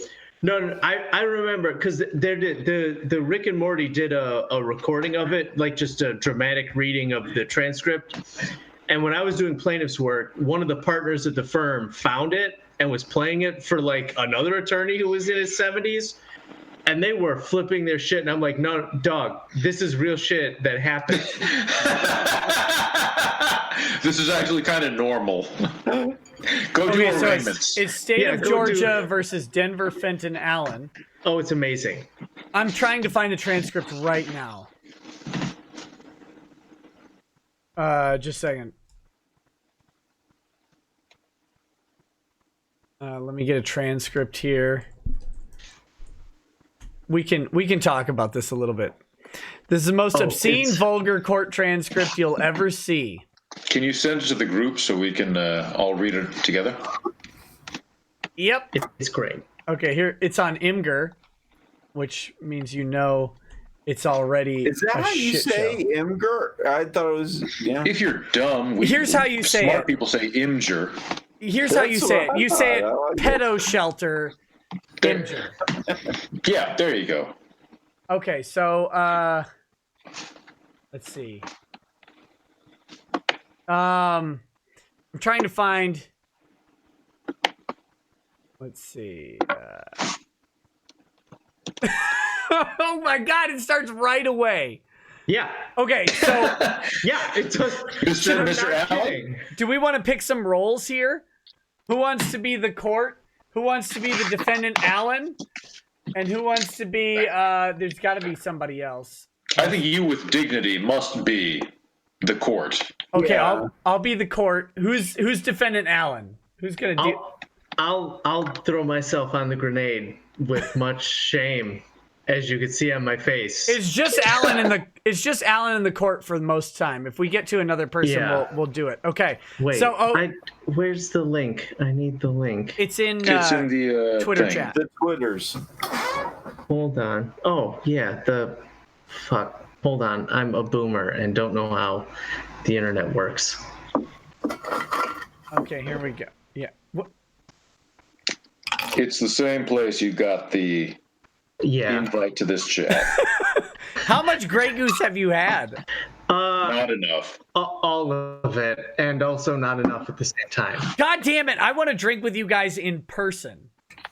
Well, maybe if you hadn't canceled your flight, you could have done it next weekend. We would be naked in a frozen lake right now. It'd be just embarrassing as shit. There's no frozen lake in Los Angeles. We'd be hanging out in the reservoir with all the other Mexicans. We would have flown first class to Minnesota to drink while flying and maintain the liquor level all the way to the frozen lake. Don't lie. All We right, would that have sounds found a good. way. I know. God. We would have found a way. Have you found this yet? Okay, yeah, I'm. It's loading now. Okay, I'm on page 2 where it starts. Okay, hold on. It's loading. The court advises defendant regarding representation by the public defender on defendant's oral motion to fire his assigned attorney Friday, June 17th, 2016 at 2:08 p.m. in open court. So you're the Boom, fucking boom. narrator. We've I guess. set that out. Okay. Are you Why is ready? this it's just loading as a blank. Yeah. Oh. Esme, me too. Don't be offended. What how do you not have this loaded up yet? This is the internet. Yeah, you would think that it works, but oh, here we go. Have you tried clicking on the link? Yep, I got it. Okay, we're We on good. page 2 and I'm starting. Okay, Mr. Allen, Right. I believe your case was going to trial not this Monday but the following Monday. Okay? Do you understand that? Yes. Okay, I tell you, if you needed to tell me something, I'll let you come up here to the podium so you can speak into the microphone and I can hear you. Yes. The attorney here, I'm waiting to fire him. Wanting to fire him. And I don't feel like he's doing any. Who are you going to hire? I'm not gonna hire anybody. I'm going to try to get a different public defender. Fucking public defender. God damn it. There isn't you have a right to an attorney. This lawyer has. You don't have a right to a specific attorney. This lawyer has made sexual advances on me. He's misrepresenting my case. He told me if I wanted him to do a good job, I let him have to do oral sex. The doctors at Central State Hospital put a false. He's had a doctor at Central diagnosis on me. Okay. I know Mr. Wyatt pretty well, and I don't think he has the ability to make doctors at Central State do anything. Well, they did it, and he's the one that had me set down there. Well, they may have done it, but I don't think he had anything to do with it. Did you lose your space? We're done. All right. Well, he won't give me the discovery.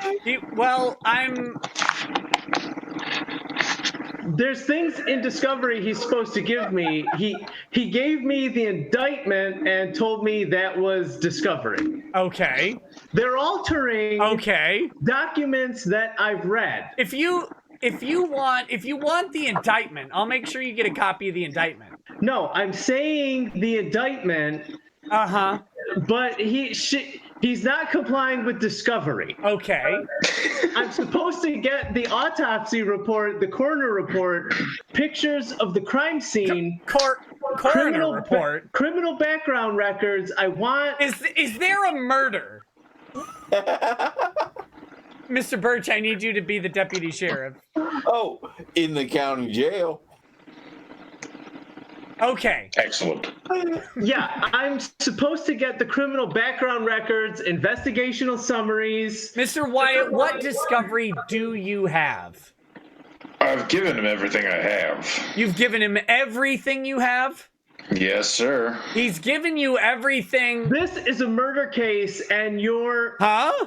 This is a murder case, and you're telling me the only thing on discovery is the 4-page indictment. I don't think he's saying that. I think he said he's given you everything that he has. He ain't giving me the autopsy report. He ain't giving me the coroner's report. He ain't giving me. Well, it may be that he doesn't have that. I don't know. That's what I've been trying to get. He doesn't give me the pictures of the crime scene. I've seen other people go to trial on murder charges. I've seen what you're supposed to get. I'm not going to work with the attorney. Well, you know, you. It's not going to happen. You've got. I'm not going to trial with this attorney. Well, you got two choices. One, you can go to trial with him, or two, you can try the case yourself. Now, I definitely, completely think that's. I've got a right to have. Now, wait a minute. Listen to me. What would be the biggest mistake you've ever made in your entire life? So basically, you're sitting here telling me. Now, you have. You're going to find me guilty if I go to trial and try to defend myself? You're probably right. Oh, that would be my guess. If you're going to try to defend yourself. You don't know anything about selecting a jury, do you? No. Do you know anything about cross-examining witnesses? No. Do you know anything about criminal procedure? Do you know anything? No, you're reading my part. Oh, God damn it. I know I don't have to let. Do you know anything This guy sucked my dick. Let me. To get some legal representation. You know something? I'll be honest, Mr. Allen, I really don't believe that. I'm not concerned if you believe it or not. But I'm supposed to have a right to get an attorney. And I'm not going to work with this attorney. Well, that's up to you.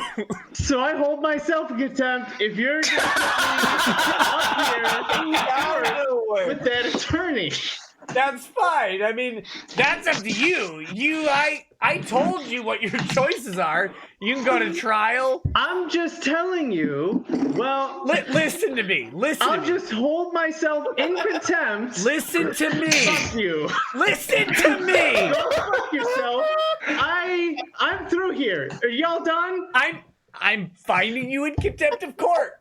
I don't care. I know you don't, and I sentence you to 20 days for that. And if you say anything else, I'm gonna add 20 days for everything you say. Fuck you. 40 days. Fuck you again. 60? Go fuck yourself. A year. Your mama. 10 years. Suck my dick. You know something? This is going to be an interesting trial. Oh, yeah? Oh, yeah. You're not supposed to smile in court. You know that if you smile... I can smile anytime I want to. It's a violation. Now you're cussing at me and yelling at me. I have not cussed. Yes, you did. I am yelling. Well, go fuck yourself. Suck my dick. That's why I'm yelling.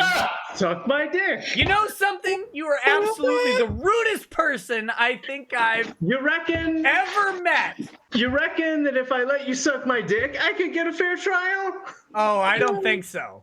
I got a big dick now, and if I pull it out... I think that's going to get you a fair trial. I don't think that's going to get you a fair trial unless you have... I'm done. Every one of the jurors I don't think the mouth is big enough, sir. I've got a big old donkey dick. You know? I'm sure mine's not... I've got a big old donkey dick for that ass. Good. I'm sure the women love it. I don't fuck girls. Oh no, I'm sorry. I fuck boys. Oh, I'm sorry. You prefer men. I fuck boys. You prefer men, right? I fuck white boys. White or black? Oh, butt boys. No, you read my line again, damn it. God damn it. White boys Oh, butt boys. with big butts. Oh, of course. You know, you look like a queer. Well, okay. So now you're calling me a queer in the courtroom? I didn't call you one. I said you looked like one. You're yelling.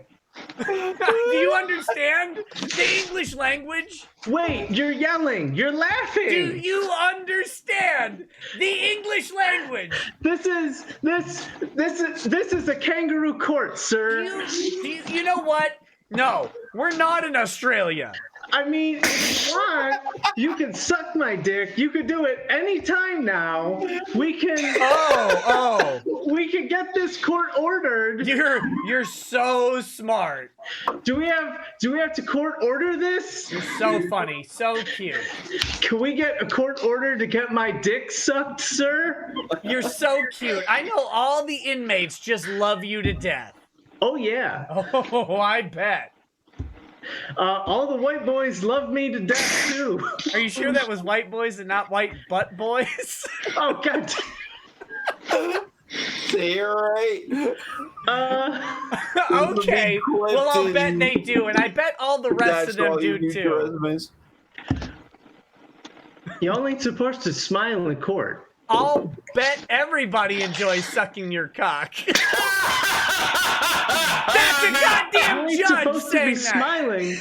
It's a violation. I can smile anytime I dadgum want to. Now you're yelling at me again. I am. I'm yelling. You're getting mad. Can you hear me? You're shaking. I am yelling at you. Well, reckon you could suck my dick? Yelling! Can you take a break? Yelling! Can you take a break? I am yelling at you! Can you take a break? Yelling! Can I get my dick sucked? Can you hear me yelling? Can I get my dick sucked? Yelling! Yelling! Are you ready to suck now? Have you got it all out? You know something? You will, but you want to fuck me in the butt then, right?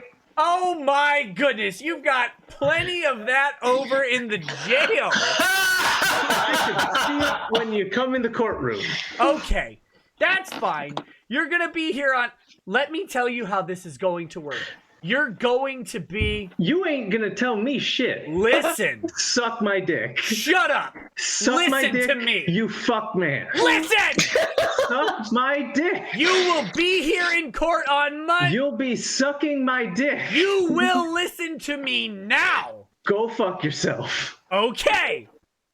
I'm gonna tell you how this is going to work. You either listen or not. I don't care. I'm through. Can I leave the courtroom? No. No, you've got to. Oh, No, you gotta stay here. no, I'm not talking to this bastard. We are going to have the trial Monday week. No, the fuck we are. I ain't gonna try with this lawyer. Listen, if you do not, Suck my dick, you stinking ass cracker. if you act like this, I will send you out of this courtroom Old bitch ass cracker. and leave you out of the courtroom during the trial. Horse ass cracker. Do you Horse understand ass, that? dick sucking ass. Do you understand that? What? Do you understand that? Motherfucking ass cracker. Do you understand that? Getting mad, ain't you? Stupid. Or red faced? Listen. Now you ain't calling me stupid. Listen, yes? This is Yes, I kangaroo am. court. You know what? You have a constitutional right to be a dumbass. Jump on the stand and You have a constitutional right jump to around be a like dumbass. fucking Well, if kangaroo, you- dumb bastard. Suck my dick. I ain't If you listening to nothing you say. if you come in here Monday week and How about this? Mr. Allen. I kill your whole family. When I get in this trial, I will murder your whole family. I'll cut your children up into pieces. I'll knock the brains out with a fucking hammer and feed them to you. Are you taking this down? Yes, sir. Okay, I'm going to refer you to the district attorney's office. I don't give a fuck who you're referring to. I'm just telling you. I thought you were referring to my motherfucking dick, fuck man. Aggravated assault, terroristic threats, and we'll just add to it. I don't give a fuck. I will murder you, your whole family, your kids. I'm not supposed to be in jail. I was framed. That motherfucker asked me to eat his ass for a bag of coffee. God damn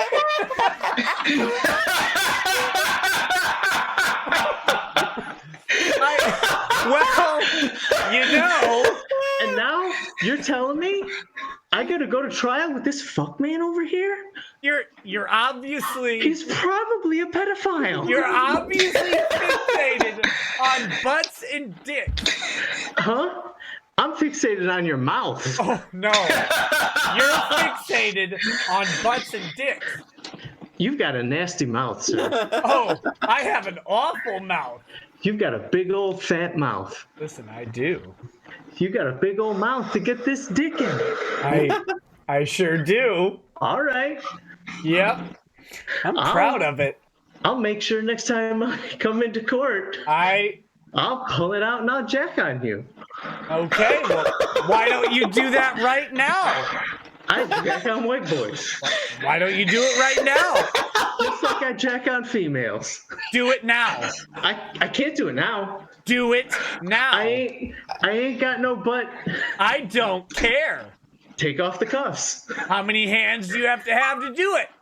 Take off the cuffs. Come on. No, jack off. This is kangaroo court. Come on, jack off. This is kangaroo court. Jack off right now. Are y'all getting this? Yes, they're getting it. I'm gonna make sure this guy doesn't call me stupid. This motherfucker done told me he's gonna suck my dick. I did not say that. He wanted me to fuck him in the butt. I did not say that either. You're a real nasty ass judge. This is I am indeed, and you're gonna find out now how nasty I really am. You'll find out how nasty I am when I murder your whole family, bitch. Oh, that's fine. You know, you'll be in jail so long, you won't have a chance. The babies, we'll be going, Daddy, help me. But I'm just gonna knock the brains out with a fucking hammer. Okay, well, you know, if I had any kids, you'd probably be able to do that. But since I don't have any, it doesn't really matter. Well, then I'll get your nieces, nephews, sisters. It doesn't really matter. I don't have any of those either. Grandkids. Don't have any of those either. Aunties, aunts. How can I have grandkids if I don't have any fucking kids?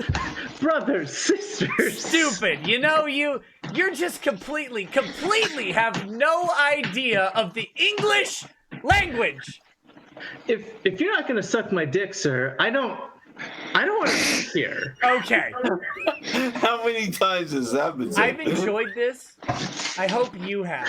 I know everybody else in the courtroom has enjoyed it. But you can go now. And if, all right. Well, if on Monday week this happens again, you will not stay in the courtroom. Suck my dick, sir. Okay. I'm subpoenaing y'all's ass in the courtroom. As he was being escorted out of the courtroom, the defendant was escorted out of the courtroom, and these proceedings were concluded at 2:19 p.m. on Friday, June 17th, 2016. That was 11 fucking minutes? That is the worst. That judge should not be on the bench. Guys, No. As funny as that is the worst judging I have ever even heard of in my life. That is a man, some crackhead. yeah, that's a judge who just got out-lawyered by a guy who makes his living robbing 7-Elevens. Yeah. That's what.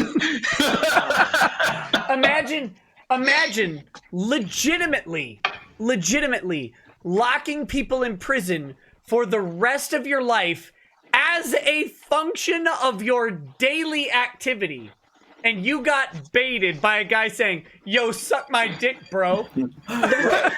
Guys, you audience nickheads, you don't understand this. The judge lost that one. Like, Yeah, that's if, yeah, if this were a fight and I were a ref scoring it, the judge, it was not 10-9 per round. It was 5 rounds of 10-7. That's how bad the judge did in that shit. It was horrible. if even 7. I mean, the guy has penalty points because he is the state. In the courtroom, the judge is the state, and he's flatly laying out his prejudice against the client in several ways. That is the smartest goddamn dick-sucking criminal I've seen in my entire life. Yeah. Right? The judges don't put up that shit from attorneys. No way. How does he put up with it from some just random guy? And this goes back directly to my prior complaint about the state bar. They have no authority over anyone who's not a lawyer. That guy should get sanctioned by the state bar. I don't care that he's not a lawyer. That's Right. if he gets to do what I want to do and I'm not allowed to do, fuck him. He has to pay money. If we're concerned about the dignity of the court and court proceedings, this guy has done worse than anybody else I've ever seen. Guys, there has been no such thing as dignity in court since, 1972. Ever. Maybe ever, really. Maybe ever. I don't know. At least back before it was all written and people actually had to argue, they had to have some semblance of presence and bearing.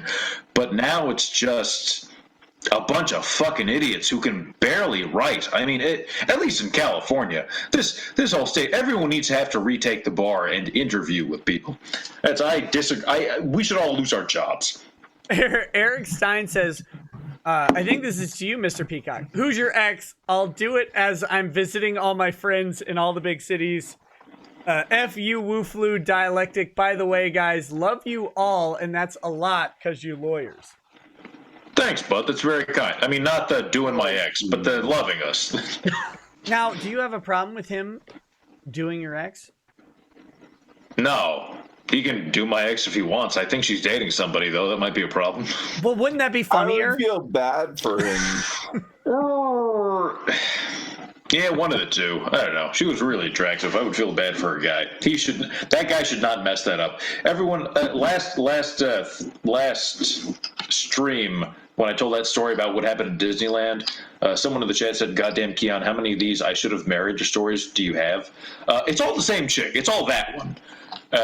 So, yeah, that guy shouldn't fuck it up either. You can get with her. Good for you.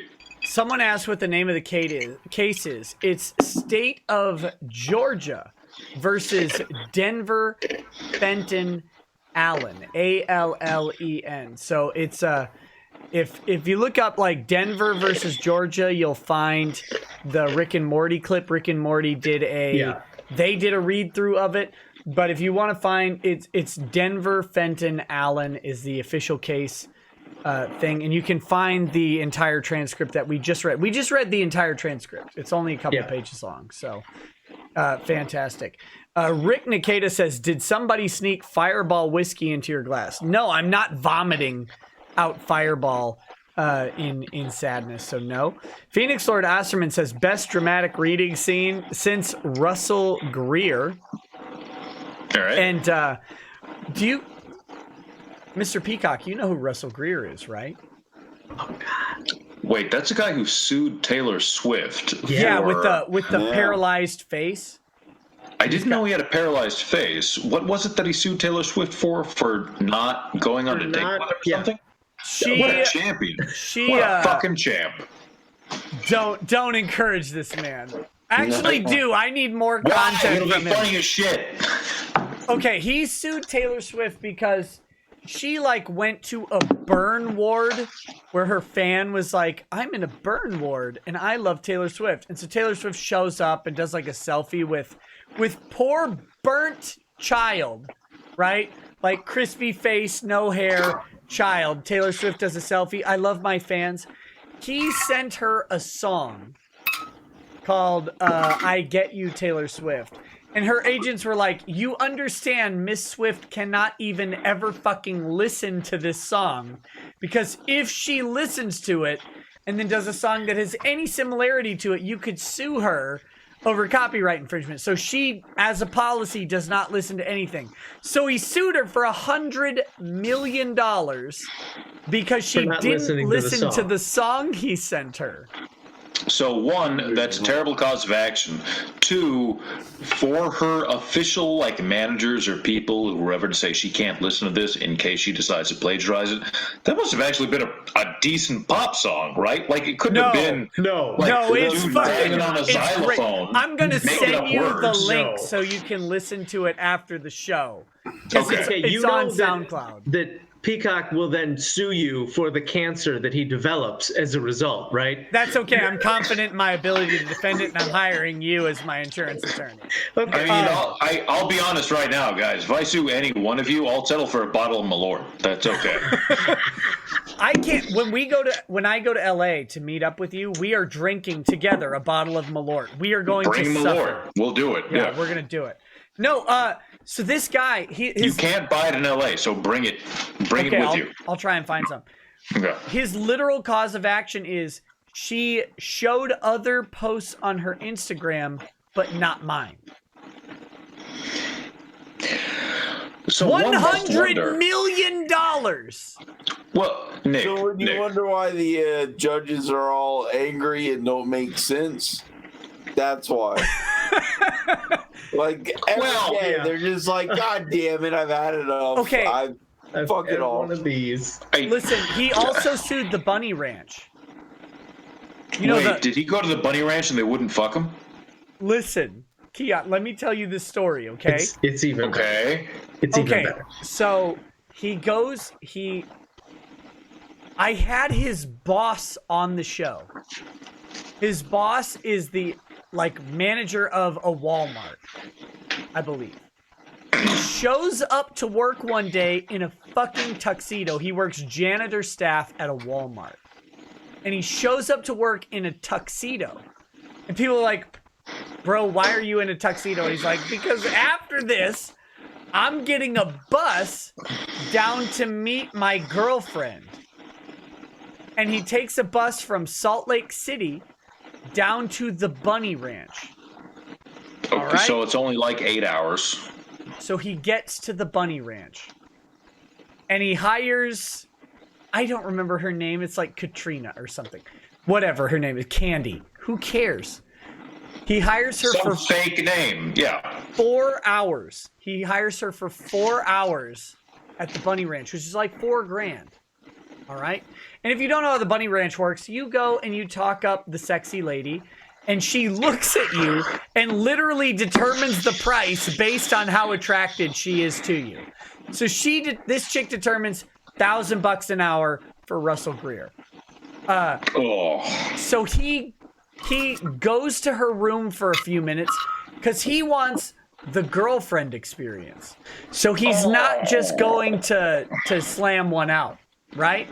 Russell hires a limo to take them to lunch at the Olive Garden, but he's there at like 9 a.m. and Olive Garden doesn't open till goddamn 11 o'clock. So he sits in her room and talks to her for 2 hours. No sex in the champagne room. Then he takes her to the Bunny Ranch for the next hour and a half. Or not to the Bunny Ranch, to the Olive Garden. He takes her to the Olive Garden for the next hour and a half. She eats a salad or whatever. He gets, I don't know, maybe the all-you-can-eat zuppa toscana. I don't care what he gets. Then they drive back to the Bunny Ranch. They get back to the Bunny Ranch, and he's like, finally, I'm gonna get it in, right? And she says, actually, your 4 hours is up. And he goes absolutely volcanic on her. He sues the Bunny Ranch. Now, the Bunny Ranch settles with him and gives this guy 2 hookers for the price of 1.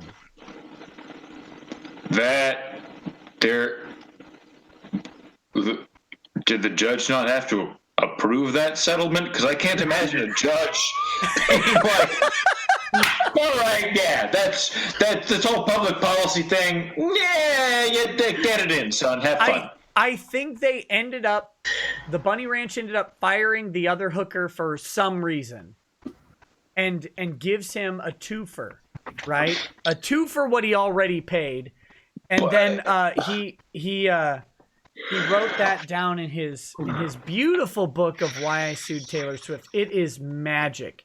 It is absolutely great. I did an entire series of shows with Sriracha. Have you ever met Sriracha, by the way? Yeah. Yeah, I did an entire series of shows with Sriracha where we read through the entire book, Why I Sued Taylor Swift. It is one of the greatest literary works of this generation. Russell, I know you're watching because you're insane. You all right? In the future, No, when you go to a Josh is whorehouse, dead. right? If you want the girlfriend experience, don't waste $1,500 minimum. Or taking her to a grand. shitty fake. Yeah, just save that $1,500. Just hold on to it. Keep it, because working at Walmart, that's a lot of money. I mean, that's a lot of money anyway, but especially if you're working at Walmart.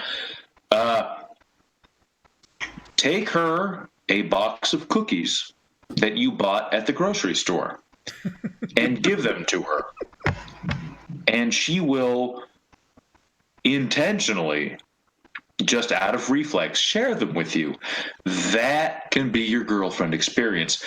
And then listen, fuck her. spend Put the your next penis- 30 seconds fucking her brains out before Right. you lie there absolutely spent. Right. And, I don't know how old you are, Russell, if you're, your testosterone level can't be that high. But maybe if you pay for 4 hours, show up with some cookies, eat a cookie. You know what? Show up with a quart of milk, too. Drink some milk with the cookies.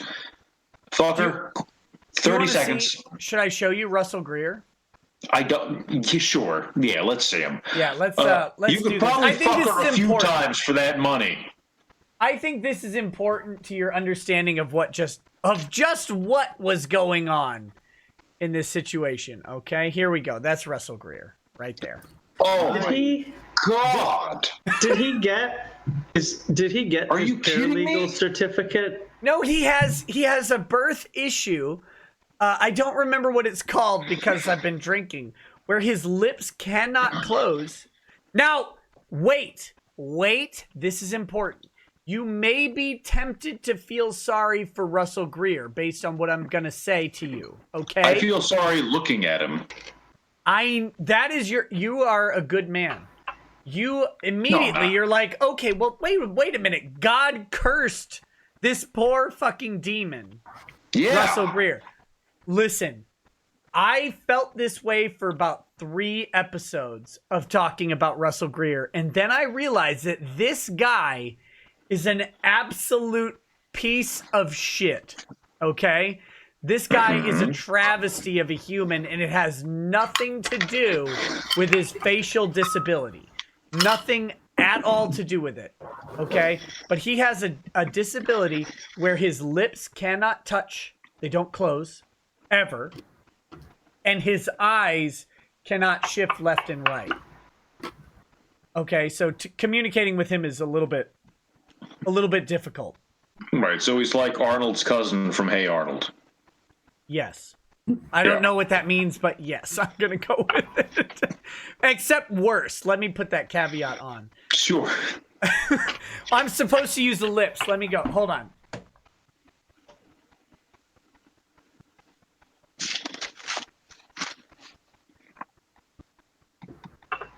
This is These are required for a proper Russell Greer impression. Hold on.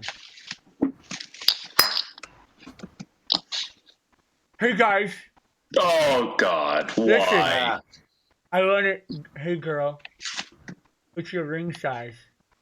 This is Look, I'm gonna take you to Olive Garden. I'm gonna get you those all-you-can-eat breadsticks, and we're gonna. I'm gonna watch you shove every garlic breadstick into that beautiful mouth of yours.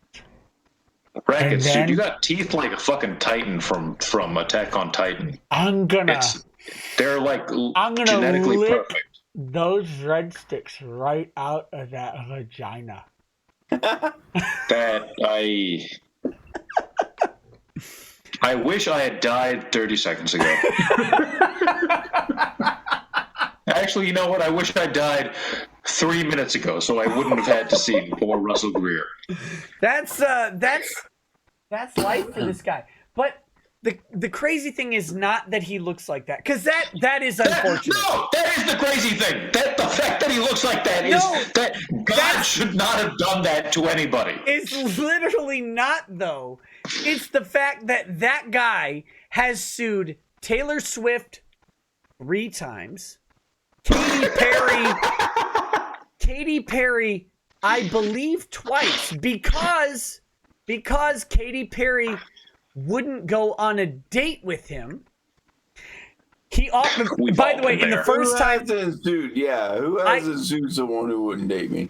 I talked to this guy, to the Utah attorney who defended Taylor Swift against this guy in his first lawsuit. Okay, I think his name is Greg Skordas. Ass kicker Skordas. This guy is a superhero of everything. Former prosecutor, gone to defense attorney in general and in civil practice. Skordas comes out, and Russell Greer offers to settle the case against T-Swizz if she'll go on a date with him, a literal date with him. Jesus Christ. But Russell says that his lawsuit wasn't about a date. Literally, his settlement offer is, look, if she'll just go to dinner with me, that would be great.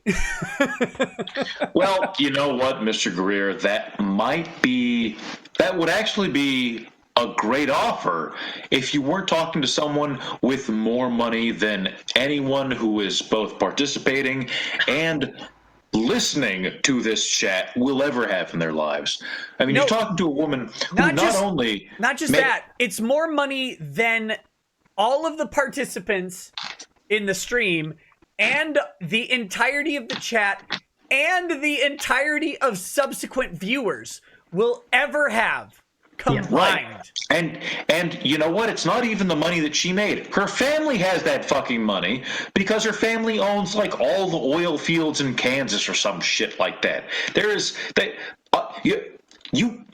Even if she were to pay, it would be a non-starter because the difference between any dinner anywhere in the world and financing a lawsuit for someone with $1 billion is nothing. It's the difference between me buying a Hershey chocolate bar and a Dove chocolate bar. God damn it. Not at all. Batgoat says, does he wear a lobster bib when having sex? Christ, man. That took a minute to hit me. That's outstanding. Thank you, my friend. Okay. Frostbeard2. This was during the transcript. Says, I love this. Please do this more often and buy these gents another round. We always say we will, but we don't. Slancha. We will, because the moment I actually get to the same place as all three of you, I'm buying the best bottle of liquor I can find. So, just so you know, we'll bring the Malort, but we'll buy the good stuff. All right. Well, gentlemen, it is late. I think we should probably read the super chats and wrap up the stream if y'all are. All right, let's do it. Sounds good. Bad idea. Okay, David Willett says, and God said, let there be Satan so people don't blame everything on me.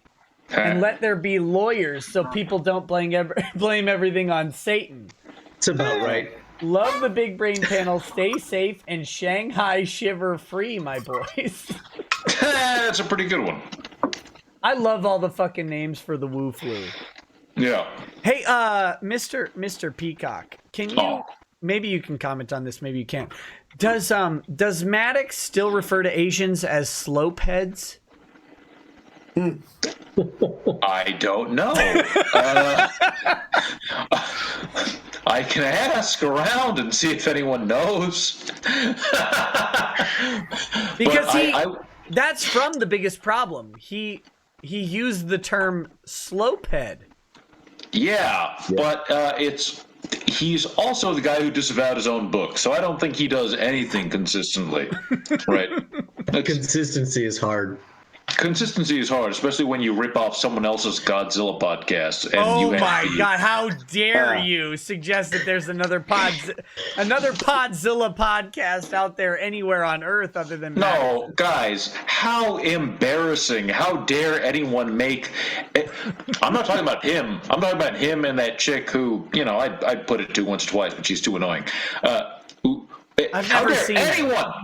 What? I've never seen. No, she's a redhead. She's a redhead with a fucked up nose. Whatever. How dare anyone make a podcast about Godzilla? That is a limited run podcast. You can't have that.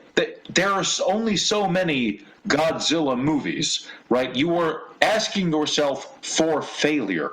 What's this podcast called?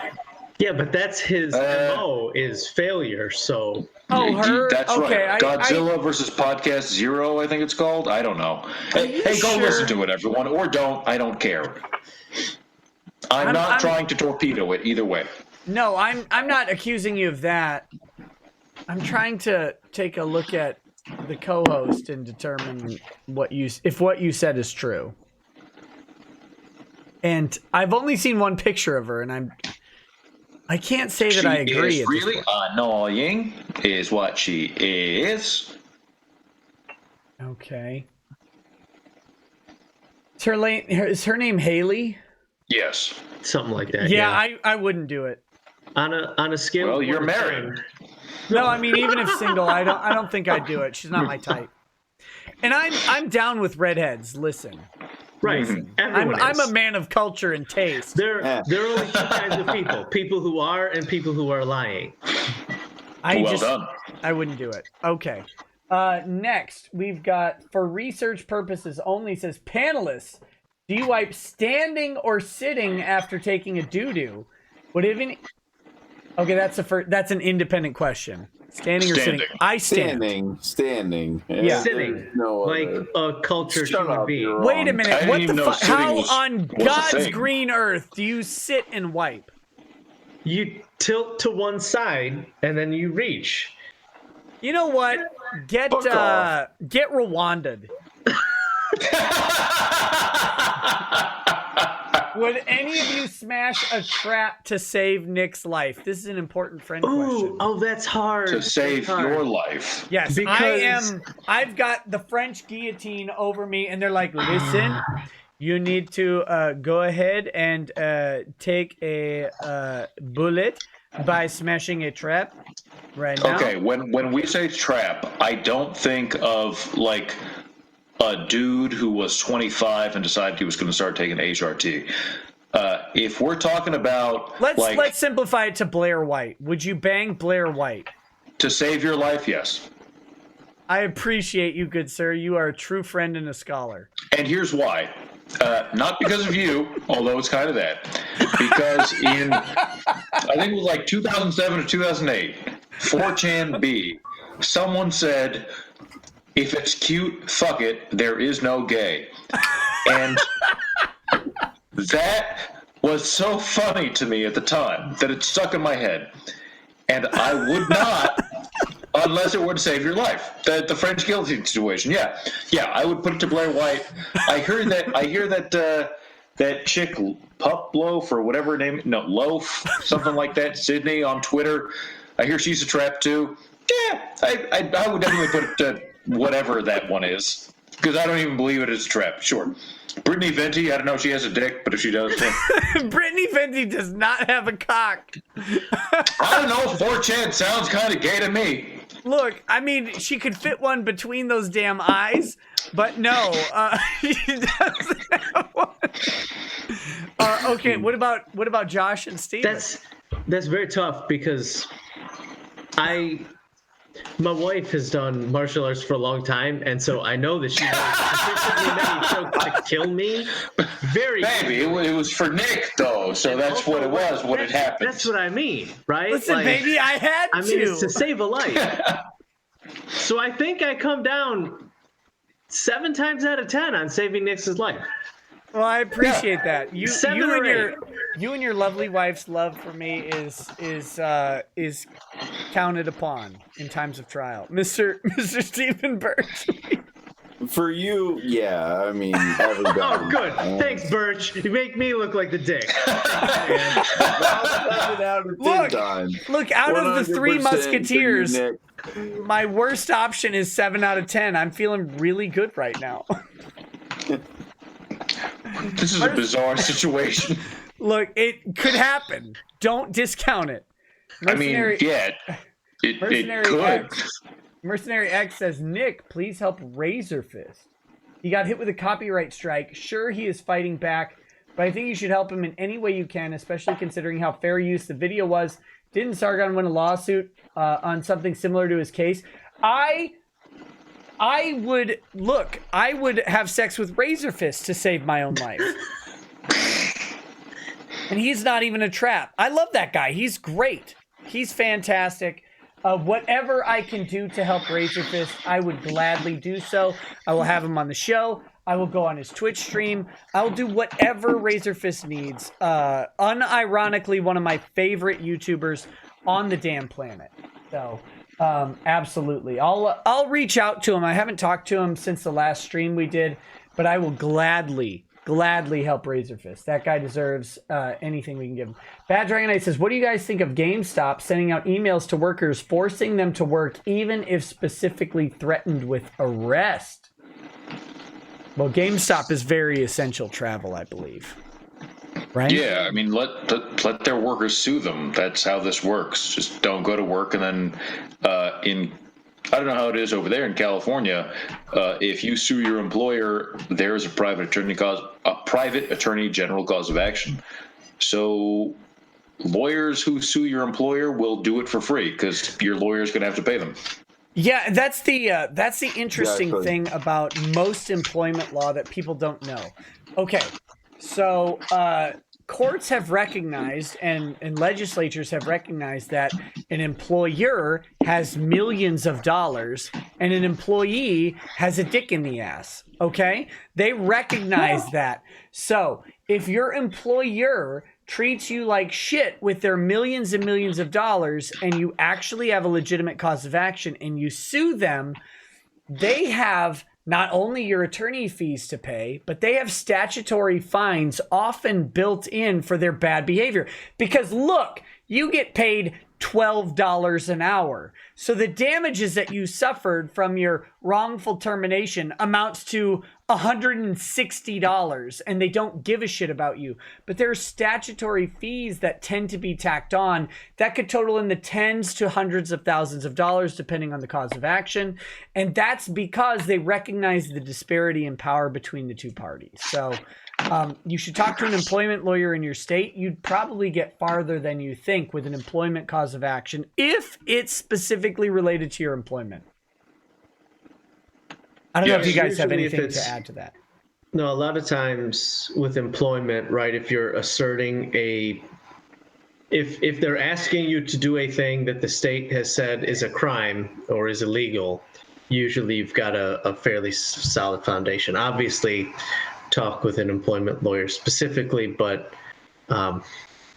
if your employer, if it's GameStop or any other bitch-ass employer, says to come to work during a state-mandated shutdown for non-essential businesses, you should probably immediately contact an employment attorney the moment you're fired for not going to work. And Yes. really, it's a job at GameStop. Get fired.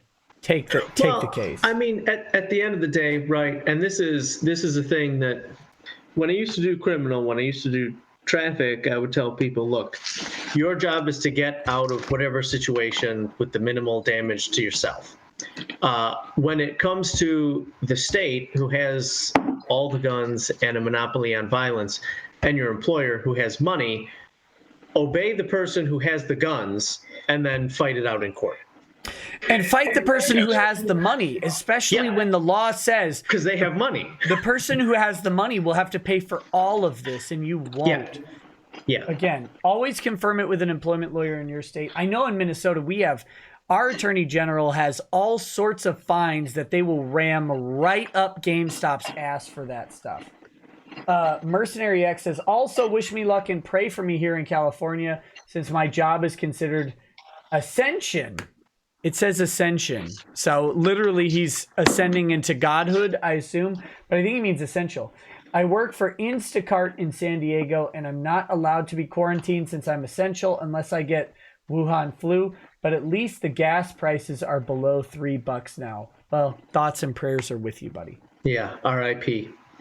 Bad Dragon Knight says, I know a smaller Pokemon/drama YouTuber who has a false copy strike against him by another YouTuber with over 100k subs to silence him, and the big YouTuber publicly claimed the small guy was a criminal for infringing copyright. Is that defamation? No. I mean, not defamation. It's just a retarded opinion. Unfortunately, he has the ability to be... he has the luxury of being retarded. But it may be a copyright... he should be able to fight the DMCA. And if he doesn't know how, please have him contact me. Or if he doesn't want to be doxxed, I'm happy to provide my services in fighting DMCA claims where my information gets put up there so they don't get doxxed. I'm happy to do that. For a fee, of course, because I'm a lawyer and I'm a greedy bitch. Nicholas says, cheers, fellas. Finally got laid off today. Rip. Mr. Wiggles, 2864 says, if the founding fathers could see us now, they'd punch us all in the dick and or ovaries. Probably or ovaries. Yes. Mostly ovaries, I think. Can you imagine being the founding fathers? Like, hey, listen, these motherfuckers interfered with our tea. We're literally going to disguise ourselves as hoo-hoos, go on a goddamn boat, and tar and feather these assholes, knowing that if we get caught, we'll be hung. And we're bitching over Wu Flu? Yeah. Well, the difference is, back then, they were extremely litigious libertarian landowners with guns to rival that of the military. Yes. If I owned 1,000 acres and had a boat with cannons on it? Yeah, if I had an aircraft carrier, I would fucking throw the government's tea in the harbor all the fucking time. If I had an aircraft carrier, the LAPD could not get me to do a goddamn thing. You could not get me to pay fucking income tax if I owned an aircraft carrier. But we just live in different fucking times. We do. Literally, the greatest war weapon on the planet is a battleship with cannons. And they're like, we need to borrow your battleship, rich businessman. because we have a war to fight, was a hell of a drug. Oh, my God. Let's see. The Pie Baker says, Nick, missed most of your live streams lately. Unlike the a-holes that compose this group, my work, a small online retailer warehouse that happens to house hand sanitizer, has gone into maximum overtime. Enjoy the change my state's overtime taxes don't take. Hey, thanks, buddy. And then also says, the Pie Baker says, sucks that I can't comment on tomorrow's Ronversations. My work week starts the following morning. Do me a favor and ask him if he kissed Monica after hearing she got a new role, only to notice that it's saltier than normal. Ooh. Hey, can you guys cover for me for, again, like a minute? I have to pee again. Too much whiskey. I will tap dance for you, Rackets. Josh, you take over. I had too much beer. Oh, God. Oh, no. I'm in charge. Hey, everyone. I'm supposed to cover for both of these people. I am not nearly smart enough or charismatic enough to handle this. Oh shit.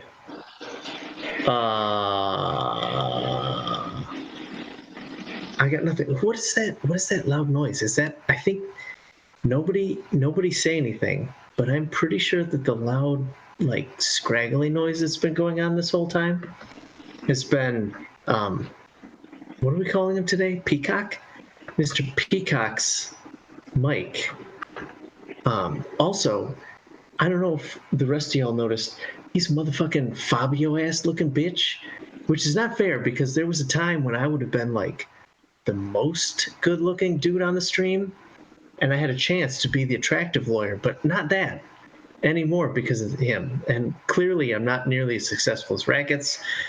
And Mr. Birch, who has abandoned us at some point earlier today, is an IP lawyer. And if you don't know, IP lawyers are the only lawyers that actually are smart about literally anything because they have to have science knowledge. Isn't that right, Pete? Yes, that whatever you said. Yeah, that's right. That's the science knowledge. Yeah, IP lawyers are the only smart lawyers because they have to have some type of science background. The rest of it Listen, is just... science is bullshit, and we all know it because Neil deGrasse Tyson is a cockbag. You know what? I'm immediately reversing my position that I was just expressing, and I'm agreeing with that. Raycoon 86. I hope you're hot, chick, talking about me like that. But something about where's Birch? He he dropped said he's off. trying to get on. He said he's what? All right. He sent a message on Twitter saying he's trying to get on. Oh, okay. Which makes me feel really bad about saying that he abandoned us a minute ago. Well, I'm with it. No. Yeah, he abandoned us. He abandoned us until he's back. He would no longer have sex with a trap for me. Yeah. That makes me the second best friend, so I'm down with it. Listen, we aren't cutthroat assholes at the end of the day. Wait, Raikkoon was saying something? No, some chick said I'm easy on the eyes. Or somebody said I'm easy on the eyes. Maybe it's a dude. I don't know. No, I think it's a female. And yeah, there are a lot of chicks in here who've been talking about how great I am. It's excellent. God, I should move out of LA. I hate you. For what it's I hate you and everything you stand for. Listen. Well, thanks, but for what it's worth, I just read through that transcript and now I'm comfortable saying you are easy on the eyes. And you could suck my dick. Well, if the choice was that or jail, it depends on what jail, but sure. What do you think about this? So the last super chat I read was about Ronversations, which I'm doing tomorrow night at the normal time, 11 p.m. Not normal for a Saturday, but I am doing a Saturday show because of Corona Chan. I'm sacrificing for you guys, doing an extra show. And his Ronversations, this is where Ron Toye, the defendant in the Vickman... The wife beater. Yes, the wife beater... Or alleged wife beater, I don't know. No, it's not alleged. The court found that family violence has occurred and was likely to continue occurring. So we have the wife beater. We have a court document saying that this happened, okay? Yeah. So he... Also, the guy who threatened to murder a judge's kid, he beat his wife with a universal remote. I don't know if you guys have seen this, but this is a universal remote. He beat his wife with a universal remote. Here, listen to this. Listen to this. It got a special button. Cool. He threatened to murder the children of a judge. On the list of people who you should threaten, which is nobody, judges' kids are at the bottom of that list. So this weirdo, on occasion, will send me a torrent of DMs on Twitter and spend like the next 48 hours DMing me. Now, Ron Toye. Yeah. Now, knowing that they won their case under the Texas anti-slap, they got a full dismissal. Appeal? What's going on? It is on appeal. Would you ever recommend to a client of yours to contact an asshole on YouTube and DM him all sorts of shit? If he were currently experiencing, or if he had a case dismissed against him, which was currently up on appeal, and that particular asshole on Twitter who he was DMing was Nick Rackets, no, I would suplex my goddamn client for torpedoing his own appeal. And the subsequent trial, especially, I mean, any attorney, the attorney who was representing this guy, if he did not say, look, so this dismissal was kind of bullshit, I just want you to know, and there's a good 50-50 chance, I mean, between us three and everyone watching, I'd say there's a good like 70-30 chance that it's going to get overturned on appeal.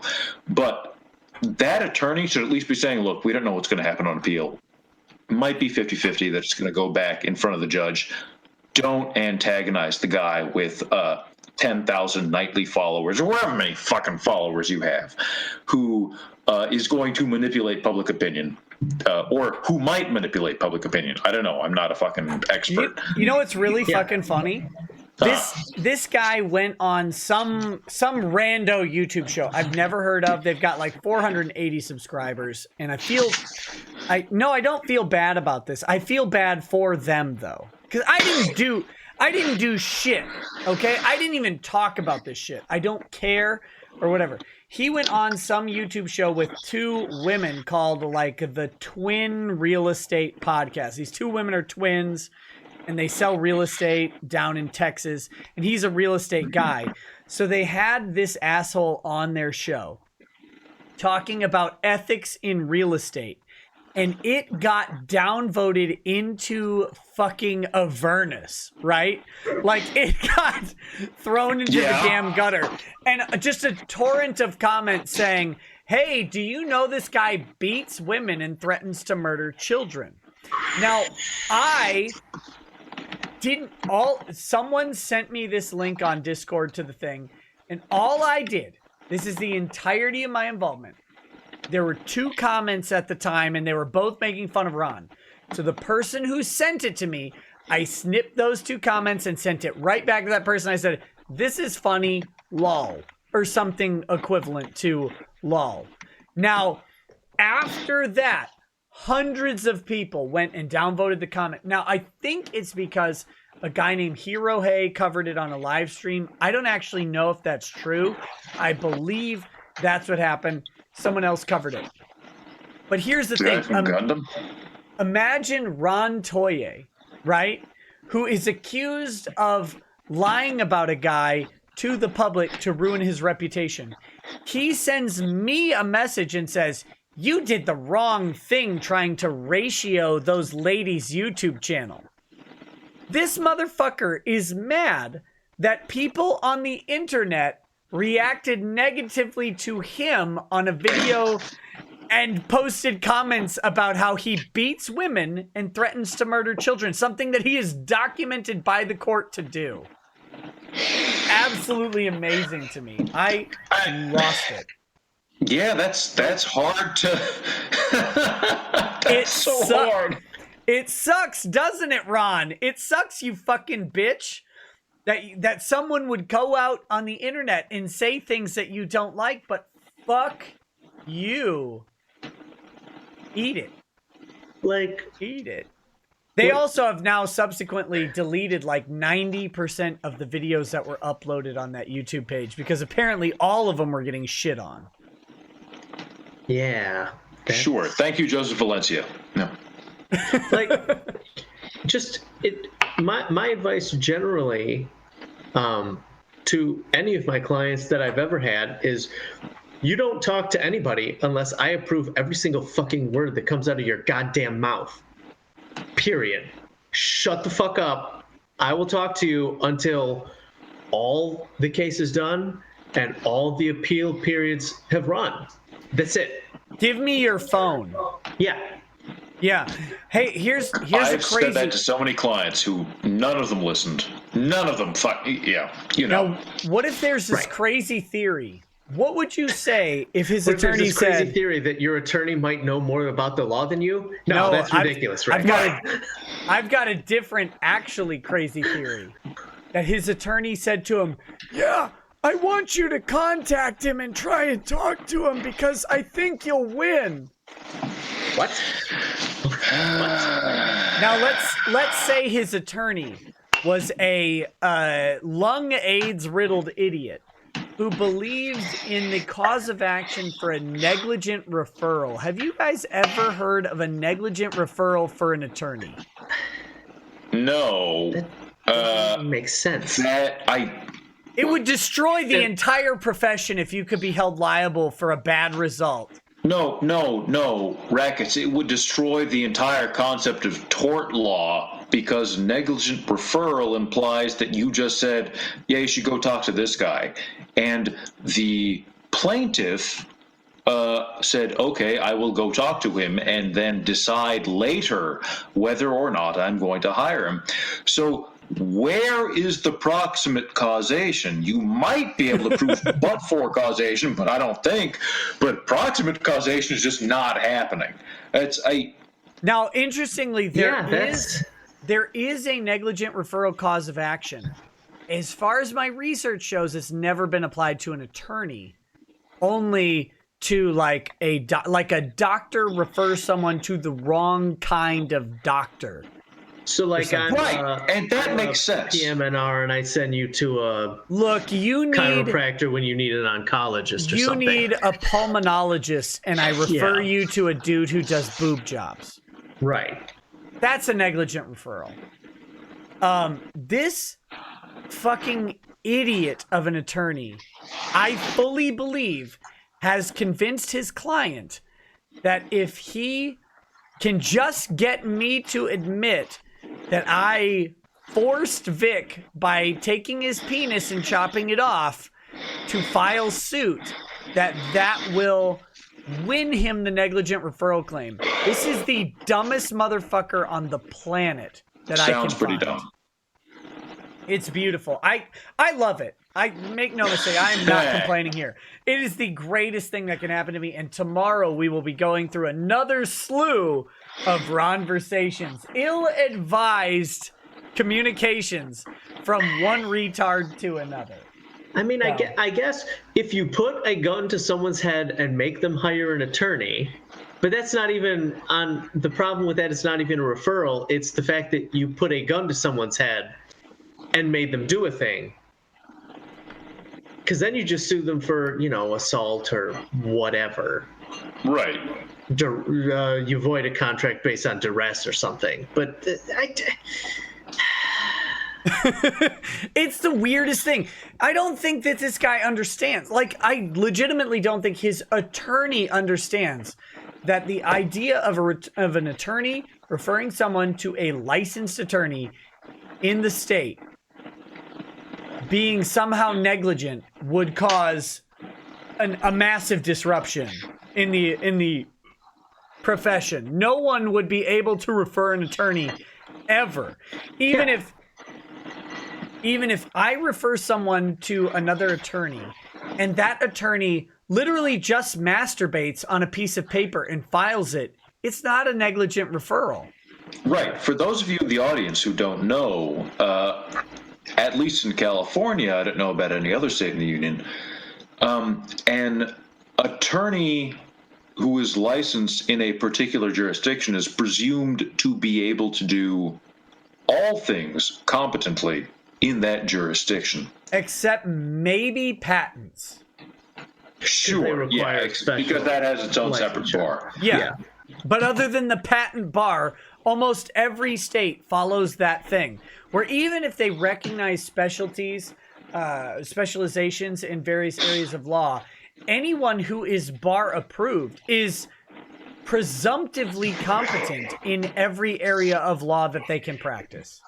And if you're not on the patent bar, you can't practice patent attorney. So that goes ahead and cancels that out immediately. It's amazing. I love that some attorney pile of shit is actually recommending to this guy to pursue this cause of action. It will make my entire fucking year if this idiot sues me over a negligent referral.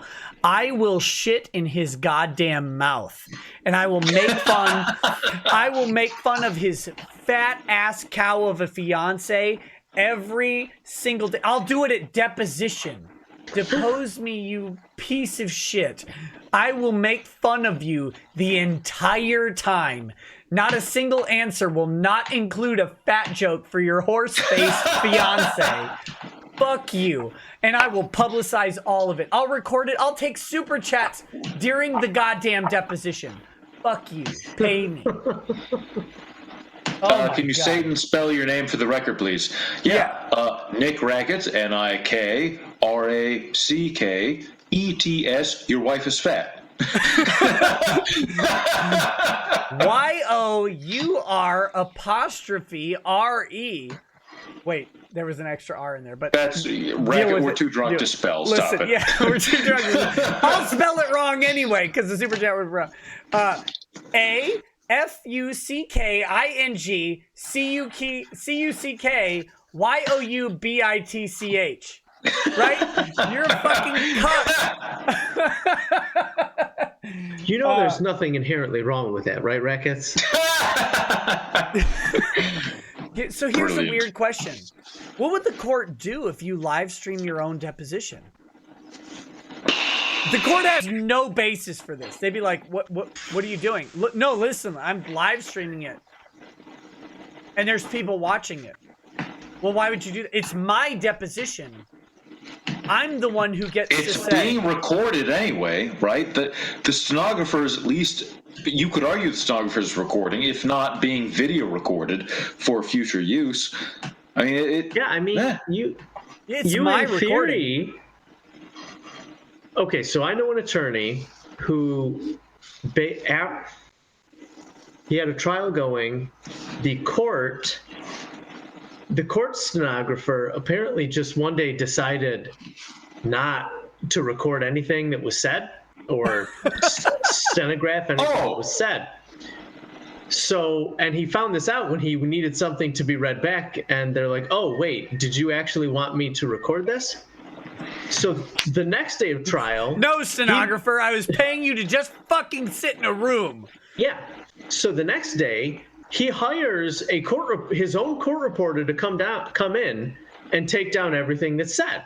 Yeah. And the judge gives him a very hard time about it. He's like, well, Your Honor, the court's stenographer is not doing it. There's nothing in the court rules that say that I can't record myself, and I need to be able to make a record if I need to appeal.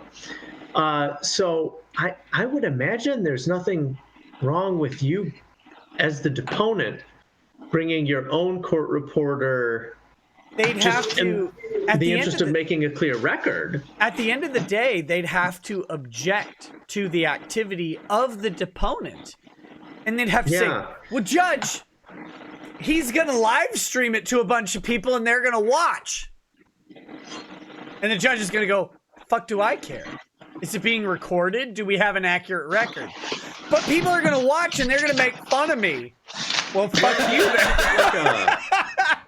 then. Wait, sorry. Well, people are going to watch in advance or something. They're going to make fun of the fact that I can't breathe oxygen and I need to breathe methane straight from the anus of another man. Yeah. Well, too fucking bad. You're trying to depose this guy and he's just a normal person. Yeah, you're an attorney. You're going to be made fun of because you're an attorney. I want to go back to a certain case. I won't mention the name. A certain case with some language, right? Where an attorney was made fun of. How much do we want the judge to just say, hey, nut up? Like, who fucking cares if he made fun of you? Right? But yeah. But what if they called you a fool, Rackets? Wouldn't that be... Oh, no! Did they threaten to waterboard me?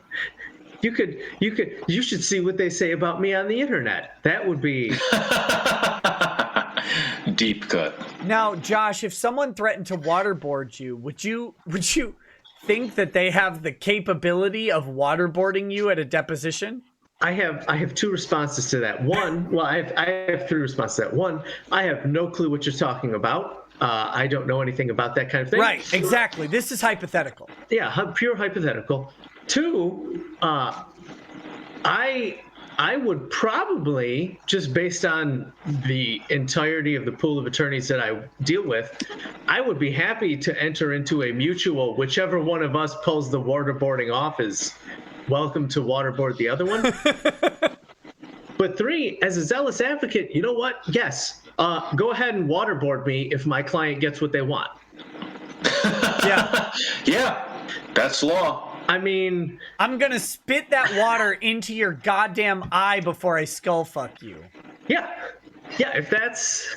If the choice is my client gets screwed or you waterboard me, all right, I'm not happy about it, but bring the bag out. Come on. Okay, this is a good question. You two were both in criminal defense. I'm in criminal defense. This is perfect for the panel. Mr. Birch was not criminal defense, but he also has apparently lost the internet and boomered everything. TLJ Screwjob says, when it's stuff like that, I don't know what, like what, and the person admits to you they are guilty of the crime, when you ask if they are, is there at least some part of you that says, I have to get this person locked up? No. Yet your job requires you to defend them. What do? I do my job.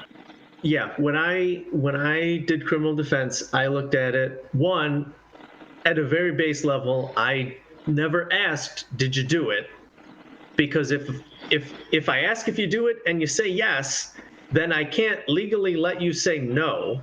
I can enter a stand mute on your behalf, but that's about it. But two, it's my job to make sure the prosecutor does their job. Let me be very clear to the chat. If you come into my office and say, I murdered someone, you are retarded. And a murder is a legal conclusion determined by a jury. Right. So, listen, you can come in all day and say, I murdered someone, and I cannot ethically trust your legal opinion on the matter. I can't do it. You might be wrong. Now, what we will then talk about, you're like, oh, I murdered this girl. I'll be like, wait a damn minute now. You have no idea what murder even is. Let's talk about the facts. You tell me how you know this person, what happened on this day. Tell me every single thing, and we will talk about the facts, and then I will go to court and defend you based on the facts. Your legal conclusion is absolutely irrelevant to me because you are a layperson, and I don't trust your legal opinion. Hell, I barely trust the legal opinion of a prosecutor. Why would I trust you? Well, right, Wisdom. because, like, okay, what you did is you killed somebody, and maybe it's murder, but Maybe not. there are a number of circumstances, defense of yourself, defense of a third party, et cetera, that would excuse what might otherwise be considered a murder into either one, not a crime at all, or two, something less than murder, and depending on how the prosecutor charges it, may get you away from it. Yeah, and Riley Red, I'll just answer this. Riley Red says, wait, is this the explanation for American Psycho? No, the explanation for American Psycho is the guy was delusional entirely, and basically none of what happened on screen actually happened. Is that the porn star? No, Riley Red, not Riley Reed. Listen, Oh, wow. listen, Keon. Fucking Brackets. Mr. Peacock. God Sorry, damn it. I didn't even realize you said the wrong name. If Riley Reed was in the chat, as I would have a lot of splaining to do. As your friend, I would do everything in my power to make it happen for you. That's why we're friends. That's why I love you, Rackets. But listen, there's a contract, you motherfucker. And that contract is at the bare minimum.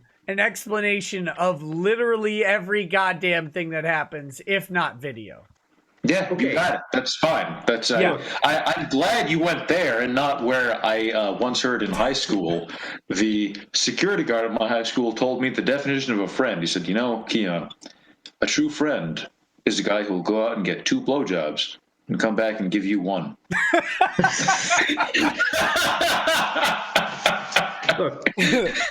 I don't know why he was allowed to work around children.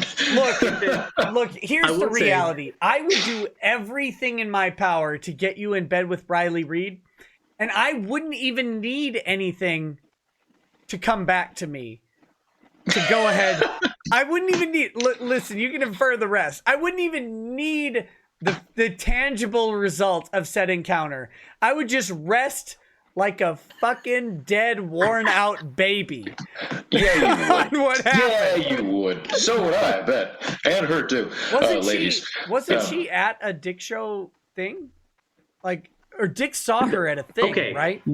Oh, Dick might have seen her, but I was not there. Walk that back, because I will straight up not murder, but permanent sleep, intentional caused by me. Several people. Look, Why? all I'm saying is there's a lot if it was of to save your life, Rackets, I would take that bullet. there's a lot of kanji on her back, and I need time to analyze it. That's Right. I need time to analyze it. Audience, if you are a thin, I just a thin spit young whiskey in brunette, my eyeball. God damn it. ignore the man with the painful eyes. If you were a thin young brunette with very loose morals, you are my type. Please contact me. Thank you. I'm gonna look like fucking some asshole with no eye for the rest of the stream. Speaking of the rest of the stream, it is late as fuck here, and I'm sure there as well. I'm sorry, let me get through this. There was a guy I saw did a $100 thingamajig. We read that one already. All right, good. Well, thank you for that $100 thing. You were a champion. Kalela says, have you heard about the Champaign, Illinois emergency order? It gives the mayor the power to ban firearms, alcohol, and gasoline sales. Hold on, fuck that. That's stupid as shit. You can't ban alcohol. Sierra and Jag, are you a woman? You're saying you're my type? Send me pictures of yourself. Siren Jag, I think, is bi. So, as long as it's a chick, that's great. Yeah. Well, I've met him, and I don't think he is. Well, then you are a goddamn liar, sir.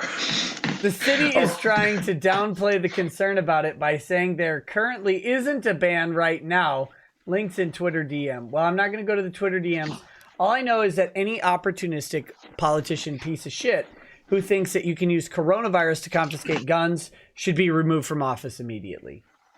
Yeah, if you're saying that coronavirus is an excuse to ban people from buying gasoline, how fuck are you. they supposed to get to the hospital if they can't fuel up their car? Listen. Right. You can walk to the goddamn hospital. What's wrong with you? Oh, right. With my respiratory disease, I'll go ahead and just get my cardio going.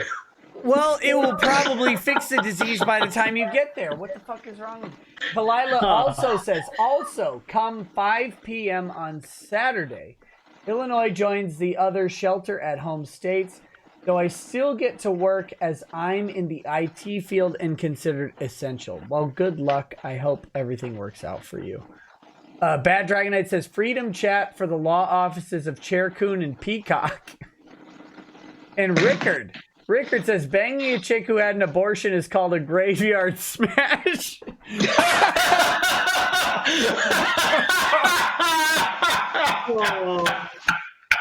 I mean, it did caught on in a flash. It was a graveyard smash. God damn it. Adam G says, hey Nick, friends with games and books to spare for Lucas Gerhard can send them to Rep Riley, P.O. Box 30014, Lansing, Michigan 48909, and we'll get them to him. Cheers, buddy. It was a pleasure. It was a pleasure with you, good sir. Make sure you get out to the next Road Rage so we can hang out. ERB Beta Patch says, Keen Mangoes, are you coming back to Twitter? No. That's a very good question. I personally am not, but I am planning on starting up planning on starting up my own YouTube channel where I'm just going to read stories. No, you motherfucker, you are not. It has nothing to do with law. Nothing to do with law. I'm not going to be competing with you. It's just going to be me, Peacock, listening to my own voice. I don't care. I will come on every show and promote the shit out of you. Awesome.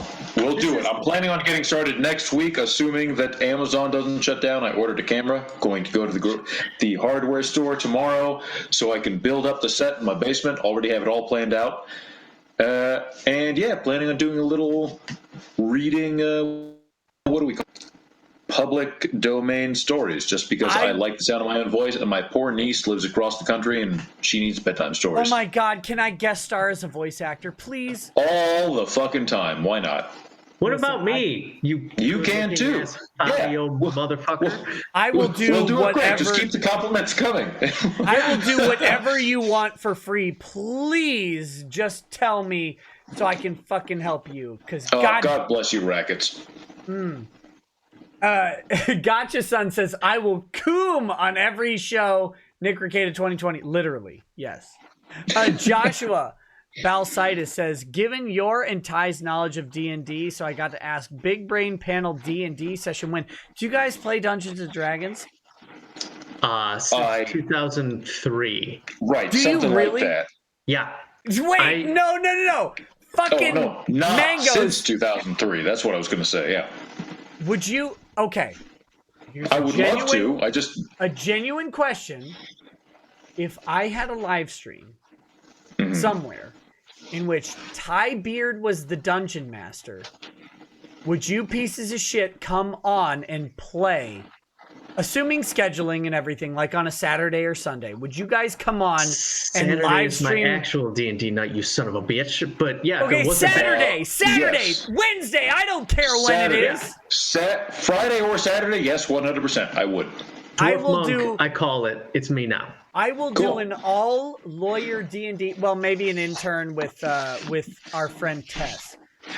If you guys know Tess, where we play and Ty Beard is the DM. Would you guys do that? That would be the funniest shit on the planet. We would have arguments over every goddamn roll. It'd be great. Yeah, absolutely. Okay, I'm not kidding. That's maybe going on my new YouTube channel if we can get Neither am I. Let's do it. It'll be great. Yeah. Micah Robinson says they are implementing this crap because the boomers are in power and don't want to die, so what if they crash the economy? Yeah, I think that's a good point. That's something that Dick has brought up is look, a lot of the people for the government bans aren't out doing shit already. They don't have businesses. They don't have something to lose by a government shutdown, so it seems logical. But listen, guys, in 10 years, you will. Even if you don't think you do now, you will have some contact, some good friend or yourself who runs some sort of fucking business, and you can't afford the government shutting you down for 6 months. You just can't. When I was out on my own, I probably could have made it a month, maybe 2. That would have been about it. Yeah. Tops. Perfect. God damn it! I just tried to type something in the chat and it was obliterated because I'm too much whiskey. Indie Visualist says China is a country. The Han are a race. They rule China and oppress the other 54 minorities. Intersectionality. This is like from 3 hours ago. Intersectionality says you cannot be prejudiced against them. Yeah, but we're burning through them. Moist John, that's a great name. Says if Minnesota does a shelter in place, I got my papers from work. Hey, buddy, if Minnesota does a shelter in place, let's hang out. I will break the law to come hang out. Liberty Bird. Oh, wait, we read that one. You have a constitutional right to practice law, so you are just on your way to court when you're going to his place. Motherfucker. And they can't stop me, right? No. They can't Right. stop you when you're on your way to do courthouse To do duties. the law. Yeah. Yeah. Rogue says the crazies from the city of Baltimore have been spilling out into the county areas since Corona Chan's arrival. Not even surprised the guard is here. Brittany Mars says it's the end of the world as we know it. It's the end of the world as we know it. It's the end of the world as we know it. And I feel fine and drunk. Me too. Nice. That's the spirit, Brittany Mars. I hope your eyes are less far apart than Brittany Venti. The guy from that thing No, says... dog. At least as far apart. At least as far. Now listen, if the eyes are farther apart than the breast chasm, is it good or bad? How big are the breasts? If It the eyes doesn't are far, matter. you must What the take it into the car. What was that? Can you repeat that? If the eyes are far, you must take it into the car. Listen, I don't know if that's true. The back seat of the car. That guy from that thing says, miss you guys, except the Mets fan. Oh, rip Steven. The Mets can't handle talent. See 1A Syndergaard, Noah. I don't know who that is. I don't fucking follow baseball. All I know is that, real quick opinion. I think the Astros are getting a raw fucking deal. Because I think... Fuck you, Nick! Fuck you! Do you know how fucking mad me and Randy and Dick were? Do you know how late I didn't get from that waitress because she was too depressed the Dodgers lost? Do you know how many fucking nachos I had to buy because the fucking Astros were cheating? You know it. They know it. All of baseball knows it, which is why MLB is not playing that fucking game with them anymore. Your bias disqualifies you because you were cucked out of shit by a fucking phone. A phone camera cucked you out of the championship. You don't get shit. No. You know what? That's a bad argument. Here's why. Because a phone would have allowed you to conquer the world 200 years ago. Do you know why the Rothschilds have all the money in the world? Because great-great-great-grandpa Rothschild, like 300 years ago, used a carrier pigeon to transmit the results of some battle that Napoleon fought in Russia and sold and or bought a whole shitload of stocks on a day before anyone else because of speed of communication. Fuck you, rackets. Speed of communication being you can communicate things within 30 seconds while someone's still up at bat as opposed to anything else. That is literally world changing. That could set up the Habsburg fucking dynasty. I'm sorry that in 200 years, you fisting each other with bats hasn't evolved to a goddamn landline phone by now that somebody can just bang on a damn garbage can and figure out your whole game plan. You can't figure it out like an asshole. Because we have honor. We are not Texans who are no better than fucking Romulans who fucking did the whole Kennemer massacre. Fuck that. Fuck Duras. The Klingons did nothing wrong. When the Texans said, come and take it, they weren't talking to the Mexicans. They were talking to the Dodgers to bend over and get reamed out anally because literally this. That and fiber optics. That's a whole nother level of shit. I can't hear you. Can you hear me? Wait. Oh yeah, Rackets just Rackets. You're deaf. Your audio's dead, fam.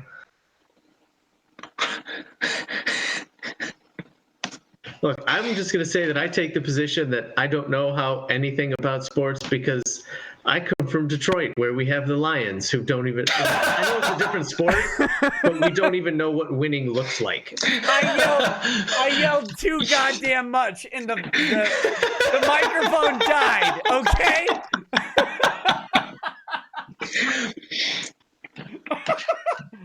Listen, if you can get beaten by this, you're muted again. Oh no. Stop hitting your computer. There we go. I hear you now. listen, apparently pounding on my desk is enough to ruin the stream. So I guess pounding on a trash can is enough to ruin the World Series. I concede every That's argument. what I've been saying. Thank you for agreeing. Give the Dodgers the world title for being bitches and getting 2 years. We need 2 years because fucking Boston cheated too. Some people think I like hit my headset. No, I'm literally just pounding on the desk. Don't do that. It'll happen again. Oh my god, what a disaster. Bad Vibes. Bad Vibes says, coronavirus gives Covfefe a possible new use. All right. Dog Backward says 4.5 million and me. I don't remember what that was about, and I'm so sorry for it, but that was $2, so I don't remember. Some nobody says, don't be nice to this woman, Keon. She's garbage. Ooh, damn. I don't know what woman you're talking about. Probably Mars girl. Listen, I offer you. Probably my ex, even though not talked about at all during this stream. Yes, I don't think More that's the likely case. my ex. I don't fucking know. Look, Keon, I Ross. offer you my wingman services whenever we are present, but I don't guarantee their effectiveness. That's all right. I mean, you have like 10,000, 100,000, a bajillion listeners, whoever it is. Riley Reed, if you're listening, please. I'm in Los Angeles. I know you were complaining with Eric Weinstein about not having a boyfriend. I would do. What's up? I would talk to Riley Reed with no possibility of sex for 10 hours just to get you laid. That you were a good friend. I would bang Blair White just to save your life. And this is why we're buddies. I agree. Malachi Tomlinson says, Governor Abbott gives vague quarantine threat after executive order along the lines of don't want to do it, but we will. Next day, record gun ammo sales in the news. I'm not even kidding. I'm reaching out to... Is your Governor Drake? That was like No, that that's was Texas. a Drake line. Texas, Governor Abbott.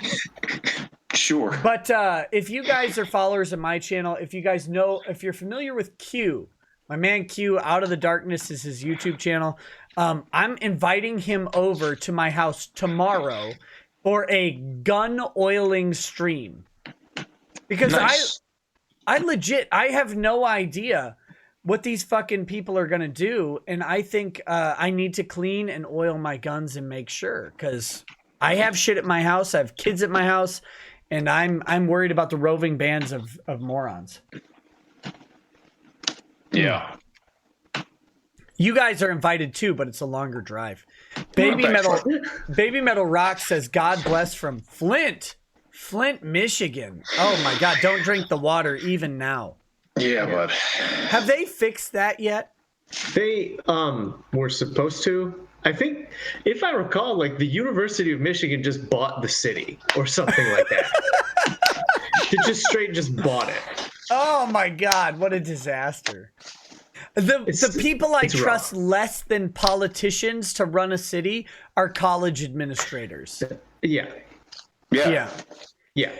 Ben Frail says, time to discuss Terry Smith Tyler versus Carter, etc. I have no idea what that is. Do you guys know anything about... I'll briefly Google it for a... We're not going to discuss it. We're not going to do that. Okay. But I want to know what it's about real Big quick. brains. Let's see. Jesus Christ. Reader Victor Selby writes regarding the recent discussion here of baseless pro se suits. Oh, it's a pro se suit that I think takes this pro se suit that I think takes the case as an oldie but a goodie from 1993. Okay. So it's a pro se suit. I'm not going to do it right now. I'll do look into it next time. Rhino says, Nick, have you heard the legal stuff with Martina Marcota's comic and her two partners? Everyone involved is lying. No written contracts anywhere. Look, I will say this. I have been contacted by both Martina and by a person opposed to Martina. I'm not going to say his name. I don't know what his name is. I have no goddamn idea what's going on. I know one of them was on Dick's show, and the people trying to bring me into that drama. Look, I don't want any of it. I may have Martina on and if I do have Martina on, I will also have the other person on because I am completely neutral. I don't care about any of their mess. I don't know about it. It's not in my wheelhouse. My understanding is if you pay someone for work, you typically own the work, but I don't know what they did. I don't know what their contracts are. I don't know anything. So I'm not going to get involved in deciding that. I don't want to. But, you know, Comicsgate has decided one way. Other people have decided another.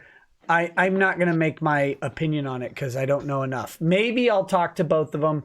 Maybe not. I haven't decided. I've got kind of a busy schedule coming up.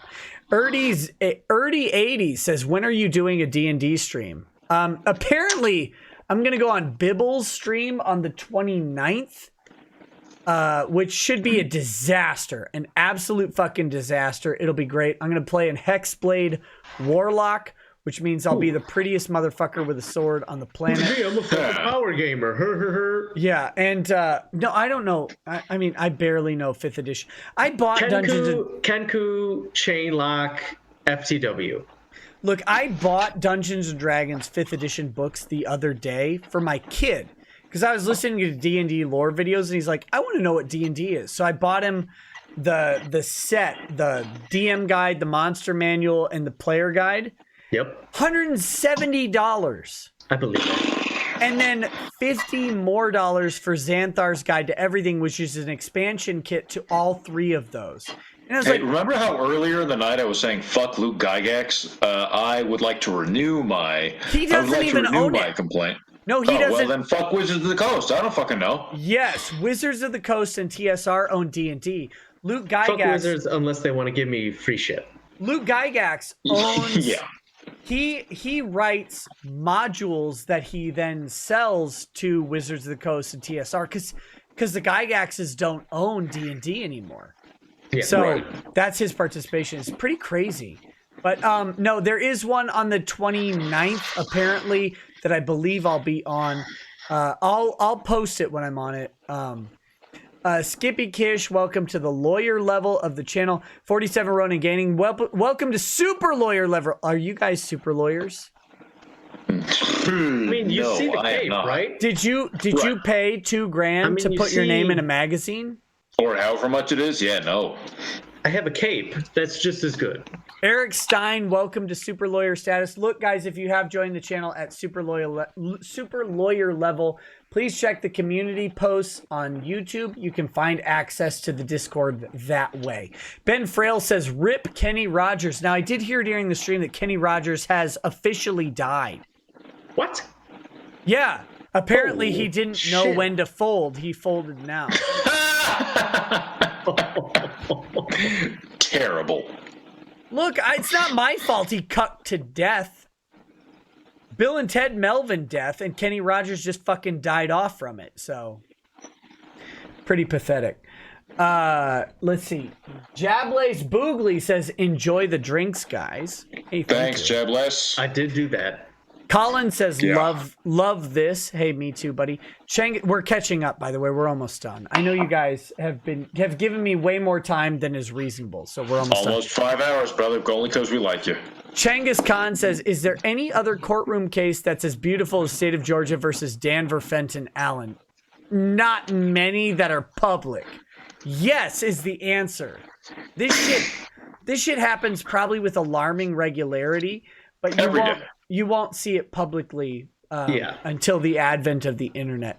Alice James says, dramatic reading was amazing. Can't stop laughing. Shadow Goff says, you guys reacting to that courtroom is the best thing ever. Sakaki Onsai says, rip the gambler. Kenny Rogers gone at 81. Skippy Kish says, bravo, y'all. Changus Khan says, Russell Greer takes simping to the next level. Lol. Russell Greer sued the state of, I just want you guys to know this. He sued the state of Utah to force them, listen, my man, Mr. Peacock. He sued the state of Utah to force Utah to not only legalize prostitution, but to conscript against their will women into prostitution for $500. a shot. Well, And he wrote a book about it called Why I Want to Have Sex with Your Daughter for $500. I mean, that is what Aristotle would call master mentality, meaning that he doesn't understand that he can't do things. He can do things, and he is a master of it. Well, he doesn't understand that he can't do things. I'll give him that one. Good for him. Good for him. if you're gonna go, just go all in, right? I mean, Yeah. Just tell the government how crazy you are. Lord of Swarm says, bang Blair White to save your life? Holy crap, I banged Blair White on principle of being respectable and the closest thing to a woman that actually loves men. Wait. Holy get crap. out of America, my friend. Drexel was right. By the way, I'm hoping to get Drexel on this coming week during Corona Chan. I have invited him over to my house to coof in my goddamn anus, and I hope he will be on the show. So just so you guys know, if you're looking, I know some people asked me to do a Drexel stream. I'm doing everything in my power to get Drexel on to at least one show. And if you guys want to join that show, you just let me know. Let's see. Rhinosaurus Rex says, in the wise words of a Scottish poop lord to a man who doesn't like square frogs, a woman treats your unit as a chore. A trap treats it like their god. God damn it. Oh. No. I'll ask him when I see him. It's actually correct, and that's the saddest thing. Lord of Swarm says, just got to open some Hudson whiskey, baby bourbon, and it is delicious. Cheer rackets. I've never had it, but I'd love to try it. Lord of Swarm says, I caught the analyze versus analyze rackets, and I approve. I don't know what you're talking about. Siren Jag says, hey, he could have salvaged the night. He just needed to make sure she hadn't had any teeth extracted in the past month. That's you, Mr. Peacock. Probably talking about me, yeah. Yeah, definitely. Bad Dragonite says, ultimate D&D rules lawyer stream hype. Fighting Slug says, hope I can watch some really Doom tonight. I'm not doing Doom tonight, guys. I am trashed out of my goddamn mind. Angry Baneling says, Mr. Peacock, I will shill your channel with the same enthusiasm as I do Nick's new channel. Do it. Make that channel and stream with Nick day. God bless you. Thank you, friend. Malik Foxen says, have my money rackets. This was a legit one of the best streams. Big Brain Panel and Chad Dad streams are the best. I agree. We're going to have a Chad Dad stream as soon as I can organize it. Grunu says, here's a tip for the great show. Only $5 though. You grift hard enough. Mr. Peacock is now my top 5 guests. And hello, fellow Michigander. Hi. Some nobody says Wizards of the Coast is woke trash now, by the way. I believe it. Rhino says, that's the thing about Markota and her comic. There were no contracts. Verbal everything. It's hilarious. Legal cluster. It's right up your alley. Now, guys, as a quick general question, I don't know what it's like in your state, but in my state, if you hire someone to do work, like if I call Josh and I say, Josh, I need you to write the dialogue of my comic, that is presumptively, outside of an alternative agreement, a work for hire, and I own the dialogue that you write. How is it in Michigan and California? Do you guys know? In California, from what I understand, yes, you own it, but only insofar as you actually make that payment. Right. If you promise to pay and you don't, if I say, fuck you. I give you $500 to write the dialogue of my comic, I give you the $500. You have it. Then you write the dialogue of my comic. I own it, period. Outside of any written agreement. Yeah, that makes sense. Okay. What about you, Josh? Do you know? I'm not 100% sure, but I think that just based on what I've seen happen in courts, that seems like it would be how we would handle things here. It's a scary and again, I need thing. to clarify. I don't know the actual answer, but just that makes sense. Look, a hard thing to do is to go in front of a judge and jury and say, look, this person, and you show the check blank that says from Mr. Peacock to Josh, and in the memo it says Dialogue Services. And $500 is the check amount. To go into court and say, he paid him for it, he owns it, and you as Josh to say, he doesn't own the words I wrote, bitch, is a really, really, really goddamn hard sell. Really hard sell. Especially if you cash the check.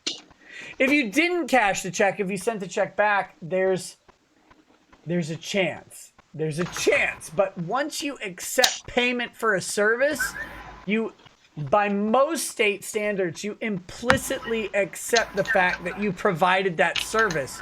And that is presumptive proof that you did do the thing you were asked to do, because most people don't give you $500 for nothing and then write in the memo that this is for dialogue. Okay. Other than people like me, like I seriously just put random things in the notes specifically to fuck with people if they ever read them. Yeah. No, the best thing to put in the notes is for full faith and satisfaction, right? Well, you could do that, but then like that's They can use that against you. I write things like, for sexy time. Right. I write similar things on my I only fuck around on my IRS checks when I pay my taxes for bombing brown people, because For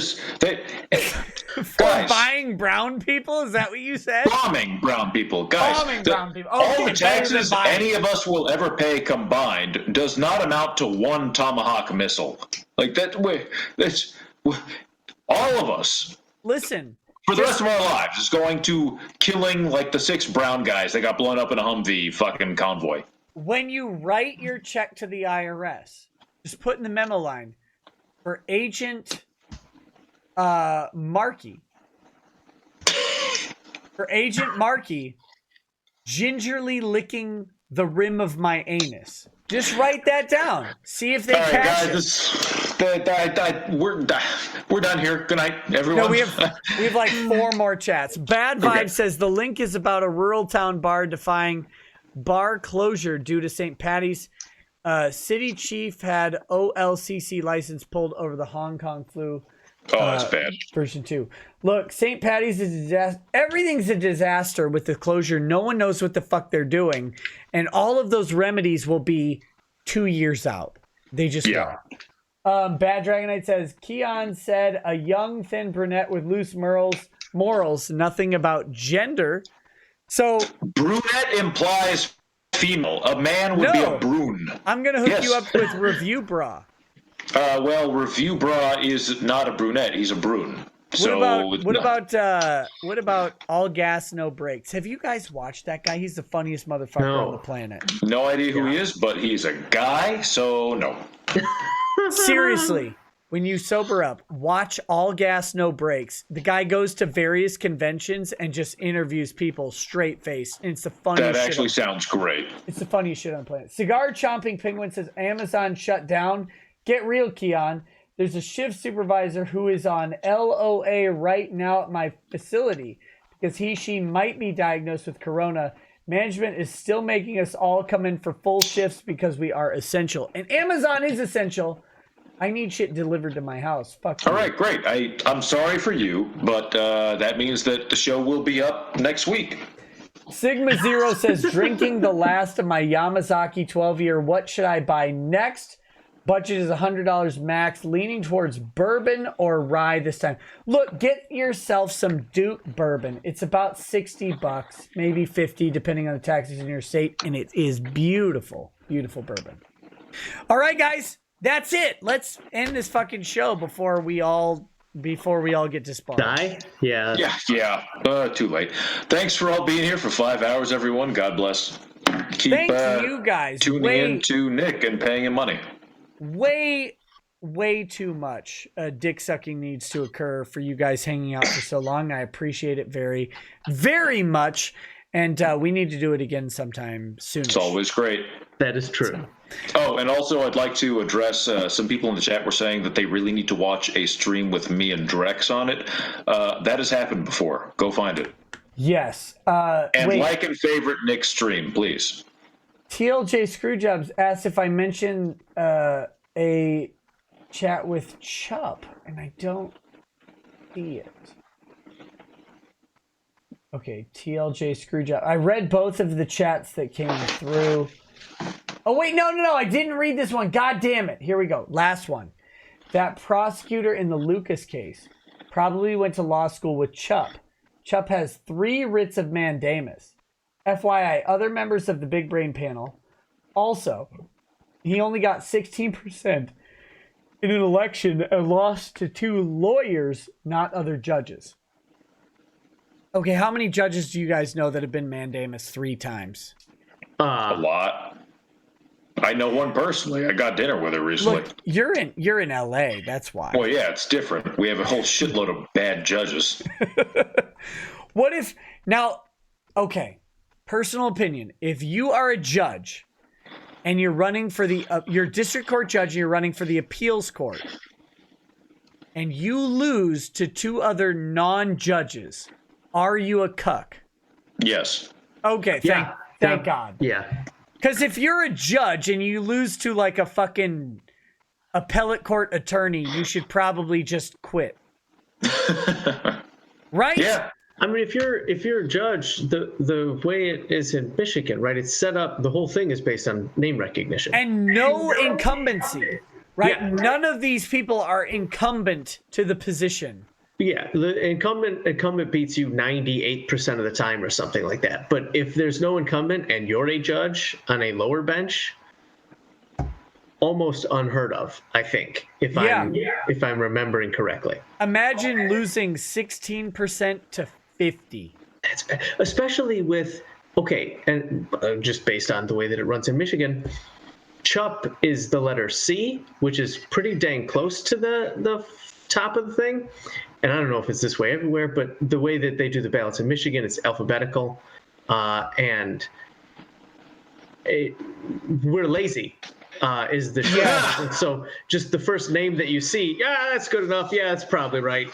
Check. 16%. That's fucking embarrassing. I think the guy got campaigned against, which is hard for a judge to even do because people have to care enough about a judgeship and then actually go out and spend their time saying, no, don't vote for this piece of shit. Amazing. All right, guys. Well, thanks for hanging out. Don't leave just yet. I'll say goodbye to you privately. Let's say goodbye to the stream. Is there anything you guys want to say to the stream before we go? Good night, stream. Good night, everybody. Thanks for paying attention. Thanks for hanging out. All of you guys. I hope you had a good time. Make sure you check out the video I did on the Kentucky guy who has said he was never even tested for coronavirus before being locked in his own fucking house. We should have covered this, but we didn't because I'm a retard. Look, due process fucking matters. It never matters until you're the asshole without due process. Go check it out. Peace.